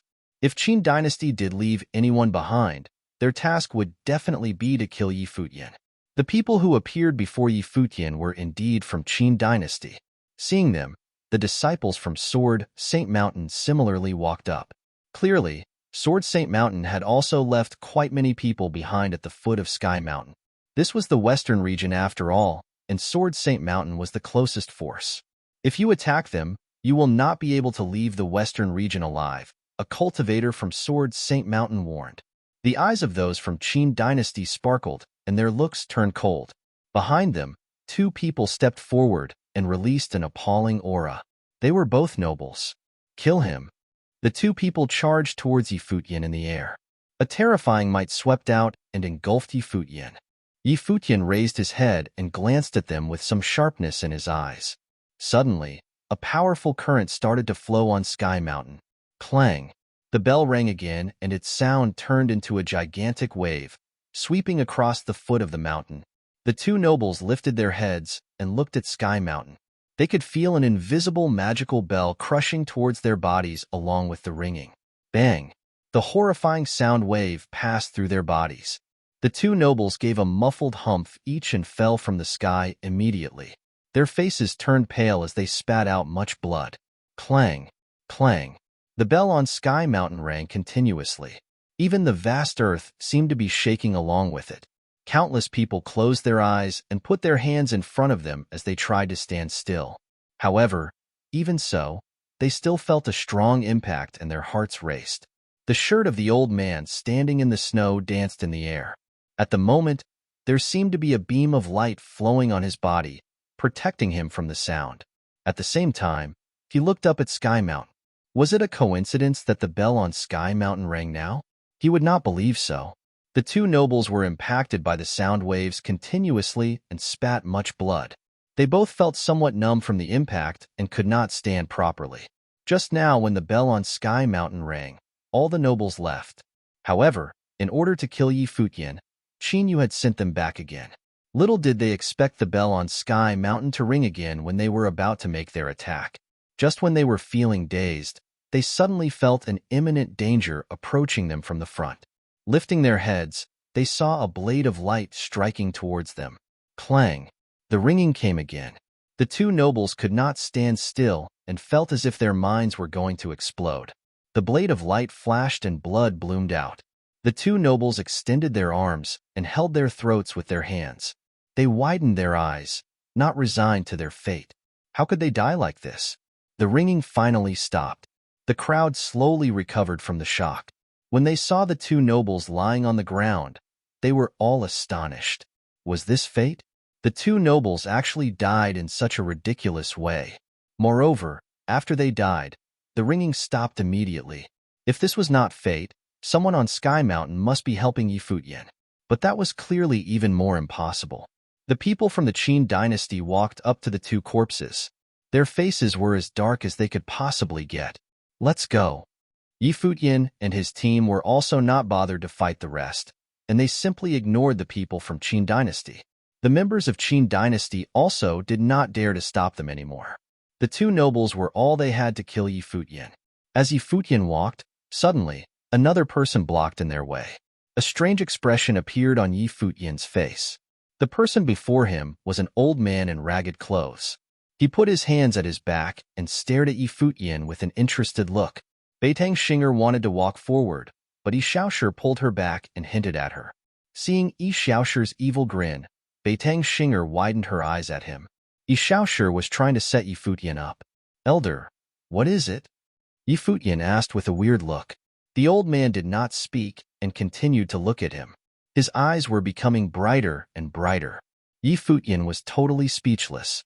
Then, he tried to bypass the old man.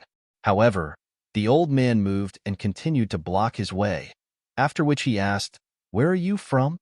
"A far, insignificant place," Yi Futian replied.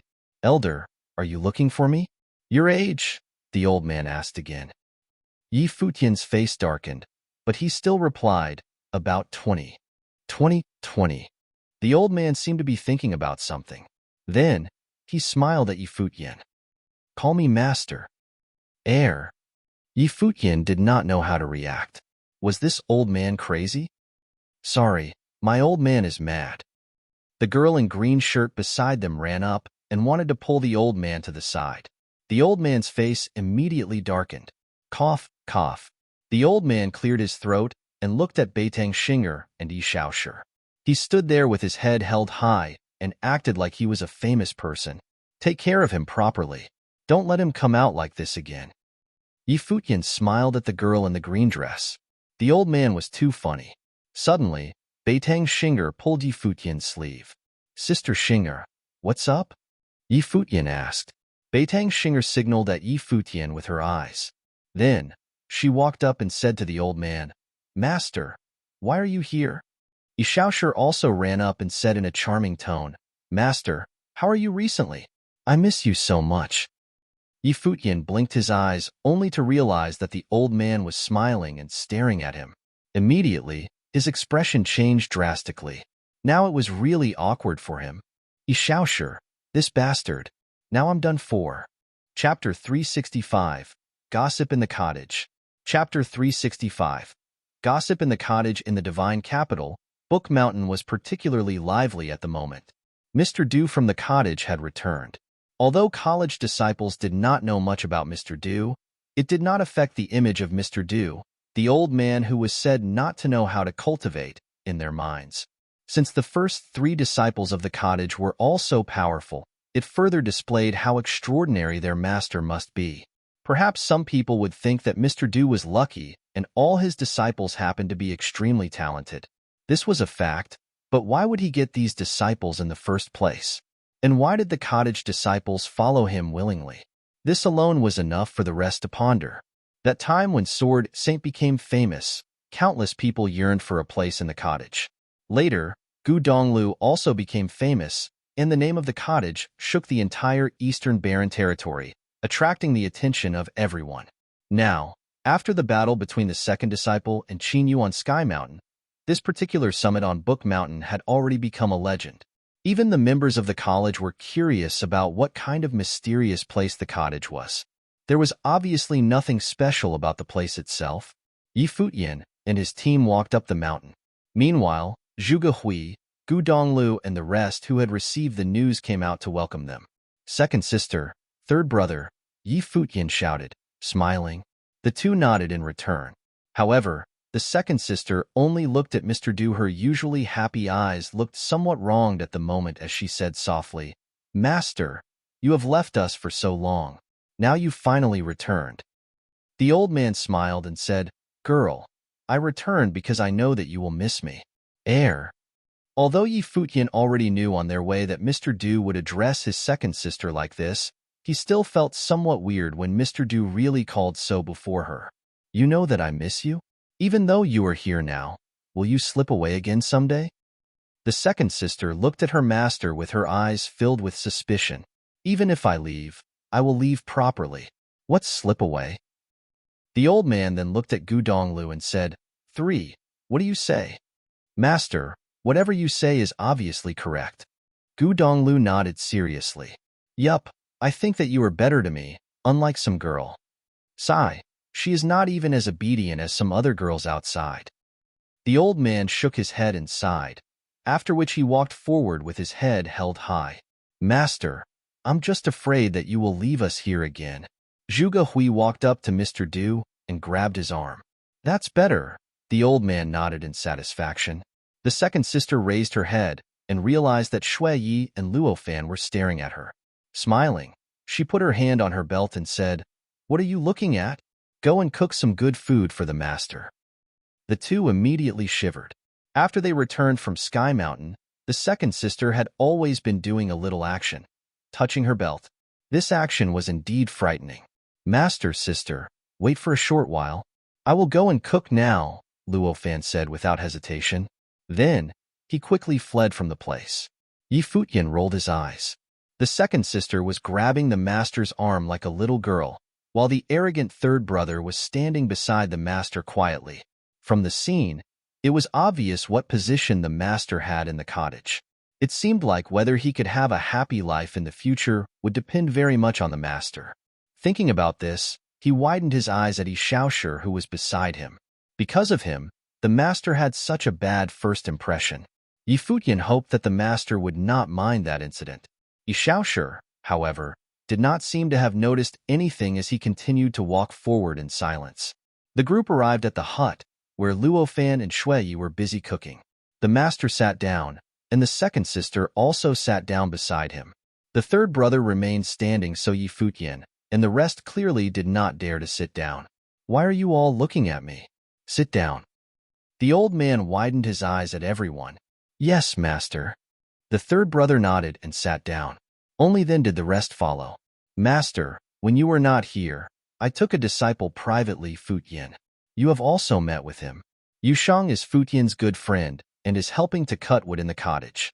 Luolan Shui is Futian's servant and takes care of his accommodation," Gu Donglu said. "Okay." The old man nodded. Smiling, he looked at Yi Futian and Luolan Shui and said, "Kid, you really know how to enjoy yourself?" "Master, that time I actually did not want to agree to Luolan Shui becoming my servant. However, the brothers and sisters told me that you may return to the cottage any time. Therefore, I asked her to stay here so that if you have anything, you can ask her for help," Yi Futian said, smiling. "You started thinking for me before even seeing me. How filial." The old man smiled and looked at Yi Futian. "That's what I should do. The second sister and third brother have told me that as a cottage disciple, the most important thing is to respect the master. They often remind me to show filial respect to you when I see you," Yi Futian continued, grinning. Although Mr. Du had been smiling and looked very friendly, Yi Futian felt that Mr. Du was able to see through him, causing him to feel somewhat stressed. "Terrific." Luo Fan, who was cooking, looked at Yi Futian in admirable. When Yi Futian said this, he also complimented the second sister and third brother. Yi Shaoshi also sighed in his heart. He had yet to learn Yi Futian's skills. Little brother is right. In the cottage, apart from Xinger, little brother has always been the most obedient one, the second sister said, smiling. "Second sister, you're the best."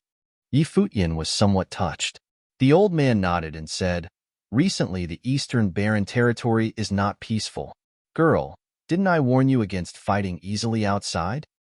"Master, I also did not want to, but someone really needed a good beating, so I had to fight. Furthermore, if we did not do that, they would probably send an army here directly. Since you don't care about this, what else can I do?" The second sister said, feeling wronged.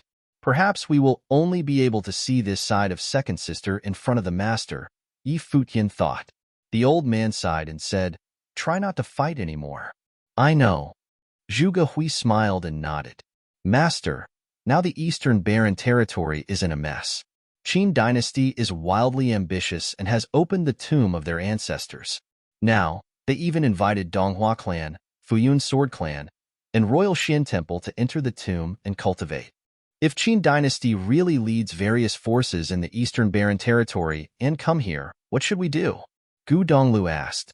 In the past, the master was absent, so he and Zhuge Hui managed everything in the cottage and made decisions themselves. Now the master was back, so he obviously had to ask the master for his opinions. "I don't even understand why they are fighting for a place like the Eastern Barren Territory." The old man shook his head. "While I was outside, I heard that the Lu Kingdom was destroyed. Futian, a few descendants of Lu Kingdom are good friends with you, right? Are they the two people just now?" "Yup, Fei Yang and Qin Yu are my friends. I knew them before entering the cottage." Yi Futian nodded. How miserable. The old man shook his head and said, power and desire always blind people. In the past, I have warned you that because of your strength, you will naturally want to kill and have more desires. In the future, you must always remind yourself that the stronger you become, the more you should try keeping to your original self. Yes, everyone nodded. When they entered the cottage, the master had already reminded them about this. This time he was probably telling it to Yi Futian. Donglu, it's especially for you. You're too incisive and penetrating, the old man said to Gu Donglu. You should learn from your big brother. Over the years, I have been going to Sword Saint Mountain regularly to learn from him, Gu Donglu nodded. However, I still feel that if we encounter a force like Qin Dynasty, one that would kill others easily to satisfy their own desires, we need to stop them by destroying them. If you were slightly stronger, I think you would have gone to Qin Dynasty directly, right? The old man asked, looking at Gu Donglu. Gu Donglu remained silent. There were too many unfairness in the world, and it was impossible for him to intervene with everything. The Lu Kingdom did not have much of a relationship with the cottage, and what happened to it was quite irrelevant to them. However, their destruction happened right before everyone, and in particular, it affected the cottage disciples negatively. Hence, murderous thoughts began to develop in Gu Donglio's mind. Thus, when Qin Ge, a prince of Qin Dynasty, came to Book Mountain for Yiwuchen, Gu Donglu killed all the people from Qin Dynasty. This was his sharpness. It is reasonable to stop their killing by killing them. I can't say that you're wrong. However, the people who have decided to eliminate the Lu Kingdom are still the higher-ups in Qin Dynasty. In every force, there are people of different kinds. For example, every member of the Qin Dynasty has his own family and children. If we destroy the whole dynasty, how many innocent people will die? How will it be any different from the destruction of Lu Kingdom? The old man seemed to have turned more solemn. He continued in a serious tone. If one day, you can kill anyone with the sword in your hand, and you stop any unfairness you come across by killing the wrong party, how much blood will stain your hands? Moreover, even if you destroy the Qin Dynasty, there will be a second Qin Dynasty in the future. The world of cultivation is always like this. He who gains power gains desires. Stopping their killing by killing them will never change anything. Master, therefore you always teach us that humans are unpredictable. The only person who can change all these is the one who sets the rules, Gu Donglu said. I have just returned. Let's not talk about such a serious topic. 5. Is the food ready? The old man shouted, smiling. Yes. Master, you should eat first. Luo Fan and Shui Yi started to serve the dishes. Master, eat more. Zhuge Hui helped the master to fill his bowl, while Beitang Xinger also served the master. Hearing the conversation between the master and third brother, Yi Futian had many thoughts in his mind. Qin Dynasty was like this because the people who set the rules within the Qin Dynasty were like this. According to ancient books, 300 years ago the divine prefectures of the East were in a total mess. Peace returned only after Dongwang the Great and Emperor Yi Qing unified the world. Many schools and academies were built. That was why his hometown Qingzhou had Qingzhou Academy. However, even so, both Qingzhou Academy and Donghai Academy were filled with people with various selfish desires. Gumu from Qingzhou Academy and School of the Emperor Star and Donghai Academy were all like this. In any case, real emperors were still the people who could influence the world. Now, the master had established the cottage in the eastern barren territory which only had a few disciples. Perhaps he was trying to build a different kind of place. Chapter 366, Arriving in Moon Clan. Chapter 366, Arriving in Moon Clan. Luo Fan and Shui Yi finished cooking. Everyone ate while chatting. Girl, you've comprehended a bit of saintly will, the old man said. Yes. Zhuge Hui nodded. Yes, but I don't seem able to make the step. It's not easy. As the ancient books say, a saint knows the world and all creatures. He has an open heart. That is why I tell you all that you should cultivate your heart as well. Your heart has nothing to do with your plane, but it can determine your level. Some do not have great talents, but have an extraordinary heart. Thus, they can still reach extremely high planes. In contrast, if your heart is not enough, your limit is already determined, no matter how talented you are. The elder spoke while eating. Futian and the others listened carefully. No wonder his senior brothers and sisters respected their teacher so much. He wasn't very attractive. He looked careless and even a bit trashy. But when he spoke seriously, he was like a true master. Teacher said before that a saint isn't only a saint in their cultivation plane. Zhuge Hui said seriously. In that case, why can evil people reach this level too? Futian had never seen his second senior sister ask for advice so seriously. This was the first time. An evil person doesn't necessarily have a closed heart, the elder said. Everyone holds onto their own views and has their own desires based on that. You may think he is evil, but in his eyes, his actions are just. For example, many people think that there are too many cultivators in the world. They think the resources are limited and should belong to the strong cultivators. Those who aren't ambitious are like ants who shouldn't be pitted. The weak should become slaves. Do you agree? Everyone started pondering about the teacher's words. They seemed simple but were actually quite deep. Of course not, Zhuge Hui said. There are many forces in the divine prefecture. For example, the top forces of the Eastern Barren Territory take up different types of cultivation resources. A regular person isn't even able to find a simple battle technique. If they aren't lucky, they will be ordinary for their entire life. Not everyone in the world can find a good teacher.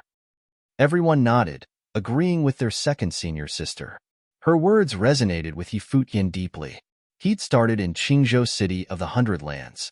The people of Qingzhou didn't even know what the outside world was like. How could they compare in worldview and resources? I won't find it strange if other people think like this, but I'm surprised you think this way. The elder smiled at Zhuge Hui. Then, let me ask you, would you like for everyone in the world to have equal resources, or for only you all to be part of the cottage? Zhuge Hui obviously understood what he was saying. She also knew that equality didn't exist in the world. All forces would only choose the most talented. Oftentimes, one's birth decided their starting point. Emperors and saints are only human. No one can think all this through. Many times, people will treat something differently if they look from a different angle. Thus, I hope that none of you will go to the extreme. Only someone with an open heart can see the world clearly. I cannot teach everyone in the world, so I chose you all. In the future, each of you will influence more people. For example, your first senior brother established the Sword Saint Mountain. That is heritage too. Those who are talented and work hard will naturally receive more. However, those with ordinary talents should be treated equally as well. At least, no one has the right to rob them of their efforts to change their fates. The elder continued, back then, the divine prefecture was in chaos. The weak were treated like ants. The two emperors ruled the world and taught them the way, establishing academies. This gave everyone an equal chance. Everyone had the chance to change their fate. Futian seemed to understand. It was too complicated. The elder chuckled. I'm off topic again. In the future, you'll have more thoughts after leaving the Eastern Barren Territory. My third, fourth, and fifth disciples, tell me about your cultivation. Did you slack off while I wasn't here? Teacher, I am untalented and only entered the Grade 1 Noble Plane, Gu Donglu said. Futian looked at him speechlessly. Was he seriously calling himself untalented while in Grade 1 Noble Plane? When Gu Donglu fought with Lu Nantian at the beginning of the year, he was still in Grade 2. It seemed that the battle had helped him improve a lot. I am in Grade 4, Shui said. Teacher, I'm in the middle tier, though only Grade 6, Luo Fan said with a smile. Teacher, I'm still in the lower Arcana Plane, Beitang Xing'er mumbled. I'm in upper Arcana Plane. Yishaoshi scratched his head. Yusheng and I broke into the Arcana Plane on Sky Mountain, Futian said, smiling. Would the teacher praise him for entering the Arcana Plane before he turned 20? You're almost 20 years old and only just entered the Arcana Plane? The elder stared at Futian with an exaggerated expression. Futian blinked. Teacher, I'm only turning 20 next year. That doesn't matter. Xing'er is younger than you, but her plane is higher. I don't know how you're cultivating, the man said mercilessly, but thankfully you're lucky. You aren't as talented, but I'm your teacher. You still have a chance. Futian wanted to argue, But he saw that Zhuge Hui was smiling at him and Gu Donglu looked serious. His temper died out. They'd told him before to respect the teacher, but his talent had been looked down on. Teacher, what plane are you in? Yi Futian asked curiously. I don't cultivate. The elder shook his head. Teacher, do you think I'll believe that? Yi Futian asked. Didn't you see at Sky Mountain? Did the bell have any effect on me? The man continued. Yi Futian froze. He hadn't thought of this, but it seemed to make sense now. Maybe it's because your plane is too high? Yi Futian asked, blinking. You think so? The man ate with his head down. He didn't look like it. Yi Futian was confused. So was he wrong, and the teacher really didn't know how to cultivate? Yi Shaoshi tried not to laugh. Ever since Yi Futian came, his status had been dropping. Now, the teacher was back and this guy would finally get a taste of things. Huh. Even though your cultivation is low and you aren't talented, don't give up. I'm done eating, so you can come with me. I'll teach you well. I treat all my students equally. The man stood up and dusted himself. Ah. Yi Futian was perplexed. You aren't coming, the man said, walking away with his hands behind his back. Yi Futian scratched his head. He glanced at his seniors and saw them all looking at him, so he stood up. Yi Shaoshi finally couldn't keep his laughter in. The day had finally come. But then everyone turned to look at him, and Yi Shaoshi felt that the mood was strange. Seeing all their strange eyes, he froze and looked to Yi Futian.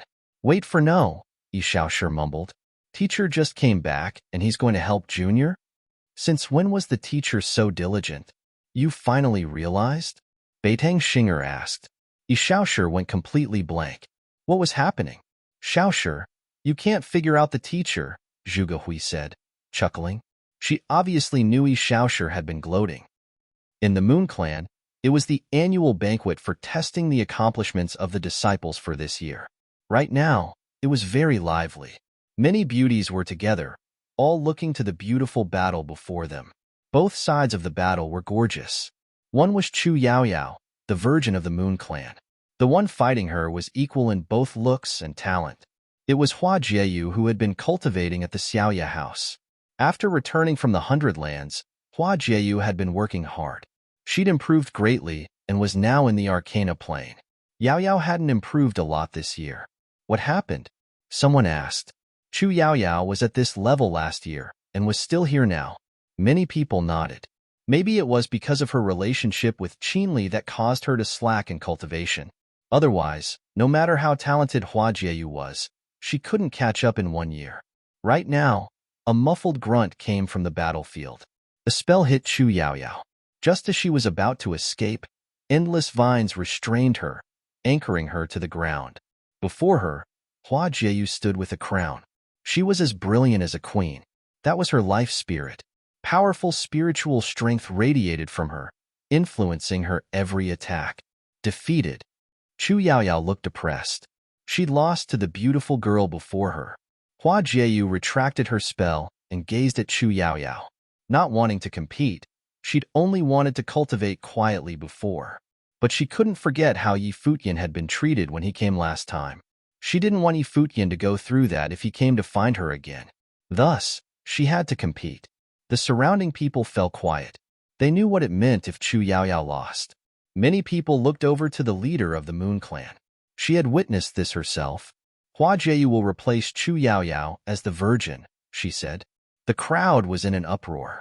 How long had Hua Jieyu been here? She'd already replaced Chu Yaoyao. At this time, people from the distance were hurrying over. Goddess Wang Yue looked over and asked, "What's going on?"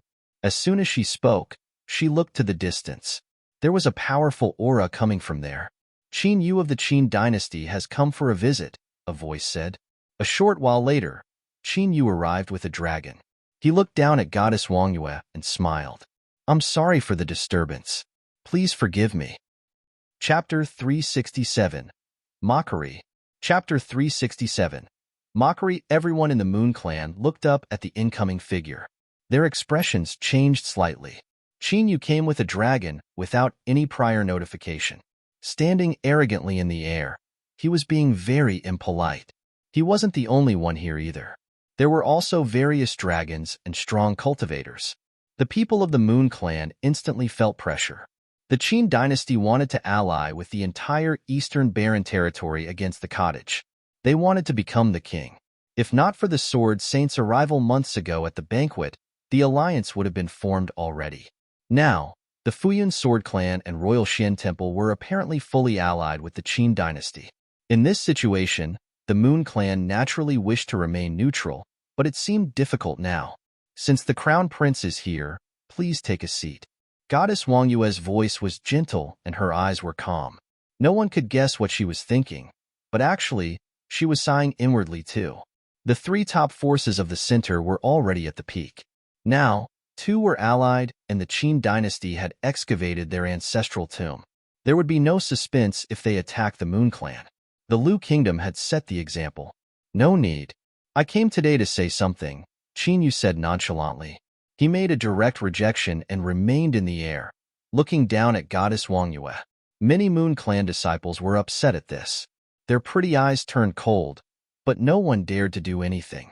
The Qin dynasty wouldn't dare to do this to the cottage.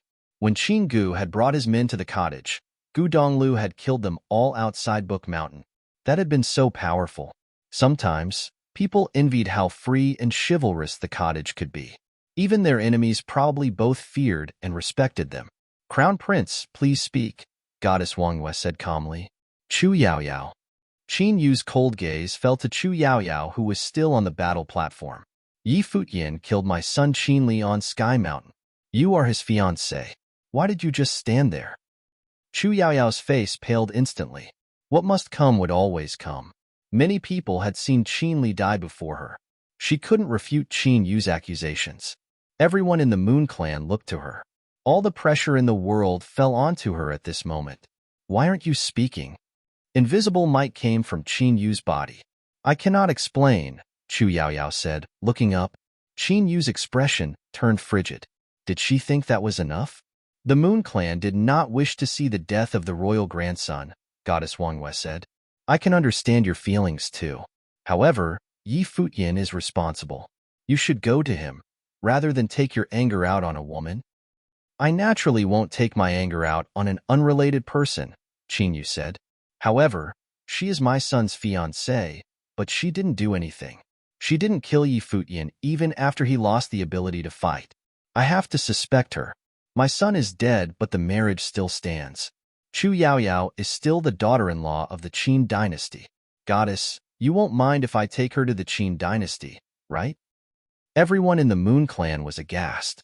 Since Qin Li was dead, the marriage naturally should be cancelled. But Qin Yu still wanted to take Chu Yaoyao away? He clearly didn't want to forgive her. They didn't know how she would be treated if she really went to the Qin dynasty. Qin Yu would do whatever he wished. Crown Prince, don't you think your words are a bit bizarre? Goddess Wang Yue said. He is dead, but the marriage still stands? So are you saying that if my son is dead, there's no need to search for the reason? There is no need to investigate what his fiancée did either? The dragon under Qin Yu huffed. He stood on the dragon's head, and his voice grew colder. Invisible might radiated from him. It seemed that if the Moon Clan dissatisfied him today, he would attack directly. The Moon Clan all looked uncomfortable. Chu Yaoyao looked around. She knew that they couldn't save her. Since Qin Yu had brought his men here, the result was already decided.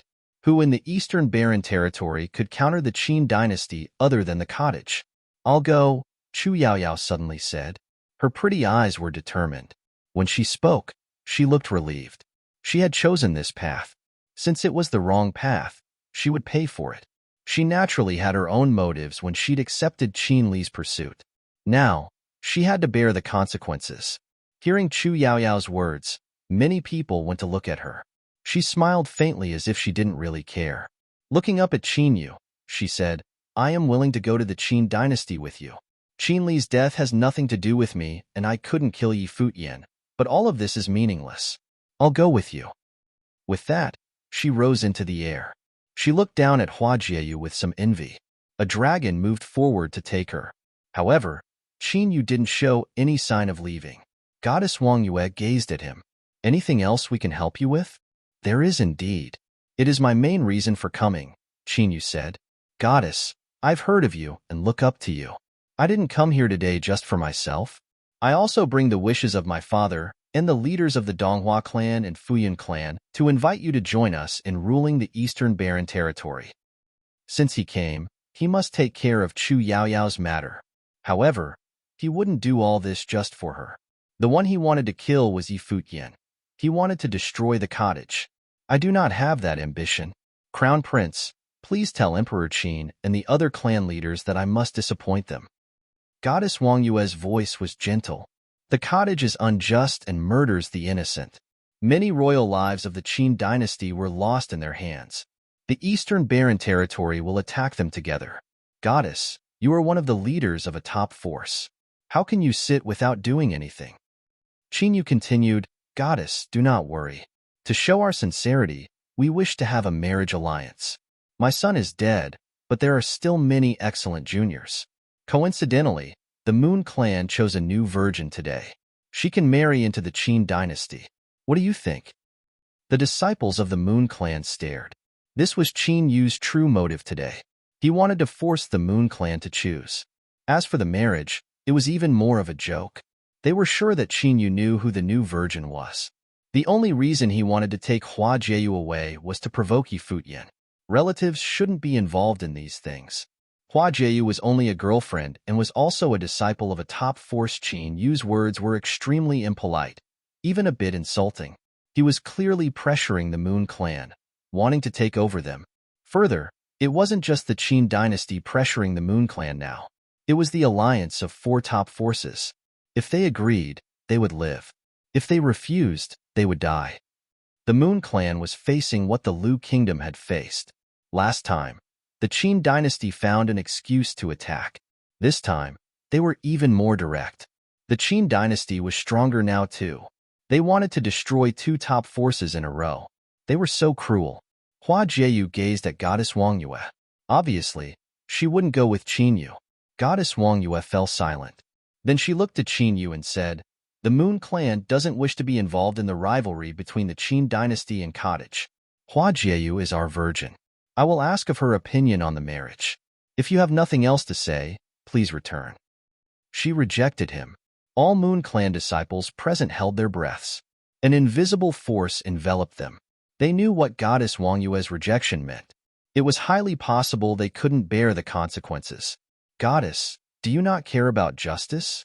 Qin Yu asked coldly. He scanned the others and said, I believe that not everyone in the Moon clan is as confused as Goddess Wang Yue. Does anyone wish to accomplish something great with the Qin dynasty? Many hearts trembled. Before the Qin dynasty destroyed the Liu kingdom, they'd separated many lords and officials of the Liu kingdom. Apparently, those traitors were in charge of the current Liu kingdom. Now, Qin Yu clearly wanted to attack the Moon clan. He asked who wished to follow them to divide them. Junior sister, the Crown Prince's words aren't completely illogical, someone suddenly said. It was Yin Feihong, leader of the Qinyue Pavilion, master of Chu Yaoyao. Her status was very high. She was Goddess Wang Yue's senior sister. Goddess Wang Yue gazed at Yin Feihong, her eyes turning cold. Yin Feihong's eyes flitted away. She didn't dare meet Goddess Wang Yue's eyes. Though she was older, her junior sister was more excellent and had a very decisive personality. However, faced with the Qin dynasty's pressure, the Moon clan had no other choices. She had to think for herself. Senior Yin knows how valuable justice is. People like you should be the leader of the Moon clan, Qin Yu said. Anyone else? Shut up, Goddess Wang Yue said coldly to Qin Yu. As soon as she spoke, the air turned chillier. Qin Yu's smile froze. He stared down at Goddess Wang Yue. He grasped the dragon spear and a dragon's image wrapped around the tip. Goddess Wang Yue stood up. Her robes fluttered without any wind. She wasn't young, but she only looked around 30 years old. Her aura was cold and cool. She had once been the beauty of the Eastern Barren Territory, but she was still single now. Qin Yu, how did you feel to be whipped like a dog by the cottage's second disciple at the foot of Sky Mountain? Goddess Wang Yue mocked. The one who killed your son is Yi Futian of the cottage. You don't dare go to him, so you come to flaunt your power here. Don't you think it is embarrassing for someone so cowardly to become the king of the Eastern Barren Territory? Since they would fight, there was no need to be polite. As the Goddess Wang Yue, She was as pure as jade. But this didn't mean that she was soft. Chapter 368. Sister-in-law. Chapter 368. Sister-in-law. In the silence, only Goddess Wang Yue's voice could be heard. Qin Yu froze, but then a murderous intent flashed in his eyes. People of the Moon Clan were also stunned. They didn't expect that their gentle and beautiful fairy would scold Qin Yu in such a tone, but her emotional outburst was understandable. The Qin dynasty was really rude and unreasonable. Everyone in the Eastern Barren Territory all knew the dispute between the Qin dynasty and the cottage. But the Qin dynasty had been balking at confronting with the cottage. They knocked down the Lu kingdom only to show their strength. Now they planned to get the Moon Clan involved in this dispute. The air grew oppressive. Qin Yu and Goddess Wang Yue gazed at each other coldly. Some people came from the Moon Tower and descended beside the fairy. Though the head of the Moon Clan, Goddess Wang Yue's seniority in the clan was not very high. Among those comers, many were her seniors. It is surprising to know that Goddess Wang Yue is so resolute. Qin Yu suddenly laughed scornfully. What a shame. You have so many disciples here. Let me ask again. Whoever follows the Qin dynasty can be exempted. Qin Yu glanced at the crowd. Many wavered. Yin Feihong stepped forward and spoke up. I would like to follow the Qin dynasty. Would anyone like to join me? Hearing her words, many people rose up, including a few talented disciples. Master Yin? Chu Yaoyao looked at Yin Feihong in disappointment. Yin Feihong, does the Moon Clan not treat you well? An old lady questioned her coldly. Senior, this is the only way out. Going against the trend is no good for the Moon Clan. Can you persuade them? I don't want to see them die, Yin Feihong responded. Good. At least I know what kind of people you are now. When the clan is in danger, you cower and even betray the clan. There is no need for such kind of people to stay anymore. Goddess Wang Yue didn't care about the betrayal. She looked at her people and sighed. As the head of the Moon Clan, I always choose to stay away from the chaotic of the Eastern Barren Territory. But there are always some people who just want to provoke me. You know this is inevitable. Why do you still choose this way? In the air, Qin Yu held his threatening long spear in hand. The long spear spun and dragon's roar was heard. Qin Yu, you think you are the smartest in the Eastern Barren Territory? No, others just won't do it in your ways. You want us to get involved in this war?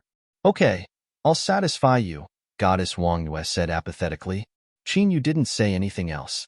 The Qin dynasty, Donghua clan, Futian sword clan, and the royal Xian temple had allied. The cottage was their only concern. The Moon Clan was so rebellious. In that case, he would exterminate this rebellious clan. The long spear emitted blazing golden light in the air. Numerous mighty dragons surrounded Qin Yu. Suddenly, some soaring sharp sword will appeared beside him. Obviously, the Qin dynasty was not the only comer. It seems that both the Fuyun sword clan and royal Xian temple chose to be loyal dogs. How pathetic it is. Goddess Wang Yue scorned. She distinguished the three lords of the Fuyun sword clan, as well as the three heads of the royal Xian temple. With them, Qin Yu was definitely a far more powerful force than what the Lu kingdom had confronted with before. It was obvious that the Qin dynasty had learned a lesson from the fight with the Lu kingdom. At that time, if Emperor Lu was not absent, Qin Yu's group might not have defeated the Lu kingdom so easily. All the disciples of the Moon Clan could feel the predicament they were in. At this time, Goddess Wang Yue rose into the sky. An enormous Kuanping appeared behind her, overshadowing the sky. When the Kuanping appeared, an extremely icy breath rolled over. All the steam in the air liquefied into a substantial rain. A rainstorm suddenly came to the Moon Clan. The Kuanping was Goddess Wang Yue's life spirit.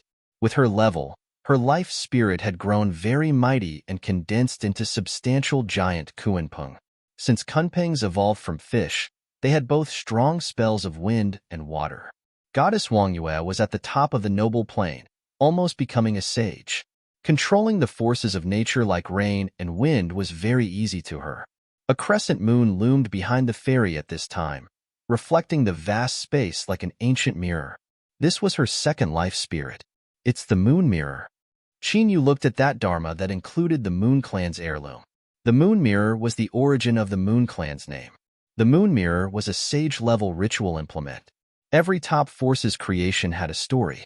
The thriving of the Lu Kingdom was because of the Saint Turtle, whereas the Moon Clan became a top force because of this ritual implement.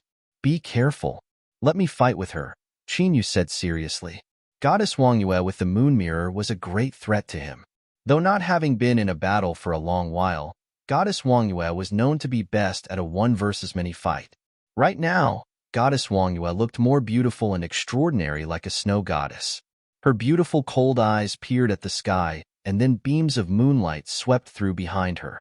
Raindrops in the air were all frozen into ice. In an instant, extremely cold air covered this place. The world turned snow-white. The dragons around Qin growled. Their enormous bodies gradually froze. The strong cultivators on dragons also felt their mentality froze.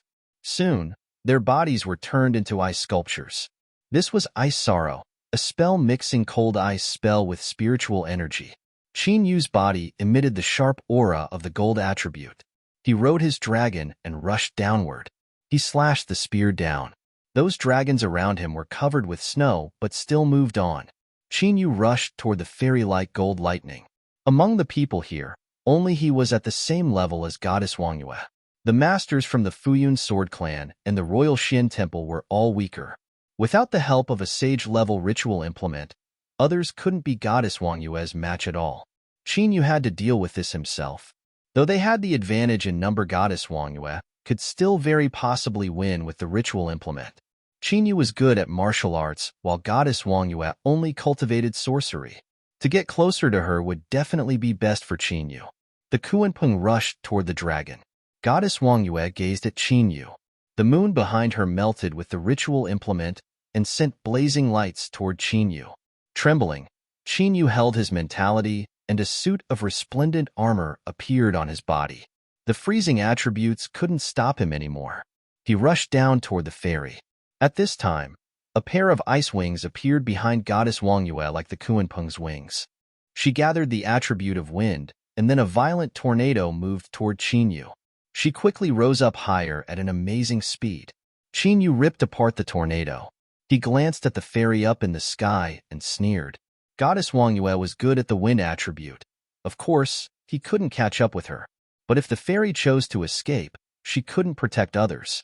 They would be killed. Bang! An extremely keen intent burst out.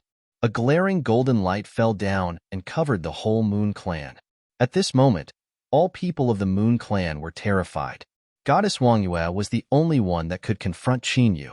At this time, on another battleground, a strong cultivator of the Royal Xin Temple went down to Hua Jieyu. Hua Jieyu's face changed a little.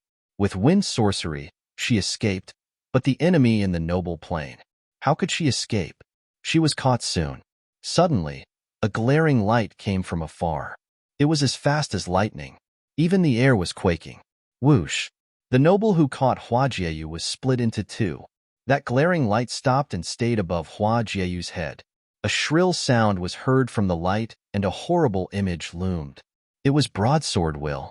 Seeing there was still someone rushing toward Hua Jieyu, that broadsword will turned into lightning again and split the comber. Blood splashed in the air. Those coming noble cultivators were killed one by one. Then the broadsword will rushed toward Qin Yu. He waved his long spear and pierced toward the lightning. The lightning was diminished, but Qin Yu's face paled. In the Eastern Barren Territory, only one person could send such violent broadsword will. He turned around and peered at the distant. A figure in black stepped out. He moved slowly, but it only took him several steps to the battlefield. The person looked at Hua Jieyu, but Hua Jieyu hadn't figured out what had just happened. The man in black had just saved her, but she didn't know who he was. How was he so powerful? His appearance stopped the battle abruptly, but naturally. "My sister-in-law, are you okay?" The man in black smiled at Hua Jieyu. Hua Jieyu blinked. Sister-in-law? She quickly figured out the comber's status. Since she was his sister-in-law, he must be a disciple of the cottage. Among the disciples of the cottage, only one person was good at the broadsword. Thinking of this, Hua Jieyu smiled. She didn't expect that Yi Futian's senior brother would come. "My greetings, senior sword saint." Hua Jieyu bowed slightly. The sword saint was a legend of the Eastern Barren Territory. Senior sword saint? The sword saint shook his head with a smile. I'm Yi Futian's senior brother. You can call me that too. Oh. Hua Jiu nodded slightly and called, senior brother. Good. The sword saint nodded slightly and looked at Goddess Wang Yue. Goddess Wang Yue floated in the air. She looked at the sword saint and said, "It seems that you were right. Though our teacher is busy, he is always concerned with us," the sword saint said. After the bell on Sky Mountain tolled and all forces went back, the teacher found him and asked him to visit the Moon Clan. Actually, he had been living below the Moon Clan's mountain for a few days. Goddess Wang Yue had met him before. The Moon Clan didn't want to get involved. He respected her choice, so he just lived there. Chapter 369. Move Clan. Chapter 369. Move Clan. Qin Yu and the other strong cultivators looked at the Sword Saint with uncomfortable expressions. They brought people from 4 top forces, overestimating the Moon Clan's power. But they didn't expect that the Sword Saint would be here too. They had strength in numbers, but the top force determined everything. If either the Sword Saint or Goddess Wang Yue went after Qin Yu, no one could stop the other. The Sword Saint had killed countless nobles with a bit of broadsword will. Goddess Wang Yue, Qin Yu said coldly, you didn't want to enter the battle because you've already become allied with the cottage. Goddess Wang Yue gazed at him coldly. The Sword Saint had chatted with her before. She didn't wish to enter this storm and wanted to stay neutral. However, the Sword Saint didn't like this. He thought that the Qin dynasty would come. And just as he predicted, the Sword Saint really did come. She couldn't even take a step back. If she didn't agree, her clan would be destroyed. In that case, she could only join the battle. Their safety is on you. Goddess Wang Yue looked down. Her life spirit flashed, shining onto Qin Yu. He was instantly isolated. A cold intent seeped into his bones. The spell Ice Sorrow was cast again. This time, it was targeted at Qin Yu alone instead of the group. Qin Yu felt his spiritual energy about to be frozen. Both his senses and movements slowed down. Iciness attacked him, about to cover his body. Dazzling golden light shone. His body seemed to turn to gold like he was a god of war. Endless light shot through everything, roaring in the world of ice and snow, tearing the iciness. Goddess Wang Yue reached out, closing her eyes. The entire world seemed to slow. Boom! A shocking windstorm was born. A boundless hurricane enveloped her and Qin Yu. If one looked down from the air, they would see a vortex of wind. Goddess Wang Yue melded into the windstorm and circled around Qin Yu incredibly fast. Qin Yu held his dragon spear in preparation. He was a powerful martial arts cultivator and had extreme power. However, Goddess Wang Yue was a pure sorcerer. She couldn't fight him directly. That horrible windstorm spun crazily. Qin Yu felt that he was spinning with the air too. He couldn't see the outside world clearly. The Moon Clan looked up to the windstorm. It could destroy everything and rip this clan apart. But now, it rose up into the air, leaving the Moon Clan. It was clear that Goddess Wang Yue was worried this wild battle would hurt her disciples. For someone at the pinnacle like Qin Yu, no one could stop him if he wanted to kill. She could only move the battleground. As for the Moon Clan, she handed it to the Sword Saint. She clearly trusted him more than she trusted herself. She believed the Sword Saint could protect the Moon Clan more. Thus, she brought Qin Yu away. The Sword Saint looked up to the sky. Broadsword will filled the sky, coming out of his body and going in many directions. Gradually, the entire air was sliced by them. Die, he uttered coldly. As soon as he spoke, those beams of broadsword will transformed into bolts of lightning. They shot across the sky. Dragons roared, the broadsword will cut, and the dragons were split apart, crying out. Powerful nobles used their spells to fight back, but the broadsword will seemed undefeatable. There were various squelches. People in the sky were continuously sliced. They couldn't fight back at all. Sorcery and sword light cut towards the Sword Saint and the Moon Clan at the same time. Stand there and don't move, the Sword Saint said to the Moon Clan disciples who wanted to fight. He shot into the air, grasping a bit of broadsword will, cutting through the air. The broadsword intent used his body as the core and spread out. Instantly, a dazzling broadsword enchantment shone in his surroundings.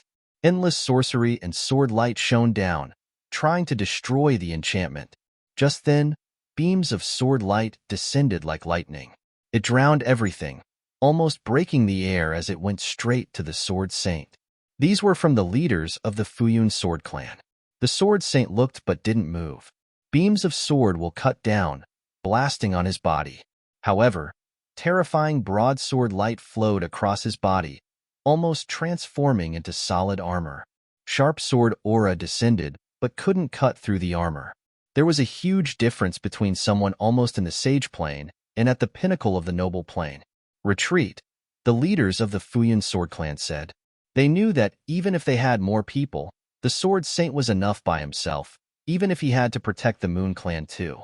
People retreated hurriedly, soaring into the sky. I'd warned you at the Qin dynasty last time. Since you didn't listen, why don't you stay now? The Sword Saint said. The broadsword enchantment around him shrieked and transformed into boundless light.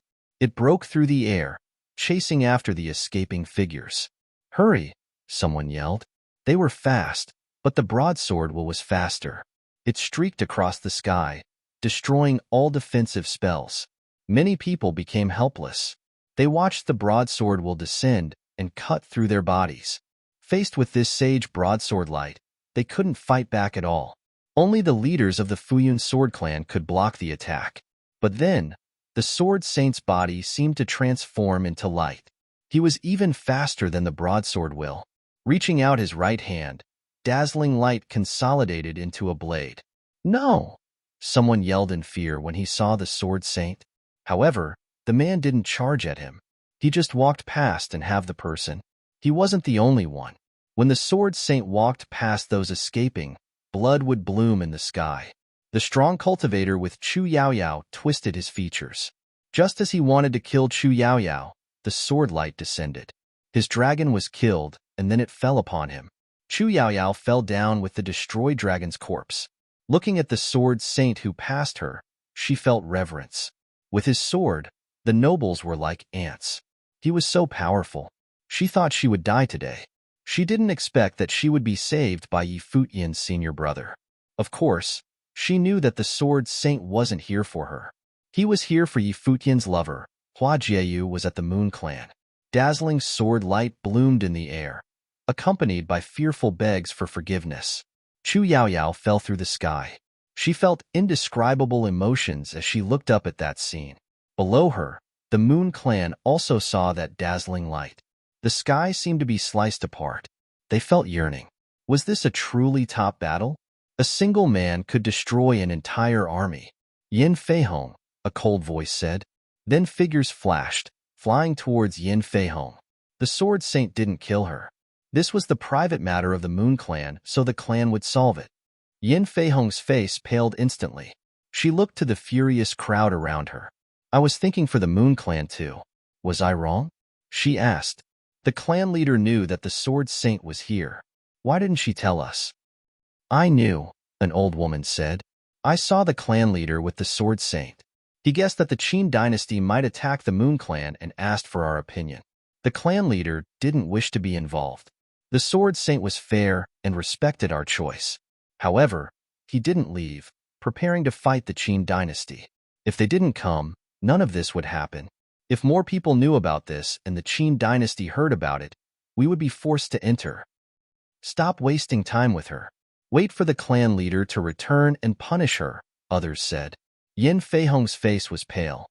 In the air, the Sword Saint killed everyone and rose up again, going to another battlefield. He saw Goddess Wang Yue in the sky, but Qin Yu wasn't there. He escaped, Goddess Wang Yue said. He must have known that it would be dangerous once you were free, so he gave up. Yes. The Sword Saint nodded. Qin Yu had saintly ritual implements too. It would be hard for Goddess Wang Yue to keep him here. Thank you. After all, the cottage and Moon Clan didn't have much of a relationship. You're welcome. The Qin dynasty is working with everyone to attack the cottage. Helping you is helping the cottage, the Sword Saint said as they returned to the Moon Clan. However, the Moon Clan won't be safe anymore, he continued. Goddess Wang Yue knew this too. She gazed at the green mountains and smiled bitterly. Since the Qin dynasty is forcing the Moon Clan to choose, there's nothing else I can say. Is there room on Book Mountain? Welcome. The sword saint nodded with a smile. Looking down at the people, Goddess Wangyue said, "You have all seen what happened. There is no need for me to speak further. I will move the clan to Book Mountain. If anyone wishes to leave and stay away from this storm, I will not force you. Those who wish to go, please gather your belongings and get ready to leave." The Moon Clan was in an uproar, but they understood that their leader was helpless. They had no other choices. If not for the Sword Saint, the Moon Clan would have either gone to the Qin dynasty or been destroyed. Chapter 370. Wife. Chapter 370. Wife. Book Mountain. The cottage. On the ancient summit surrounded by clouds, there was a patch of emerald green grass on which a handsome figure was sitting quietly. Beside him, there was a pile of books. The person was reading a book in silence at the moment. On a huge boulder not far behind him, an elder was lying down quietly. He was holding a wine pot in his hand, from which he would take a sip every now and then. He looked extremely leisurely. The two were obviously Yi Futian and his master Mr. Du. After finishing the book, Yi Futian closed his eyes. Immediately, spiritual qi around him resonated. Wind whizzed in the sky, and the entire atmosphere turned tense. Accompanied by ear-piercing noises, many sharp wind blades appeared in space which seemed to be interwoven in a messy manner. They swept forward, and even space itself seemed to be entangled. More amazingly, the wind blades which were charging forward slowly converged together, eventually forming a straight line. Boom! A loud noise erupted. A low mountain in the distance was cleaved into two pieces at the middle. The crack was as thin as a line and was hardly noticeable. The wind elemental spell was as sharp as a sword. Yi Futian opened his eyes, after which he started reading another book. "Master, little brother, mealtime!" someone shouted from the distance. Yi Futian put down the book and turned his head. He saw Beitang Xinger walking towards him with a lunchbox. The old man on the huge boulder stood up. Smiling, he said, "Six, what good food is there today?" "Master, take a look yourself." Beitang Xinger jumped onto the boulder and opened the lunchbox. Then, she took out the rice and dishes. At once, the aroma of food spread out. Yi Futian also stood up and approached Beitang Xinger, feeling somewhat hungry. The old man glanced at Yi Futian and said lazily, "Who asked you to stop?" "Master, I have been practicing for quite long and feel really hungry now," Yi Futian said, feeling wronged. "Furthermore, I am almost done learning all the spells."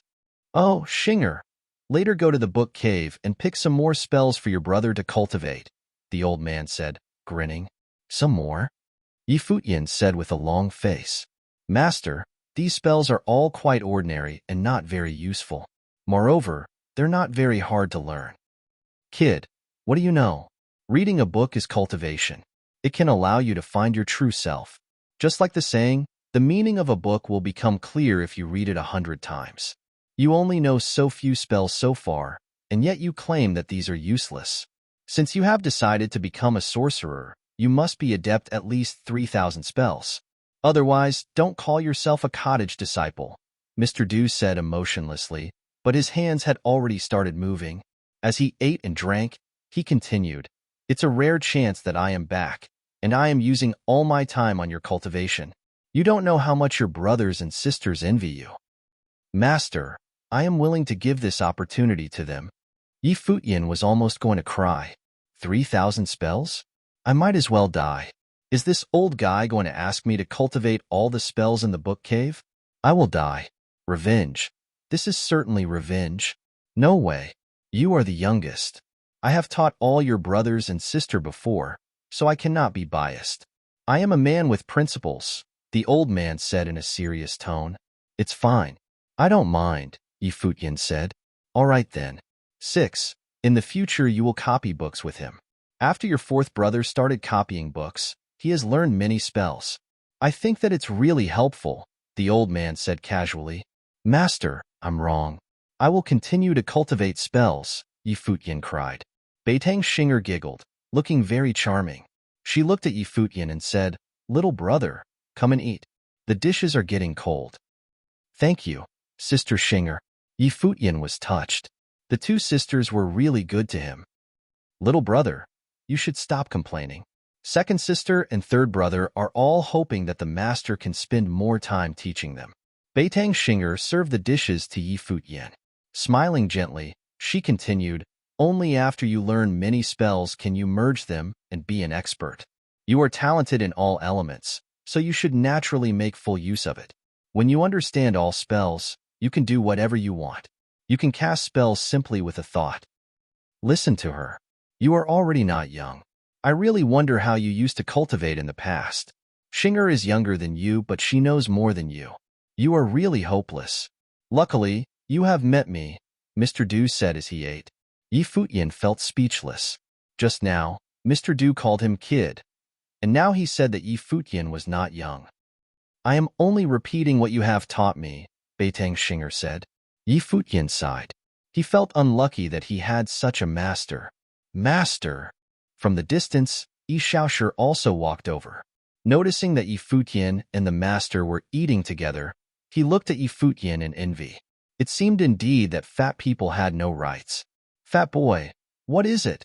The old man asked. Cough, cough. Yi Futian coughed and glanced at Yi Shaoshi. This nickname was fantastic. Yi Shaoshi widened his eyes at Yi Futian. He was brought to the cottage when he was young, and since then the master had been calling him Fat Boy. What could he do? Was it his mistake to be fat? Master, Goddess Wang Yue had brought the disciples of Moon Clan here. She wants to see you, Yi Shaoshi said. Didn't your big brother come back as well? The old man asked. Nope. I think he should have returned to Sword Saint Mountain to prepare, Yi Shaoshi replied. At the moment, the situation in the Eastern Barren Territory was extremely unstable, so even Sword Saint Mountain was unsafe. Therefore, he naturally had to gather everyone together. Book Mountain was undoubtedly the safest place.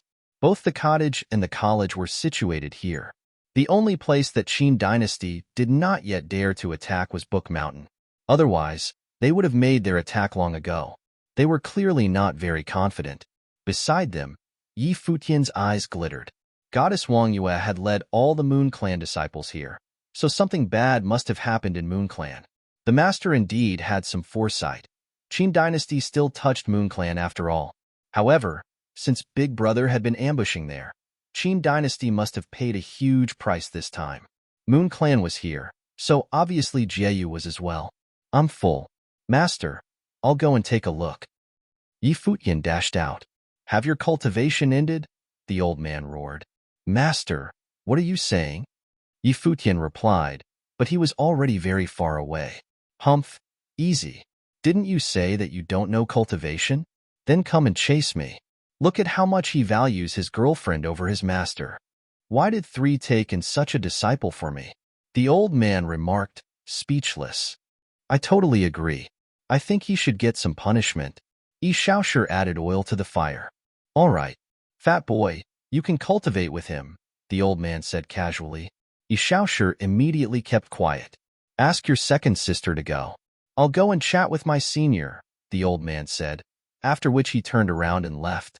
Yi Shaoshi nodded and went back. At the entrance of Book Mountain, the huge square was filled with beauties of various kinds.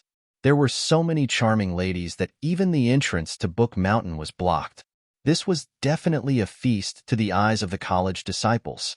Countless people from the college had come here after receiving the news and were enjoying the sight. So many beauties.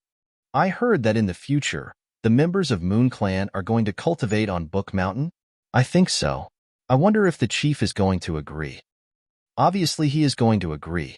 My mountain has a lot of empty space and can accommodate many of them. Same for my mountain.